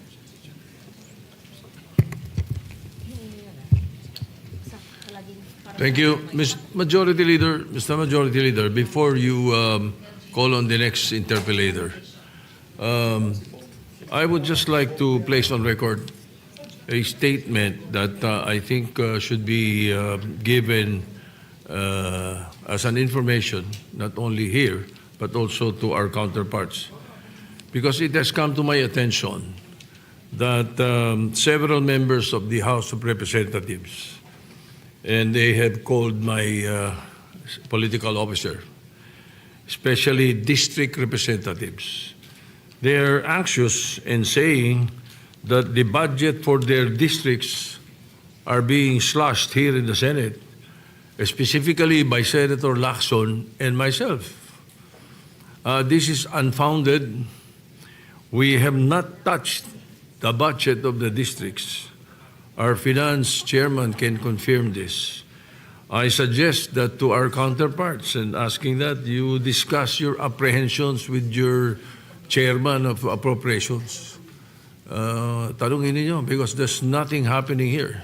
Wala kaming ini-slash or ginagalaw sa mga districts ng GAB.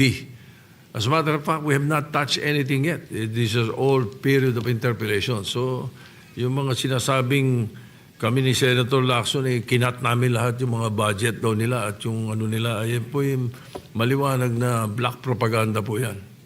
Just for the record. Majority Leader. Thank you, Mr. President. Mr. President, yeah, and it would be good that our chairperson, Senator Gatchalian, could come down from his office and then at least confirm the statement of the Senate President that there is no truth to that news. He Mr. can President. confirm that. In fact, I asked him earlier, is that possible? And he said, it's not possible, and we have not done such a slashing that they're talking about. So while we await maybe the entry of Senator Gatchalian to the session floor, we'd like to recognize, to continue the interpellations, Yes, Senator please, Joel continue. Villanueva, Mr. President. Yeah, Senator Joel Villanueva is recognized, and I yield the chair to the President Pro Tem.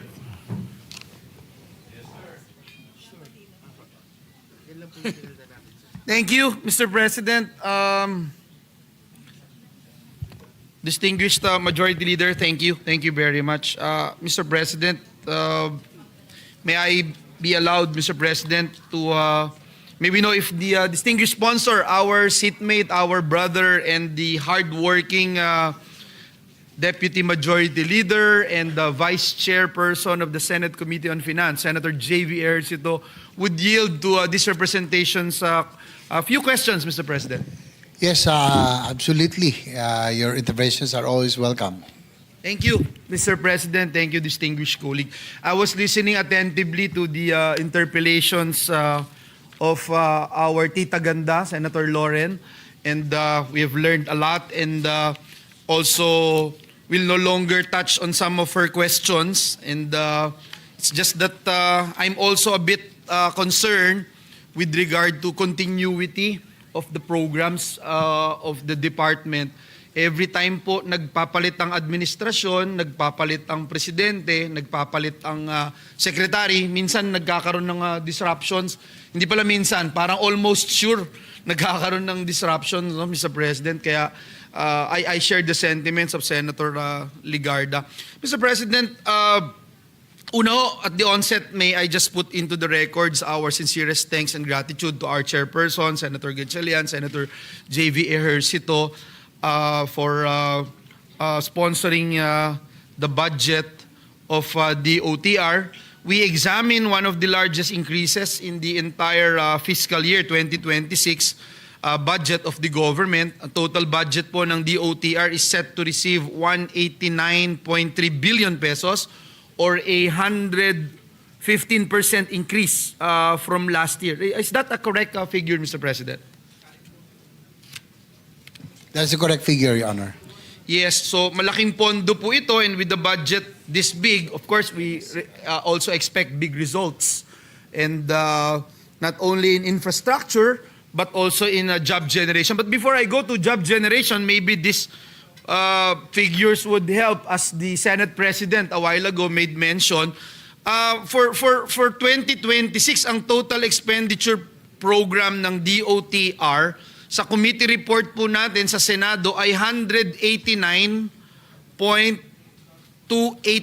billion, which is higher by 8.51% from the GAB na 174 billion, 174.436 billion, but lower by 4%, 4.08% from the NEP level, which is 197.331 billion. Is that the correct figure, Your Honor, distinguished colleague? That is correct, Your Honor. That's a correct figure. Thank you, Mr. President. Maybe it would also help and give light to what the Senate President made mention a while ago, no? So, mas mataas po yung binigay ng ating committee report mula po doon sa GAB level, Mr. President.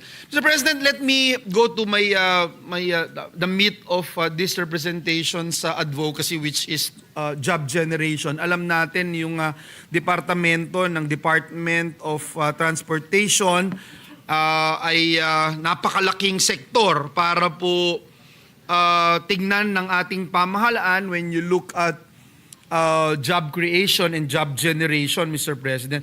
May we know, first question, may we know how big is the sector in terms of employment, at ano po yung percentage nito sa ating gross domestic product? I have some figures, but I'm not sure if this is correct figures na isinabmit po sa atin. Just to put on record, Mr. President.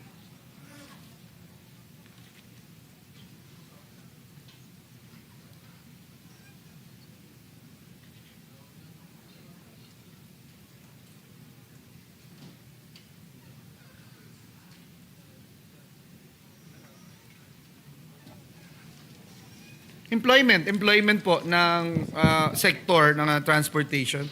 Yes, Your Honor, Mr. President, based on an ADB study, the South Commuter section of the North-South Commuter Rail System alone is expected to generate a total of 350,000 direct, indirect, and involved jobs, Your Honor. In the North segment of NSCR, is if it's included in the Metro Manila Subway, MRT7 and LRT1, Cavite extension are included, the number will easily exceed 1 million jobs created. That's direct and indirect, no? Mr. Direct and President? indirect, Your Honor. So, Mr. President, yung sa buong sektor ng transportasyon, we're looking at, dito lang ho, no, sa binanggit po ninyo, about 1.3 million sa dalawang proyekto lang. But in the totality, Mr. President, we have gotten this data that states right now, the Philippine transportation sector is employing 3.7 million workers. Please correct me if I'm wrong, if these figures are inaccurate. 3.7 million workers as of now. And if that is the case, then that is 12.7%. That's 12.7% of our total labor force, Mr. President. Malaki po. In fact, there's also a report that the Philippine transportation sector covering yung rail, yung roads, aviation, and maritime, it's rapidly growing. It's a rapidly growing industry contributing to 13% of our GDP. Would this be an accurate or at least close figures, Mr. President? Yes, Your Honor. According to Secretary Lopez, that is the correct estimate. That's Your a Honor. correct estimate. Yes. So yung 3.7 million workers, binabanggit nyo po, yung dun sa dalawa na binanggit nyo po, madadagdagan pa ng 350,000 direct and indirect jobs dun sa MRT7, etc., another 1 million. Dagdag po yan, hindi ito kasama na cumulative ang lahat, Mr. President, ng sektor, ng buong sektor, Mr. President. Yes, Your Honor, that's additional, especially once operational already, this existing railway lines that are being constructed. Malaking bagay po, Mr. President, and the distinguished sponsor would attest to this.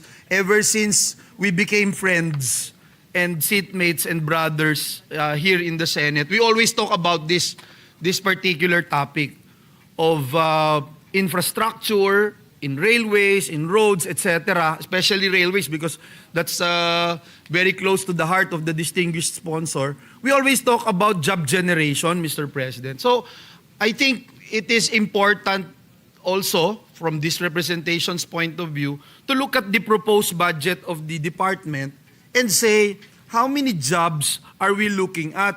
How many jobs are we projecting to generate by the transportation sector? Perhaps ataduhin po natin, no, in this particular budget that we are discussing, maybe we can find out, meron po ba tayong tina-target or committed job targets per sector? For instance, railways, sa road, sa maritime, sa aviation. Meron po ba tayong ganitong mga pag-aaral as to how many jobs will be created, Mr. President?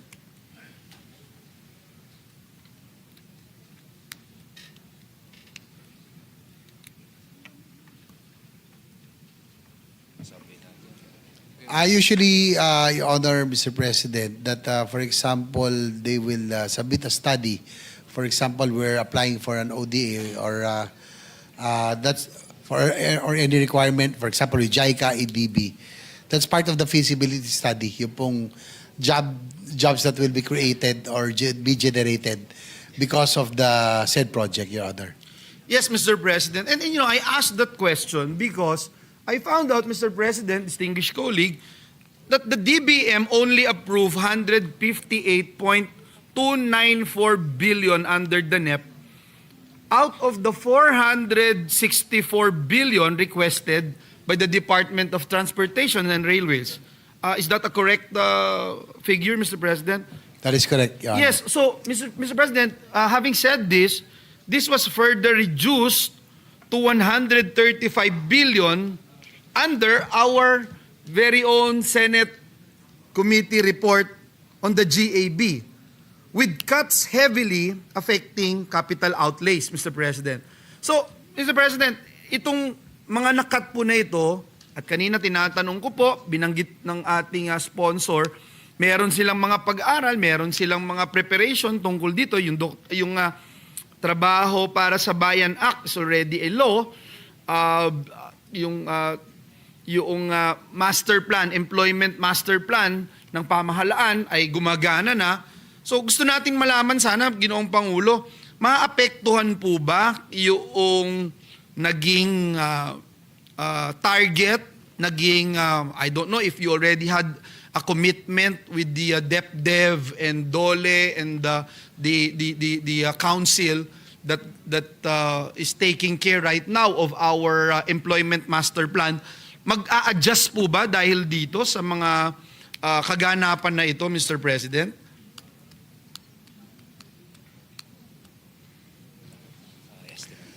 Your Honor, Mr. President, through the Senate's intervention, the major priority programs or foreign assisted projects, especially the North-South Commuter and Metro Manila Subway system, will be assured that it will be full blast from now. Unlike when 2 years ago, when, as I mentioned earlier, that yung pong funds nito were lodged in the unprogrammed funds and really had disastrous consequences. Nag-delay po, and then we had commitment fees, which resulted in JICA going to the President himself to complain about the delays. So medyo Because nakakaya po. it was transferred from the regular GAA to the unprogrammed. Is that That is correct. Accurate, Mr. President? From a program appropriation, it was lodged in the unprogrammed appropriation. You and I, Mr. President, We distinguished know that. We colleague, know the reason. know very well the reason. Yeah, as you mentioned. That is And correct. you also, Mr. President, distinguished colleague, you also know very well that this representation is allergic to that unprogrammed funds. And the chairman of our Senate Finance Committee, who just stepped in, know very well the challenges and the hocus-pocus happening with the unprogrammed funds. But I will not go there, Mr. President, but I'm more interested, again, in the job creation, in the commitments, probably if there's a commitment from the department as to how many jobs will be created. Because you made mention, Mr. President, distinguished colleague, that with the 3.7 million employed Filipinos in this particular sector, you're looking at additional 1.3 million just with the two projects that you made mention a while ago. So that would increase the number of employed workers in the Philippines, in our country, by at least 1.3 million, and that will reach at least 5 million workers in the sector, Mr. President. Is that a correct statement? Despite the fact that the request made by the department to the DBM ay hindi po naaprubahan, Mr. President.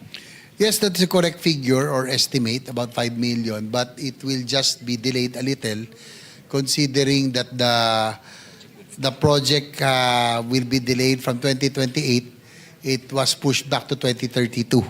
So 2032. Apo, 4 years in the delay as a consequence of that lodging it in the unprogrammed funds. So ganun kagrabe, yung naging epekto. So they are still confident I'm a bit confused, Mr. President, dahil parang 1 year lang naman yung difference, but naging 2032 ho?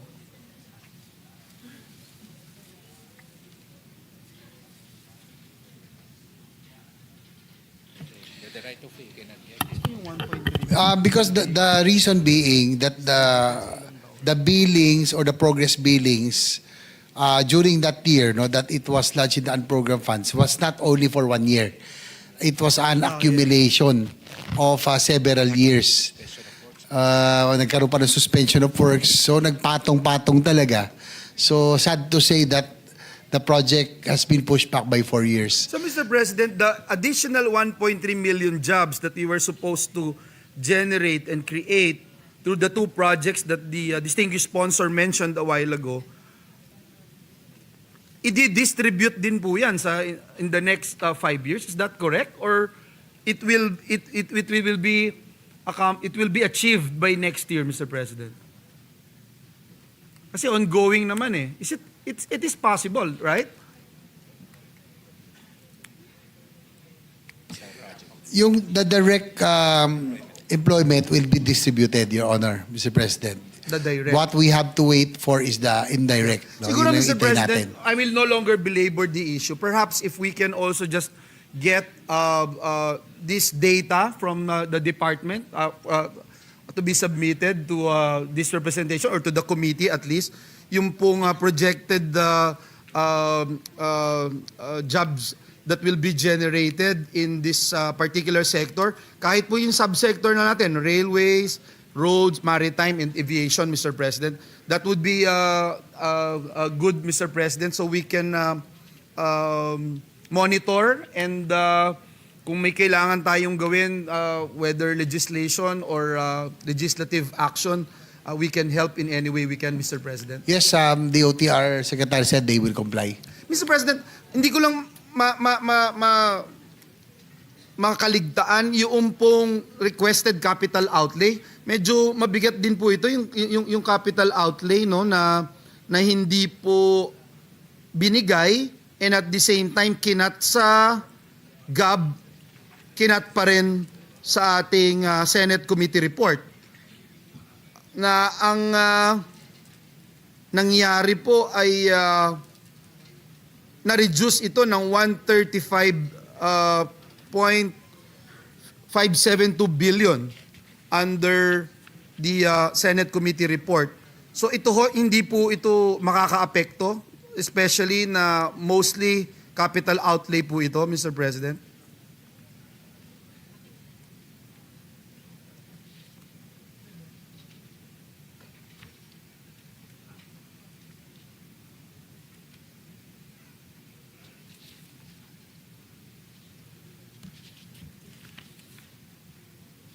What is more important, Your Honor, Mr. President, that yung pong foreign assisted projects natin, the main priority programs, masigurado, no, na malagyan ng pondo. So that's why we put it in the program appropriations. No? So malaking bagay po yun.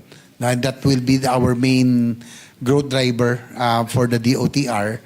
And then yung pong may portion will still be placed in the unprogrammed appropriations. But hopefully, with the support of Your Honor and the body, I will be proposing a special provision wherein once meron pong progress billing, meron immediate release already para wala hong delays, because this was a concern raised by JICA and the Japanese embassy. So yun po ang ating pong... Mr. President, just for the record also, Mr. President, this was also discussed last year and this was also mentioned last year na ito po ay nandun mismo sa General Appropriations, the Senate Committee report, Mr. President. And nawala po ito eh. Napunta po sa unprogram, hindi ho ba? So ngayon, Mr. President, ano yung assurance natin na by the time na aprubahan natin ito, pagdating po sa BICAM, hindi na mapupunta ito sa unprogram, Mr. President? Kasi binabanggit nyo, may ilan po na mapupunta pa rin sa unprogrammed, Mr. President. Is that correct, Your Honor?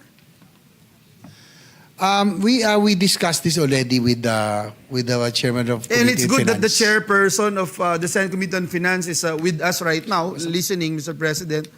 So, Mr. President, can we also get an assurance, Mr. President, that this will no longer be boxed out from the Senate Committee report until the BICAM, until it becomes a law? Yes, we discussed this already with the chairman of Committee in Finance, and we both agreed that the bigger portion will now be lodged in the program appropriations, including the government participation. Pero po kasi para hindi naman po masayang yung pondo, those that will be lodged under the program, as I mentioned earlier, pumayag din po ang ating chairman to have a special provision that once the progress billing arrives, priority po talagang tuloy-tuloy. Ano po yun? Once the progress billing is due and demandable, the release will be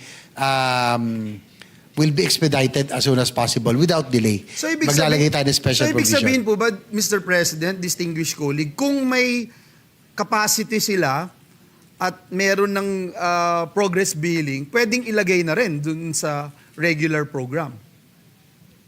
If. Tama po? Pwede rin. Thank you. Thank you, Mas Mr. maganda sa President. program, but Yes. there's an assurance naman, and with this, the chairman of Committee on Finance assured that there will be no delays. So, kahit na nasaan program, talagang By the way, priority. Mr. Tsaka President- wala na siyang kaagaw eh. Unlike before, meron nung, alam niyo na po, yung sagip at yung mga siningit-singit, may kaagaw. Pero ngayon po, wala na siyang kaagaw sa program appropriations. And saan program, Mr. President, just to put on record, saan program, Mr. President, ano yung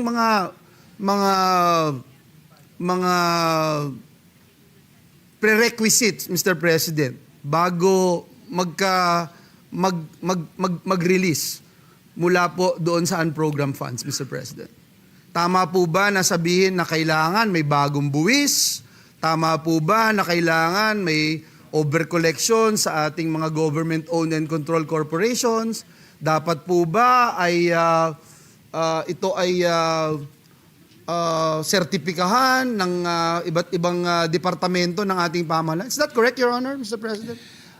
There's no need for new revenue generating or any taxes, but those are excess revenues or excess funds that will be collected by third quarter or the end of the year, Your Honor.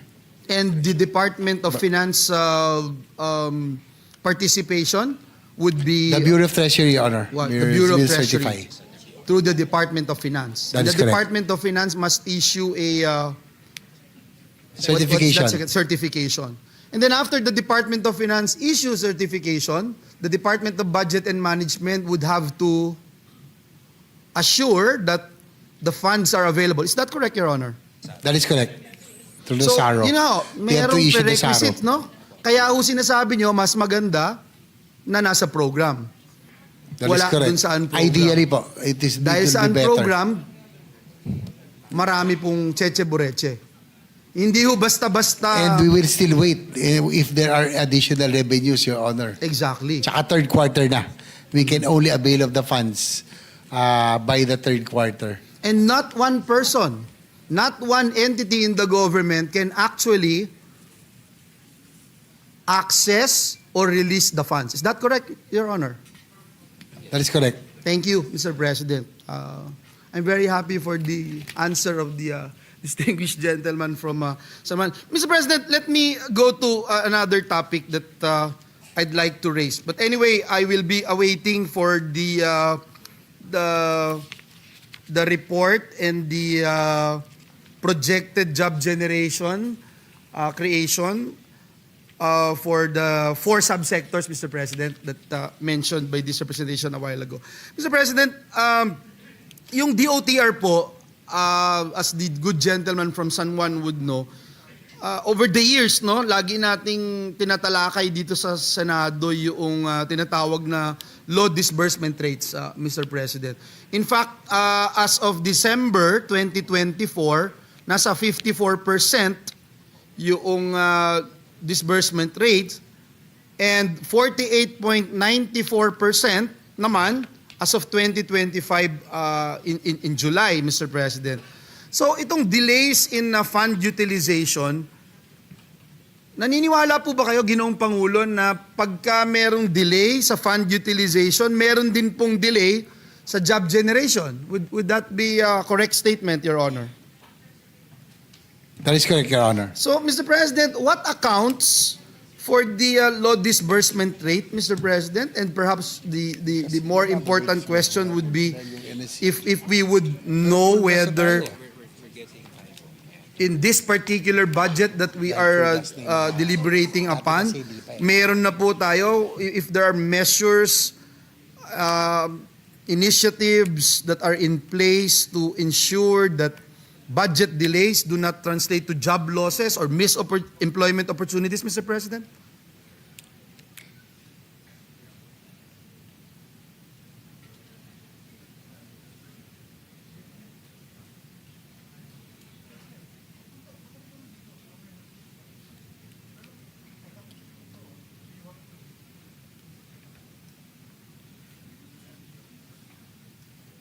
Your Your Honor, Mr. President, the obligation as of October 2025 is 79.27%, and the disbursement rate is 53.41%.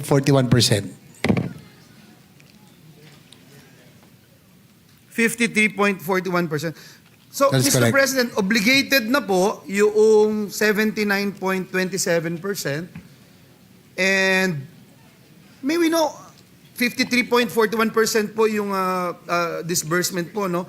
And we are targeting by end of the year, next week po, December na po, no? Halos December na.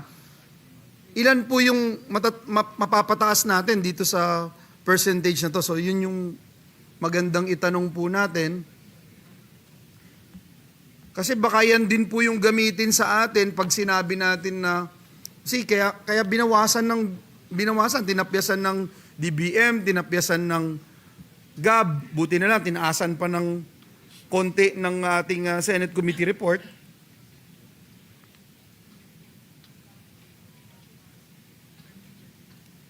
The projection of the OTR Secretary is that the obligation rate will be about 85% by the end of the For year, the year and end. disbursement rate of about 75%. So may catch-up plan na po tayo, Mr. President. They have both catch-up plan and a cash disbursement plan, Your Honor. Sige, baka pwede lang makahingi po ng copy nun para makita natin how they're going to do it, Mr. President. Mr. President, puntahan po natin yung PUV modernization. And then I'm sure this is also close to the heart of our distinguished colleague, the sponsor of the budget of the OTR. Lagi yung tinatanong sa atin tuwing napag-uusapan yung modernisasyon ng PUV. Ang tanong ho lagi, ito bang modernisasyon ng PUV ay nagbibigay ba ito ng tunay na bagong oportunidad sa ating mga jeepney at bus drivers? O ito ba tuwing pag-uusapan binibigay pangamba sa ating mga jeepney at bus drivers? Paano natin masisiguro, Mr. President, na pag ito ang usapin, kasi pag ito yung usapin, lumabas po kayo sa kalye, dyan sa Quiapo, dyan sa kung saan po, pag lumabas po kayo dyan, ang usapin na PUV modernization, hanggang ngayon po, hindi ko po nakikita na kasiyahan or joy yung mapifeel mo sa ating mga drivers, jeepney at bus drivers, but more of being anxious or nangangamba po sila kung ano ba yung mangyayari dito, Mr. President. So, may we know the plan and the strategy now of the department with regard to this, Mr. President?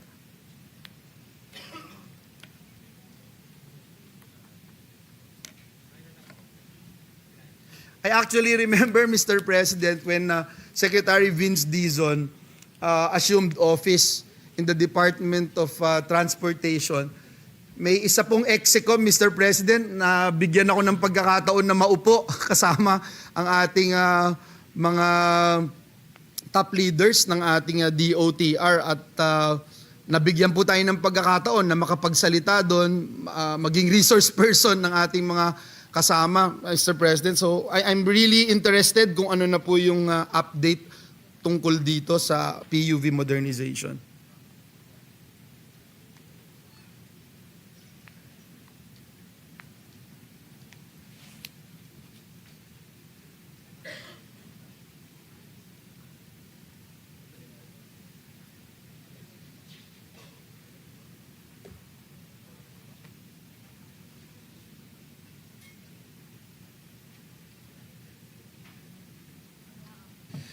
Your Honor, Mr. President, according to DOTR, the Jeepney Modernization Plan is a good concept, a good program, and has to be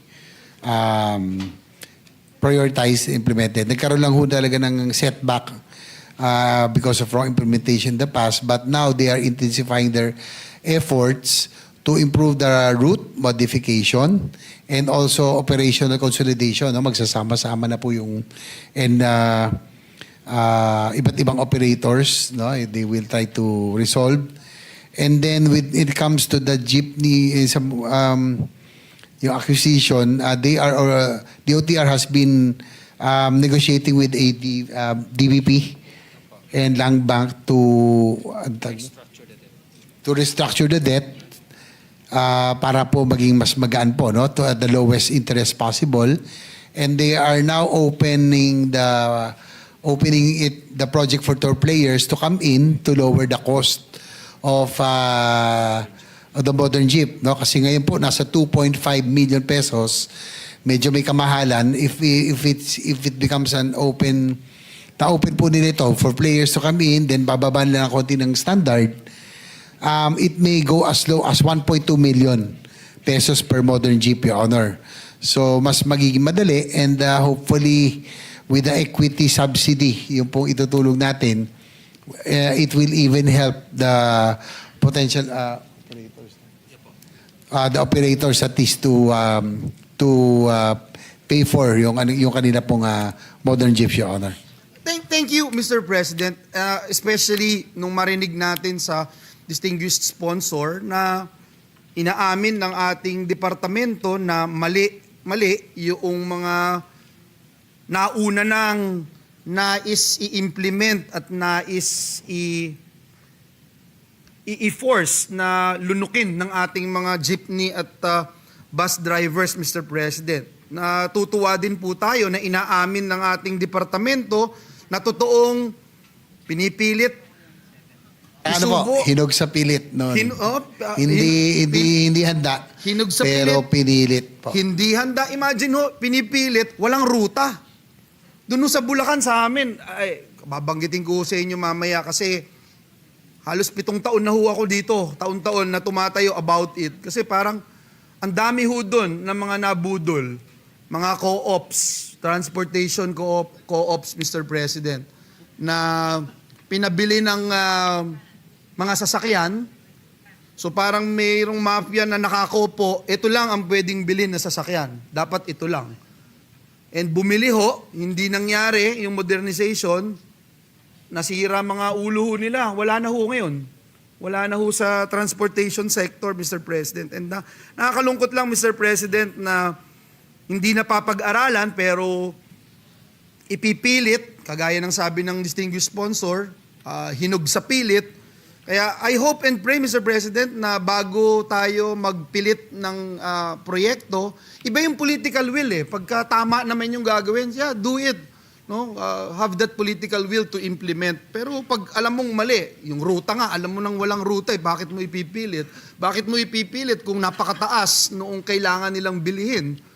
At walang option yung mga drivers, Mr. President. Mahirap naman po yun. By the way, Mr. President, how many drivers and operators will be affected with this PUV modernization? O meron bang, of course, may risk yan of displacement.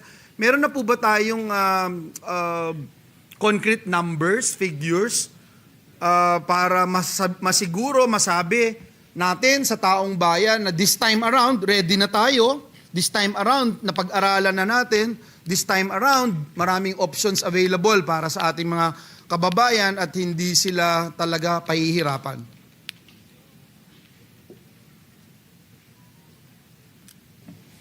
The target is about 190,000 jeepneys, Your Honor, for modernization, Mr. President.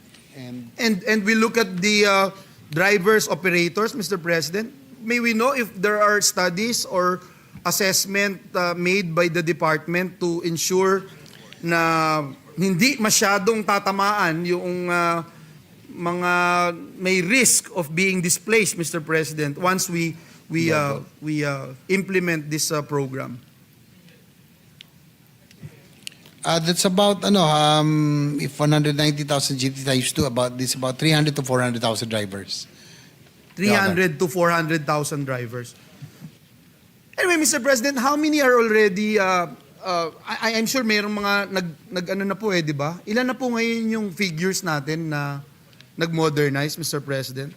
Out of the universe na target na 190,000? At present, there are about 12,000 modernized jeepneys already. 12,000. Wala pa palang 10%, Mr. President, no? Wala pa. At pag tinignan lalo natin yan, yung mga ruta, mas lalong bababa yung porsyento, Mr. President. Anyway, Mr. President, you made mention about financing.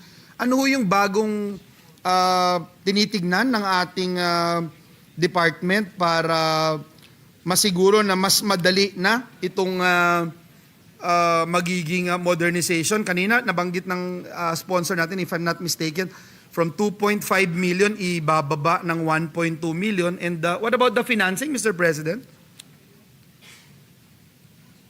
And will there be other options, Mr. President? Because I remember last time when they were forcing the issue, and I will use that word, forcing the issue, iisa lang yung dapat bibilin na brand para magamit at ma-implement yung modernization, which is ridiculous, Mr. President. Your Honor, that will not happen again, as Secretary Lopez said that they will really open already the market so that other players can come in to lower the cost, to make it more competitive, and at the same time, they have lowered the standards already para nga din bumaba pa yung cost. Kasi from 2.5 million, target po nila bumaba ng 1.2 million. And also, if you would add the subsidy of about 400,000, dati 200 lang yun eh.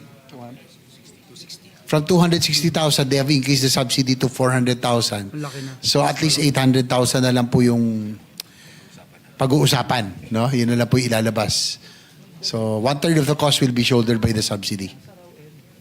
Yeah, thank you for that, Mr. President. I remember in the discussion about modernization, PUV modernization last time, even our government banks are already questioning, Mr. President, yung plano noon, no? So I hope by this time, even our land bank, our local banks would support this particular program, Mr. President.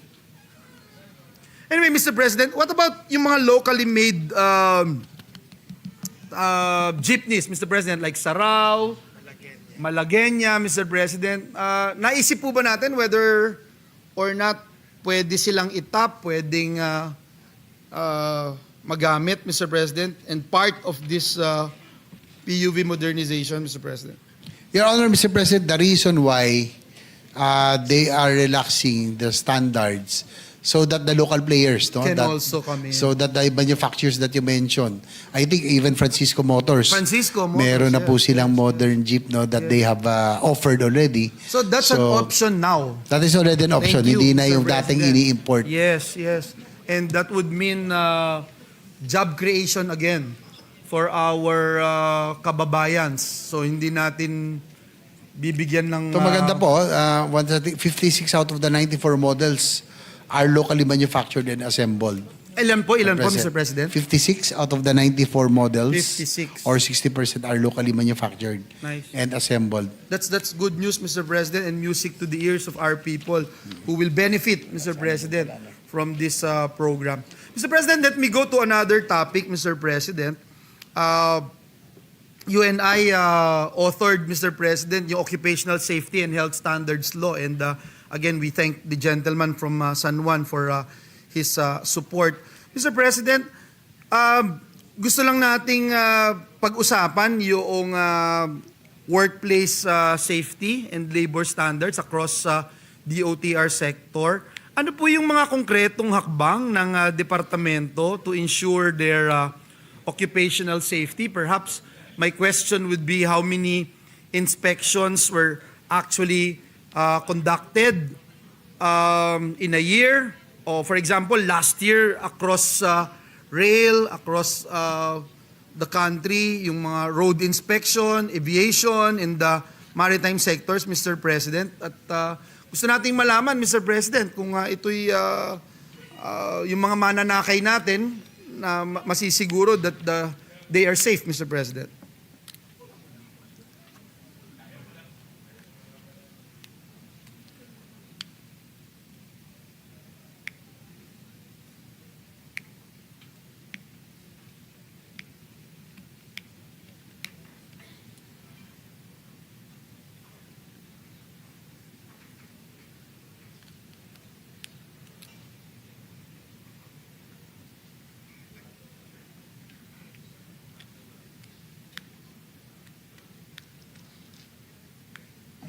Your Honor, Mr. President, according to our secretary, when it comes to the two ODA funded or the foreign assisted projects, ito pong dalawang railway natin, very strict po standards, no? Every time there's an part of submissions, kasama po yung ano, no? Ang nagche-check the consultant, And then the JICA, the fund, JICA, the funders, ADB, kinicheck pati yung civil, the contractors at and even the contractors, no, are being checked, Your Honor, and DOTR also checks, Your Honor. Medyo very strict and very regular po yung kanila pong checking and compliance. So it's the different stakeholders who are inspecting, Mr. President. That is correct. Wala ho bang on top of it na from the department para masiguro na may accountability, Mr. President? Because safety is non-negotiable. Especially, Mr. President, not just to the passengers, but even for the workers, the transport workers, drivers, mechanics, baggage handlers, airside workers, maritime personnel, who we believe face daily risk just to keep our transportation system running. Your Honor, Mr. President, the DOTR Secretary said he's welcome to any suggestion from Your Honor, but he said that given that the Japanese, this is an ODA, and the Japanese consultants or contractors are in the management team are involved, they are very strict, Your Honor, when it comes to safety. So, but if there's a suggestion that DOTR, how DOTR can better participate to make sure that they are on top of the safety procedures that will be followed, they are open to any suggestion. Under the law that we pass here in the Senate, yung occupational safety and health standards, may inspectors din naman ang DOLE, no? Sila yung i-inspect ng mga workplace, Mr. President. But for me, I feel na yung workplace na pinagtatrabahuhan, yes, pero yung public areas where our passengers go, mga parokyano, whether doon sa mga pantalan, DOTR po yun, di ba? DOTR ang may jurisdiction po sa mga yon. And so, Mr. President, for example, may mga corrective actions na ginagawa po kayo kung hindi ito safe or may mali or may pagkukulang yung isang lugar, Mr. President. Sinasanctions nyo po ito, hindi po ba, Mr. President? That is correct, Your Honor, Mr. President. So, itong mga bagay na ito, Mr. President, merong particular bureau ang departamento para masiguro ang safety nila. Is that correct, Your Honor?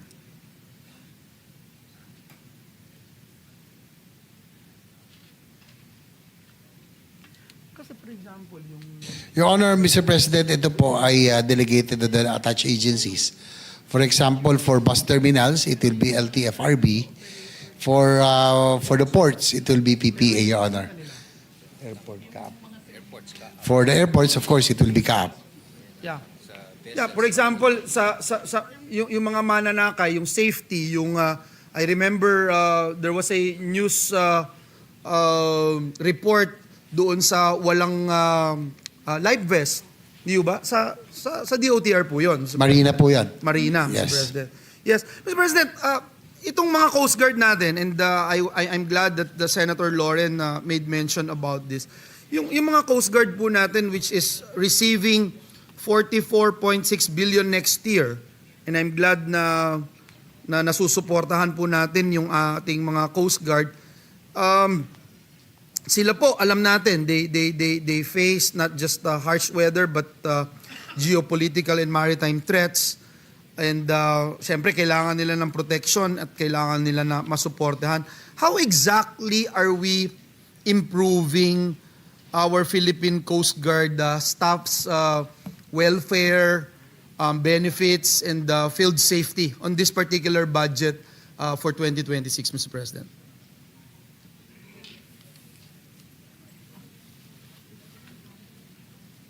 Example, Mr. President, do we have updated provisions for hazard pay habang tumataas yung tension dyan sa West Philippine Sea, updated provisions on their proper equipment, mental health support, and rest protocols for overstretched crews, Mr. President? Your Honor, Mr. President, at present, through the Senate's intervention with the recommendation of this representation and approved by Chairman Gatchalian, we have increased their subsistence allowance from 150 pesos a day to 350 pesos a day at par now with the members of the armed forces. And also, yung po mga may uniform personnel under the LGPNP, BFP, we have also increased. That's a Senate intervention. Finally, Mr. President, because I have heard personally from Your Honor, the sponsor of the measure, about this plan, Mr. President. That's so correct. finally, it's Yes, we more than doubled their subsistence, daily subsistence allowance. And then next will be the Philippine Coast Guard Hospital, which has been started. Hopefully, it will be completed in about 3 years. That will cater to Coast Guard personnel. And then Sama mo ba yung families, immediate families nila dyan? Or just the yes, person? definitely the Yes. families will Thank be you. included. Thank you. And then yung pong sayang po, hindi po na-aprobahan sa NEP, but we'll try again next time, yung emergency medical funds, no? Hopefully, we can approve this and allocate some portion for our Coast Guard personnel emergency medical funds for their for them. And siguro what we can do right now is, sabi ko nga, yung PhilHealth is, we almost doubled the subsidy, no? Since all Filipinos are automatically members, we can also make interventions with the PhilHealth president or officials that ito pong mga Coast Guard be given priority also. Thank Just you. in case, kasi we given the nature of work, yung kanila pong exposure and the risk that they are taking by guarding our sovereignty, Your Honor. Thank you for that, Mr. President. I'd like to put on record that this representation, together with then Senate President Mig Zubiri and Senator J.V. Ernesto, went to Kalayaan Islands. And we have seen the efforts and sacrifices of our men in uniform, especially our Philippine Coast Guards. And I'm happy to hear the report and the figures given to this representation by our dear colleague. Thank Your Honor, you. if I may add, they are also receiving high-risk duty pay, hazardous duty pay, hazard. Bago lang po yan, Hazard Mr. duty pay. President. Bago lang yan, Mr. President. Existing po. This is Existing. existing. And the sea duty pay, Your Honor. Okay, thank you, Mr. President. Let me go to another topic, Mr. President, so I can finish early. Yung JICA po estimated an increase in the losses per day due to traffic congestion in Metro Manila. Yung 2014 to 2022, binabanggit po ng report nila, 2.4 billion lang nun, Mr. President, nagsimula. 2014. Tapos 2018, naging 3.5 billion. A day po ito, daily losses po ito, no? But in 2022, nag-jump na po to 4.9 billion pesos.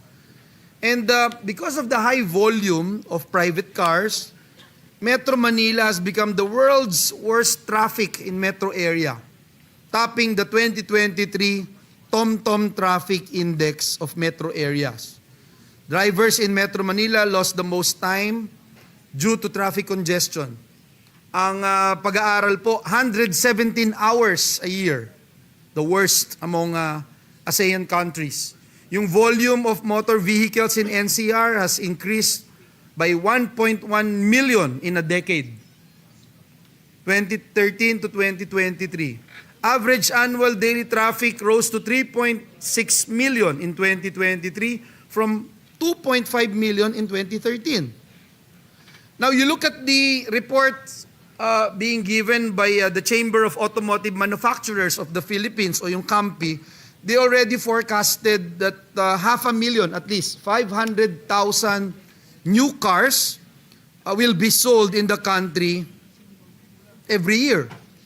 2025 po, tignan natin, no? 500,000 new cars. Pero ilan ba yung bagong roads Ilan ba yung bagong bridges? Ilan ba yung bagong daan na po pwedeng paglagyan nitong kalahating milyon? And I'm only talking about new cars, Mr. President. Parang dito sa Pilipinas, hindi yata wala hong nasisirang sasakyan dito dahil magagaling yung mga TESDA graduates natin Mr. President. So anong balak ng DOTR, Mr. President? Meron ho ba talagang plano?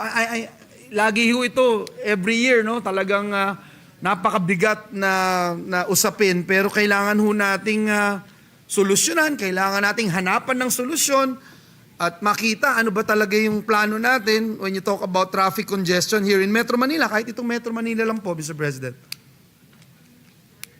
Mr. President, Your Honor, probably we have been a car-centered society for so long. Nakalimutan na po natin yung mass transit, no? But now, because of the growing population and what really worries me, no, yung pong what you mentioned, is the volume of yung car sales natin every year. Dati po 300,000 lang, now it's 500,000. So if you add that in 3 years' time, that's 1.5 million vehicles that will be added to our streets. So the only solution that that's why I've been really passionate about this, is really to fast track all the railway projects. We have to move from a car-centered society to a mass transit-centered society. Otherwise, kahit na anong dagdag natin ng kalye, I don't think we will be able to keep up with the number of vehicle sales that is added to our streets. So 500,000, dati 300 lang, now it's 500,000. If you add po yung mga EV ngayon na nauuso ngayon, BYD alone was able to sell about 10,000 units. Kaya ang daming BYD. Ngayon, around, na exempted pa. So, we're hoping that we can fast-track the South Commuter Line, the South Long Haul. The MRT-7 hopefully can be operational soon. Add more coaches in LRT-2, MRT-3. Hopefully, we can pursue again yung pong South Long Haul, yung pong papuntang Bicol, and the other railway system, Your Honor, Mr. President. That's my appreciation, Your Honor, because not unless we really shift from a car-centered society to the railway mass transit, talagang magiging giant parking lot tayo in a few years' time with that much volume of vehicles that we have right now, total. Ito po yung total, oh. Nasa 3.8 million na po yung total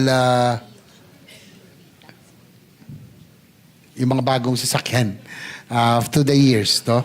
So, and 500,000 a year. So that's it. I think we really have to fast track the railway system. Kaya nga, with the intervention of the Senate, I'd like to thank our colleagues that again we were able to lodge the foreign assisted projects and the program appropriation to ensure their funding that will not be delayed anymore. Thank you for that, Mr. President. I cannot agree more, Mr. President. And having said that, the only solution that we are looking at is mass transit. There's no way. I don't see any other solution, Mr. President, and I have to agree with you. But before I dwell and emphasize more on the importance of our mass transit system, for the meantime, what can we do? What can DOTR do in order to address this situation, Mr. President? Walang bagong daan, pero kalahating milyon. Ngayong 2025 lang, at binanggit ng ating distinguished sponsor, na halos 1.5 million cars, vehicles, ang nadadagdag. Meron po bang makapagsabi sa atin dito? Kung alam natin, kalahating milyon ang bagong sasakyan, ilan naman yung bagong daan? Huwag yung dating daan, yung bagong daan. Ilan yung bagong daan compared sa kalahating milyon na bagong sasakyan? Pag sinuma total po natin ito, yung EDSA lang tuwing rush hour, napapagkamalang longest parking lot in the whole world. Kasi hindi umaandar ito ba yung goal natin dito sa Pilipinas, sa Metro Manila? Gawin nating parking lot ang buong Metro Manila. Eh yun ho yung mangyayari kung hindi tayo kikilos, hindi din tayo naghahanda. I'll go to this later, Mr. President, distinguished colleague, that when you talk about mass transit, where are we, Mr. President? I think all of us would want to try na maging part nito, Mr. President. Pwede tayong lahat mag-trend, etc. Pero, siyempre gusto natin maayos. Tuwing nakikita po natin yung rush hour na pila doon sa EDSA, doon sa mga railways po natin, na pagka umuulan, lumulusong din sila sa baha. Napakahaba ng pila, kulang yung bagon. Eh, talagang madi-dissuade, demotivate na gumamit ng mass transit. But again, Mr. President, before I go there dun sa mass transit, ano yung ngayon na pwede nating gawin, Mr. President? Nakukonsulta ba ang DOTR dito sa mga bagong sasakyan na binebenta left and right? Of course, I understand, Mr. President, the importance of balancing, di ba? Kailangan natin ng ekonomiya, pumasok dito yung mga mag-i-invest, magbebenta ng sasakyan. Magbebenta ng sasakyan, kalahating milyon na bagong sasakyan, pero wala namang daan. So saan gagamitin yung sasakyan? Punta nga ho kayo dun sa Metro Manila, dito lang sa Maynila, Mr. President. I grew up in UST, Mr. President. Pag tinignan niyo po yung lugar dun sa area na yon, sa paligid, lahat ho ng paggabi ho, napakadami yung sasakyan na nakapark. So nag-file ho ako ng bill, no parking, no car policy. Pag wala kang parking, hindi ka pwede magkaroon ng sasakyan. Ako, napakadami kong nakaaway, Mr. President. Kasi halos lahat pala ng tao doon sa area, halos lahat, wala ho talaga silang parking. Pero pinapark nila yung sasakyan nila sa kalye, Mr. President. But these things, Mr. President, itong nararanasan natin, it's gonna get worse, Mr. President, if we are not going to step up our game or do something, Mr. President. I know long-term solution yung mass transit, but what about this time, Mr. President? Tatanggapin na lang po ba natin ito?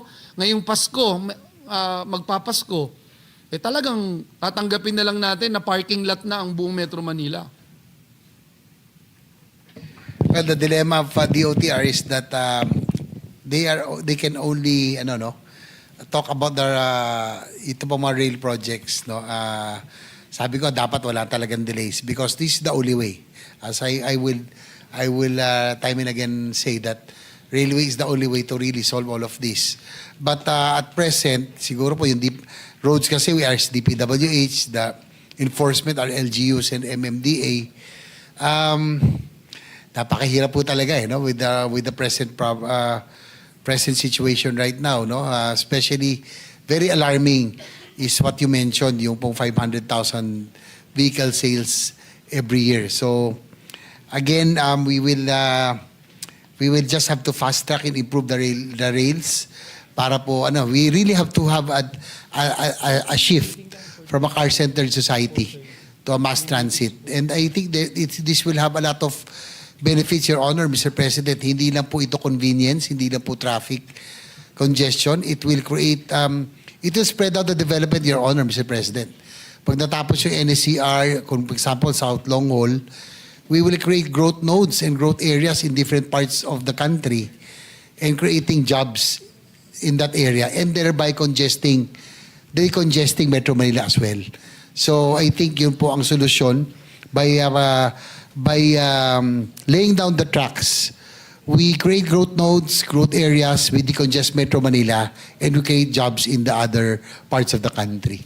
Mahabang matagal na proseso, pero that should have been done 30 or 40 years ago, Mr. President, Your Honor.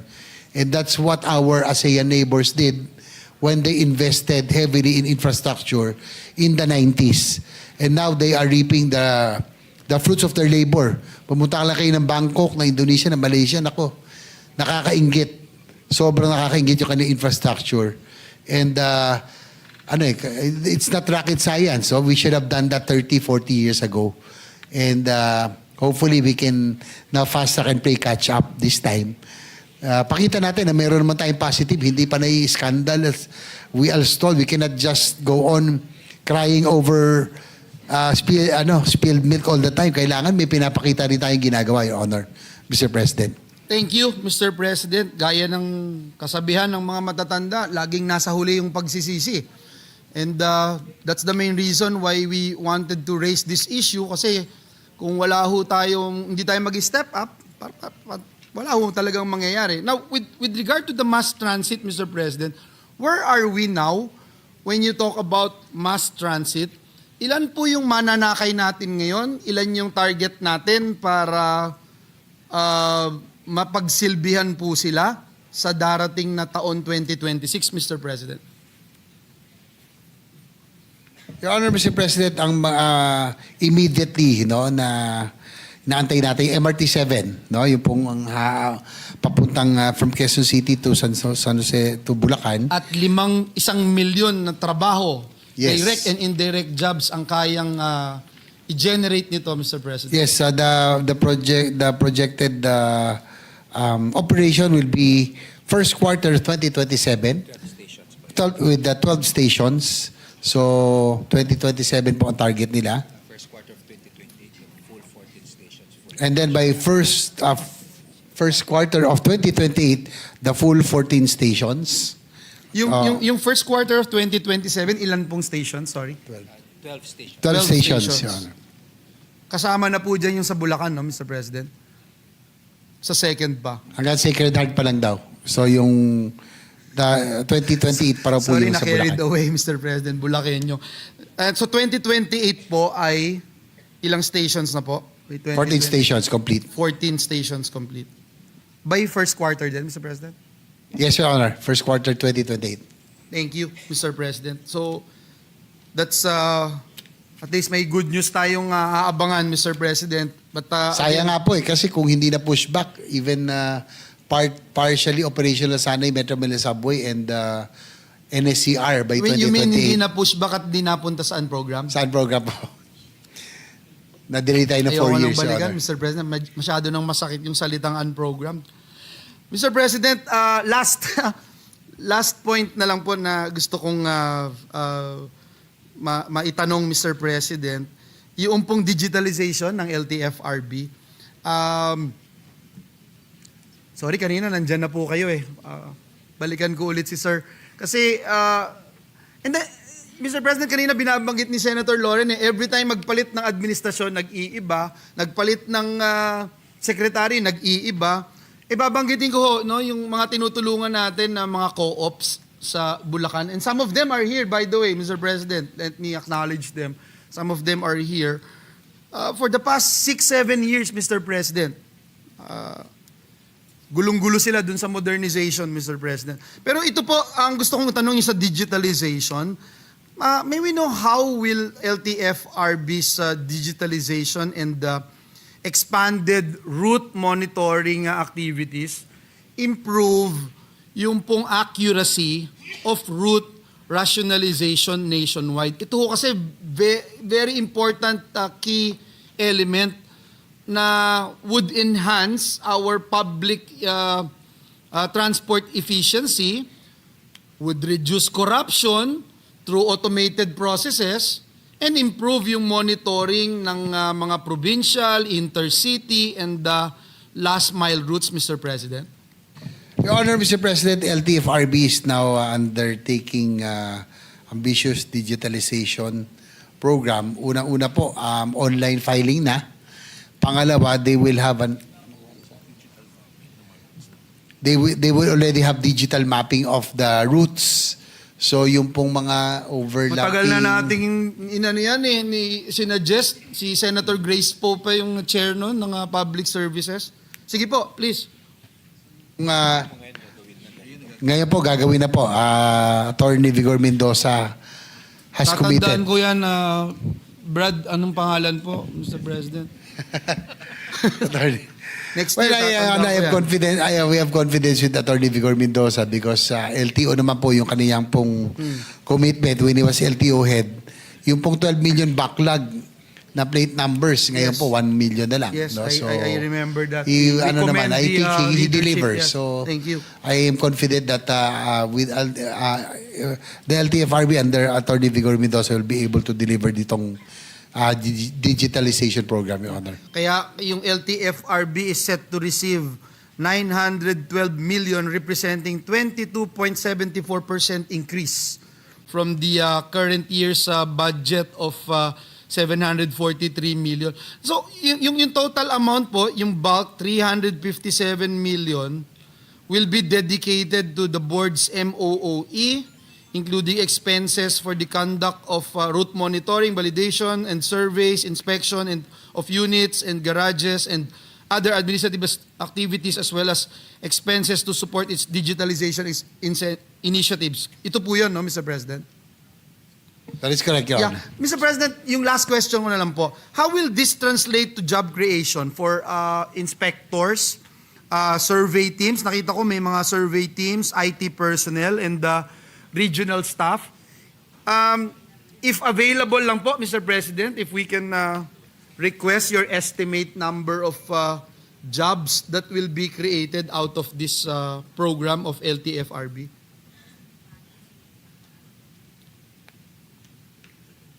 Your Honor, Mr. President, they are now in the process of reviewing their organizational chart, and they will be submitting ito pong yung bagong rationalization, sama na po yung mga bagong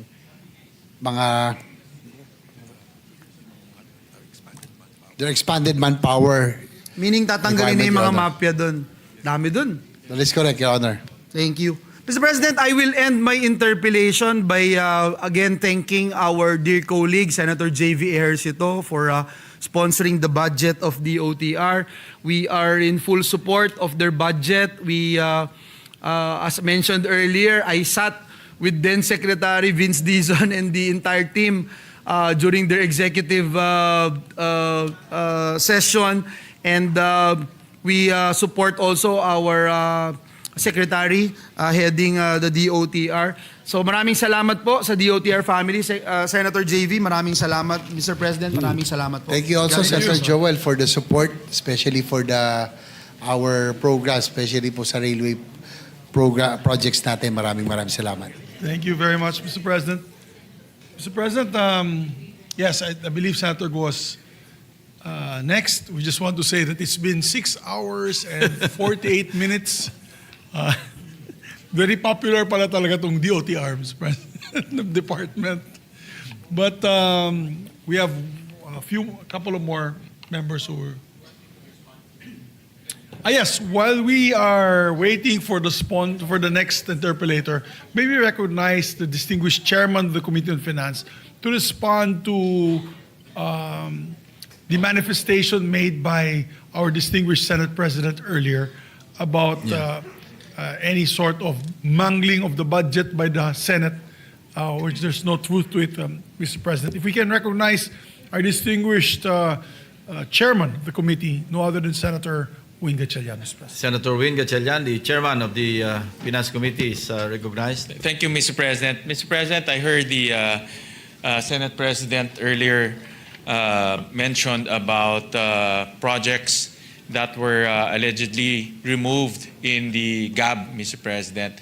So for the record, wala ho tayong ginalaw na project sa GAB. No? So lahat po ng ipinasa ho sa atin from the House of Representatives, inadapt po natin, except for 28 projects out of the 6,113 projects. Itong 28 po, nung pag-review ho natin, kasama po yung DPWH, meron po mga duplicate projects, may repetitive projects, may mga projects po na red flags. So tinanggal po itong 28. Ang halaga po nitong projects ay 1.2 billion pesos. So other than that, we adopted the projects under the General Appropriations Bill that was transmitted to the Senate. So wala pong katotohanan na tinanggal ho natin yung projects. Ang nakita kong dahilan, Mr. President, is for the first time, in-upload ho natin yung Senate Committee Report together with the annexes in our website. At yung committee report po and the annexes will only reflect projects that we deleted or we added. Hindi nila kung hindi natin ginalaw yung projects, hindi ho nila makikita doon sa committee report kasi nasa GAB pa rin ho siya. No? So tingin ko ho, nung tinignan ho nila yung committee report, wala yung projects doon, inakala ho nila na dinilit natin yung projects. That's not the case. I think my assumption is they misread the Senate committee report. No? So ulitin ko po, the Senate committee report only contains the projects that we have deleted or we have added. Kung wala ho doon, ibig sabihin na carry po yung gap. No? So thank you, Mr. President. Thank you very much for the clarification. Majority Leader. Thank you, Mr. President. And just for clarification, I believe these projects are the infrastructure projects of the DPWH in the different districts. Is that correct, Mr. Chairman? That's already through the NEP. NEP yun. Tama, NEP po yun. NEP, galing sa NEP yun, the Yes, National correct. Expenditure Program. Correct. And then, meron pong mga adjustments sa GAB ang House na hindi naman natin ho ginalaw. No? We didn't touch that. Mababa ba yan? Hindi pa nagbabay ka, bakbaka na. Okay, Mr. President. Majority Leader. Yes, thank you, Mr. President. Mr. President, next to interpolate the measure is our distinguished senator from Davao and Batangas, no other than Senator Christopher Bongo. Huh? Oh, sorry. I'm sorry, the sponsor is not here yet.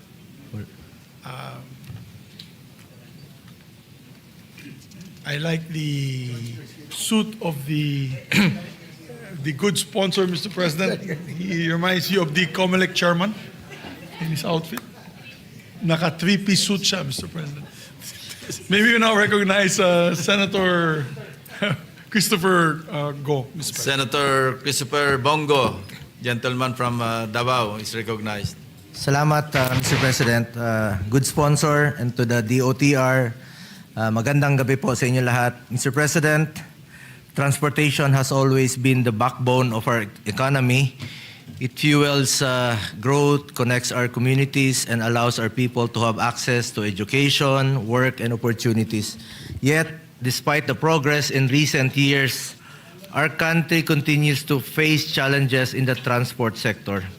Among these is the worsening traffic congestion in Metro Manila and other highly urbanized areas. Halos araw-araw, milyon-milyong Pilipino po ang nasasadlak sa matinding traffic, causing not only lost productivity but also robbing our people of precious time with their families. Ang nakakalungkot, Mr. President, traffic congestion has been identified as costing our economy billions of pesos daily.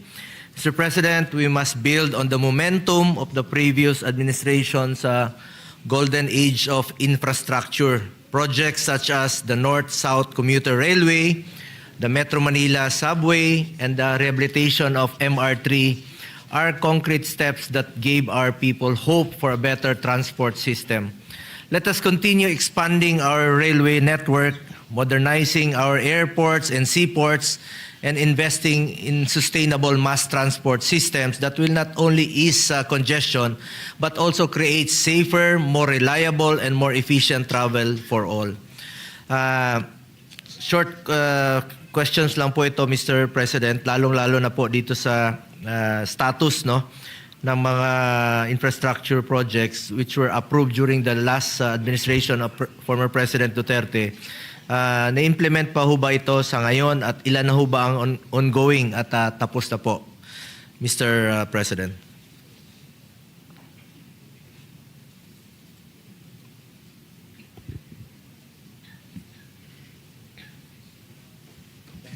Your Honor, Mr. President, I agree with you. No? In fairness po, na these major infrastructure projects were started during the time of former President Rodrigo Duterte, and I was also a witness, when the late Prime Minister Shinzo Abe, who was a friend to the Philippines, committed that they will undertake the North-South Commuter Line, nandun po tayo sa dinner, and Metro Manila Subway System. That was 2016. I was so happy, excited. Sabi ko, finally, matutuloy na itong mga pangarap natin. And in line with that also, sana meron po South Long Haul. Ito po yung dapat Bicol Line and the Mindanao Railway System. Unfortunately, these two projects did not materialize. It is put on hold right now.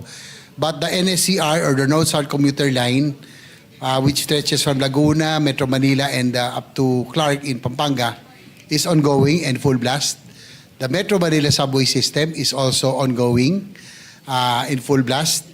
MRT7 will be online by 2027, hopefully, and completed by 2028. Then the MRT rehab, it's still, it's still because of the Sumitomo, when Sumitomo re-entered as the maintenance provider, the operation has been improved immensely. So yun po ang natin, no? Hopefully, under this administration, yung pong pangako kasi dapat build better more eh. Sana po ma-pursue yung South Long Haul and Mindanao Railway System, no? Which has been put on hold. But the two which were started the previous administration are now full blast, the NSCR and the Metro Manila Subway System. Hindi naman naapektuhan sa mga controversies ngayon, Mr. President, ang inyong implementation ng mga proyekto? It's not affected in the sense that because these are overseas development assistance, these are foreign assisted projects. So tuloy-tuloy naman po siya. Ang magandang ginawa lang po natin sa Senado ngayon ay nilagay na po natin sa program appropriations, no? Yung pong foreign assisted yung loans and yung government participation.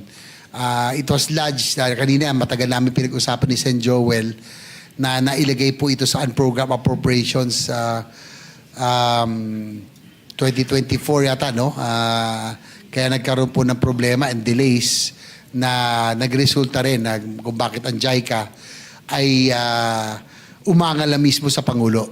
But through the Senate's intervention, we made sure this time that it will now be lodged under the program appropriations, both the GOP portion and the foreign and the loan proceeds. And yung pong merong may iwan saan program appropriations pero malita porsyento na lamang, but there will be a special provision that I will be proposing, which Senator Gatchalian agreed, that in case yung pong billing, for example, yung loan releases are demanded, priority po ito talaga release para wala hong delay, Your Honor. So ibig mo sabihin, Mr. President, mas stricto po itong mga foreign assisted projects, minomonitor po ng mga foreign counterpart na maiwasan po yung pinagsasamantalahan po ng ilan, Mr. President? Very strict po because it's ADB funded, JICA also. Napaka-stricto po ng project management team composed of composite, no? May Japanese, meron pong Pilipino. Pero alam naman po natin pag Japanese po yan, iba ang quality, iba rin po yung kanilang pagiging stricto sa pagbabantay ng mga proyekto, Your Honor.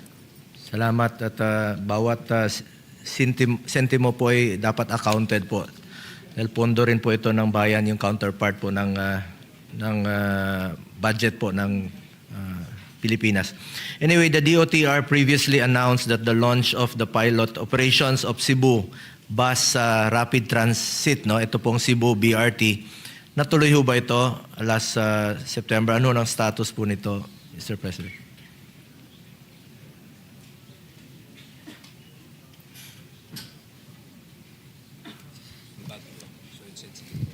It was about to be launched, Your Honor. Ito pong Cebu bus rapid transit. Unfortunately, two major calamities struck Cebu, yung pong earthquake and itong recently, itong bagyo, yung flooding. No? So, na-push back lang po, but it is ready for launching already. And I think it was, na-resolve na rin po yung ilang issues, no? Dati sa Kapitolyo, may magan, pero I think it has been resolved. So, na-push back lang po. Ito rin pong 2.5 billion was allocated for fuel subsidy to transport sector affected by rising fuel prices. Ano na ang status ng programa? Malaking tulong po ito sa ating mga public utility drivers. Ika nga, bawat piso, bawat sentimo ay napakahalaga po nito. Pambili na yun ng pagkain sa kanilang mga pamilya, baon sa mga anak. So, pinatuloy ho ba itong programang ito? Your Honor, Mr. President, meron ho kasing requirement to. We have to reach the $80 per barrel, no, para ito po yung magiging trigger para ma-release po ito. So not until we reach this limit, hindi po magagamit ito pong subsidy, Your Honor. Ano status na po sa improvements ng NAIA and of course during the previous administration to decongest our airports, especially NAIA, the DOTR led by then Secretary Tugade, constructed new airports and improved existing ones. Dami na po magagandang airports tulad ng sa Legazpi, sa province ng Albay. They were able to complete more than 200 airport projects including long-delayed international airport projects. Kasama na po dyan yung Bohol Panglao International Airport. Ito pong Mactan Cebu International Airport. Clark, napakaganda po na inumpisahan rin po noon ni na BCDA Chairperson, now Secretary Vince Dizon. At marami pong mga rehabilitation of airports severely damaged by natural calamities in previous years. At interesado rin po ako na malaman ano na ang development sa sinagawang mga airport. I also wrote a letter to the committee to support and push for the funding of the Mati Airport. It will help decongest the Davao International Airport, no? Dahil 3 hours po ang biyahe. Ito po isa rin po sa iyong sinuportahan na Mr. Sponsor. Sana po ituloy-tuloy na po ito at maging operational po itong airport na ito dahil sa ngayon, minsan naglalanding doon, merong tumatawid na mga aso. Sana maging operational na po ito. Sayang naman po. And it will help boost the tourism in Davao Oriental. Malaking tulong po ito. Sana po tuloy-tuloy rin po ang pagpupondo nitong Mati Airport na dati pa nating pinaglalaban, Mr. President. Yes, Mr. President, Your Honor, thank you for your questions and also concern on the airports. With NAIA, I think there has been considerable improvement. One of the more successful PPP ventures, no, with San Miguel. Right now, I think with only 1 year, no, malaki na po ang bago po sa NAIA, and we can see bigger, more improvements coming in the years. No, we're very optimistic of that. When it comes to the other airports, the upgrading of airports and improvement are continuous. No, like for example, in our Senate intervention, upgrading of of other airports, regional airports to ang target ng DOTR is to upgrade almost all airports to lengthen the runways and for most of the airports to be nitrated para dumami po ang flights, no, ma-spread out yung flights. Nabanggit niyo po yung Legazpi, the Senate allocated 1 billion for its improvement. Siargao Airport, we allocated 100 million. For the regional airports, the one we will be improving at Camiguin, Bukidnon, Catbalogan, Daet, and even yung pong binanggit nyo kaninang Mati na airport, we also put funding for initial fund. It will be multi-year, Your Honor, Mr. President, because we want to open that side of Davao, no? Yung Davao Oriental, magaganda yun eh. Davao Oriental, Davao Occidental, and it will improve even Surigao and Caraga region. Kasi maganda yung area yun. Kaya lang, as you mentioned, it's 3 or 4 hours away from Davao City. So hopefully in 2 or 3 years' time, if we can complete the airport, mapapahaba natin yung runway, we'll put the terminals, it will be operational by that time. So it will open a new gateway for tourism and for commerce, Your Honor, Mr. President. Salamat, Mr. Sponsor, sa yung walang sawang suporta sa mga airports natin. The NEDA DOTR road crash costing model estimates that road crashes cost our economy about 105 billion annually due to productivity losses, hospitalizations, and infrastructure damages. How does the department intend to address the rising number of deaths and injuries on our roads? Bilang isa rin pong motorcycle rider, tulad po ng sponsor na motorcycle rider din po, paano po natin na-address ang road safety risk na kinakaharap ng ating mga motorcycle riders? May budget po ba para dito, Mr. President? Your Honor, Mr. President, earlier, Senate President Soto interpolated and he was proposing to add a budget for the road safety action plan, no? Kasi po wala pong budget 'yon. And this will help a lot in terms of road safety, no? Kasi alam niyo si SP po natin, sabi ko among us, siya lang talaga yung nagda-drive araw-araw, no, na walang driver, walang backup, wala lahat. So he knows the real score in our roads, to know. So hopefully if we can fund this will help improve in the prevent road crashes, no, by having ito pong mga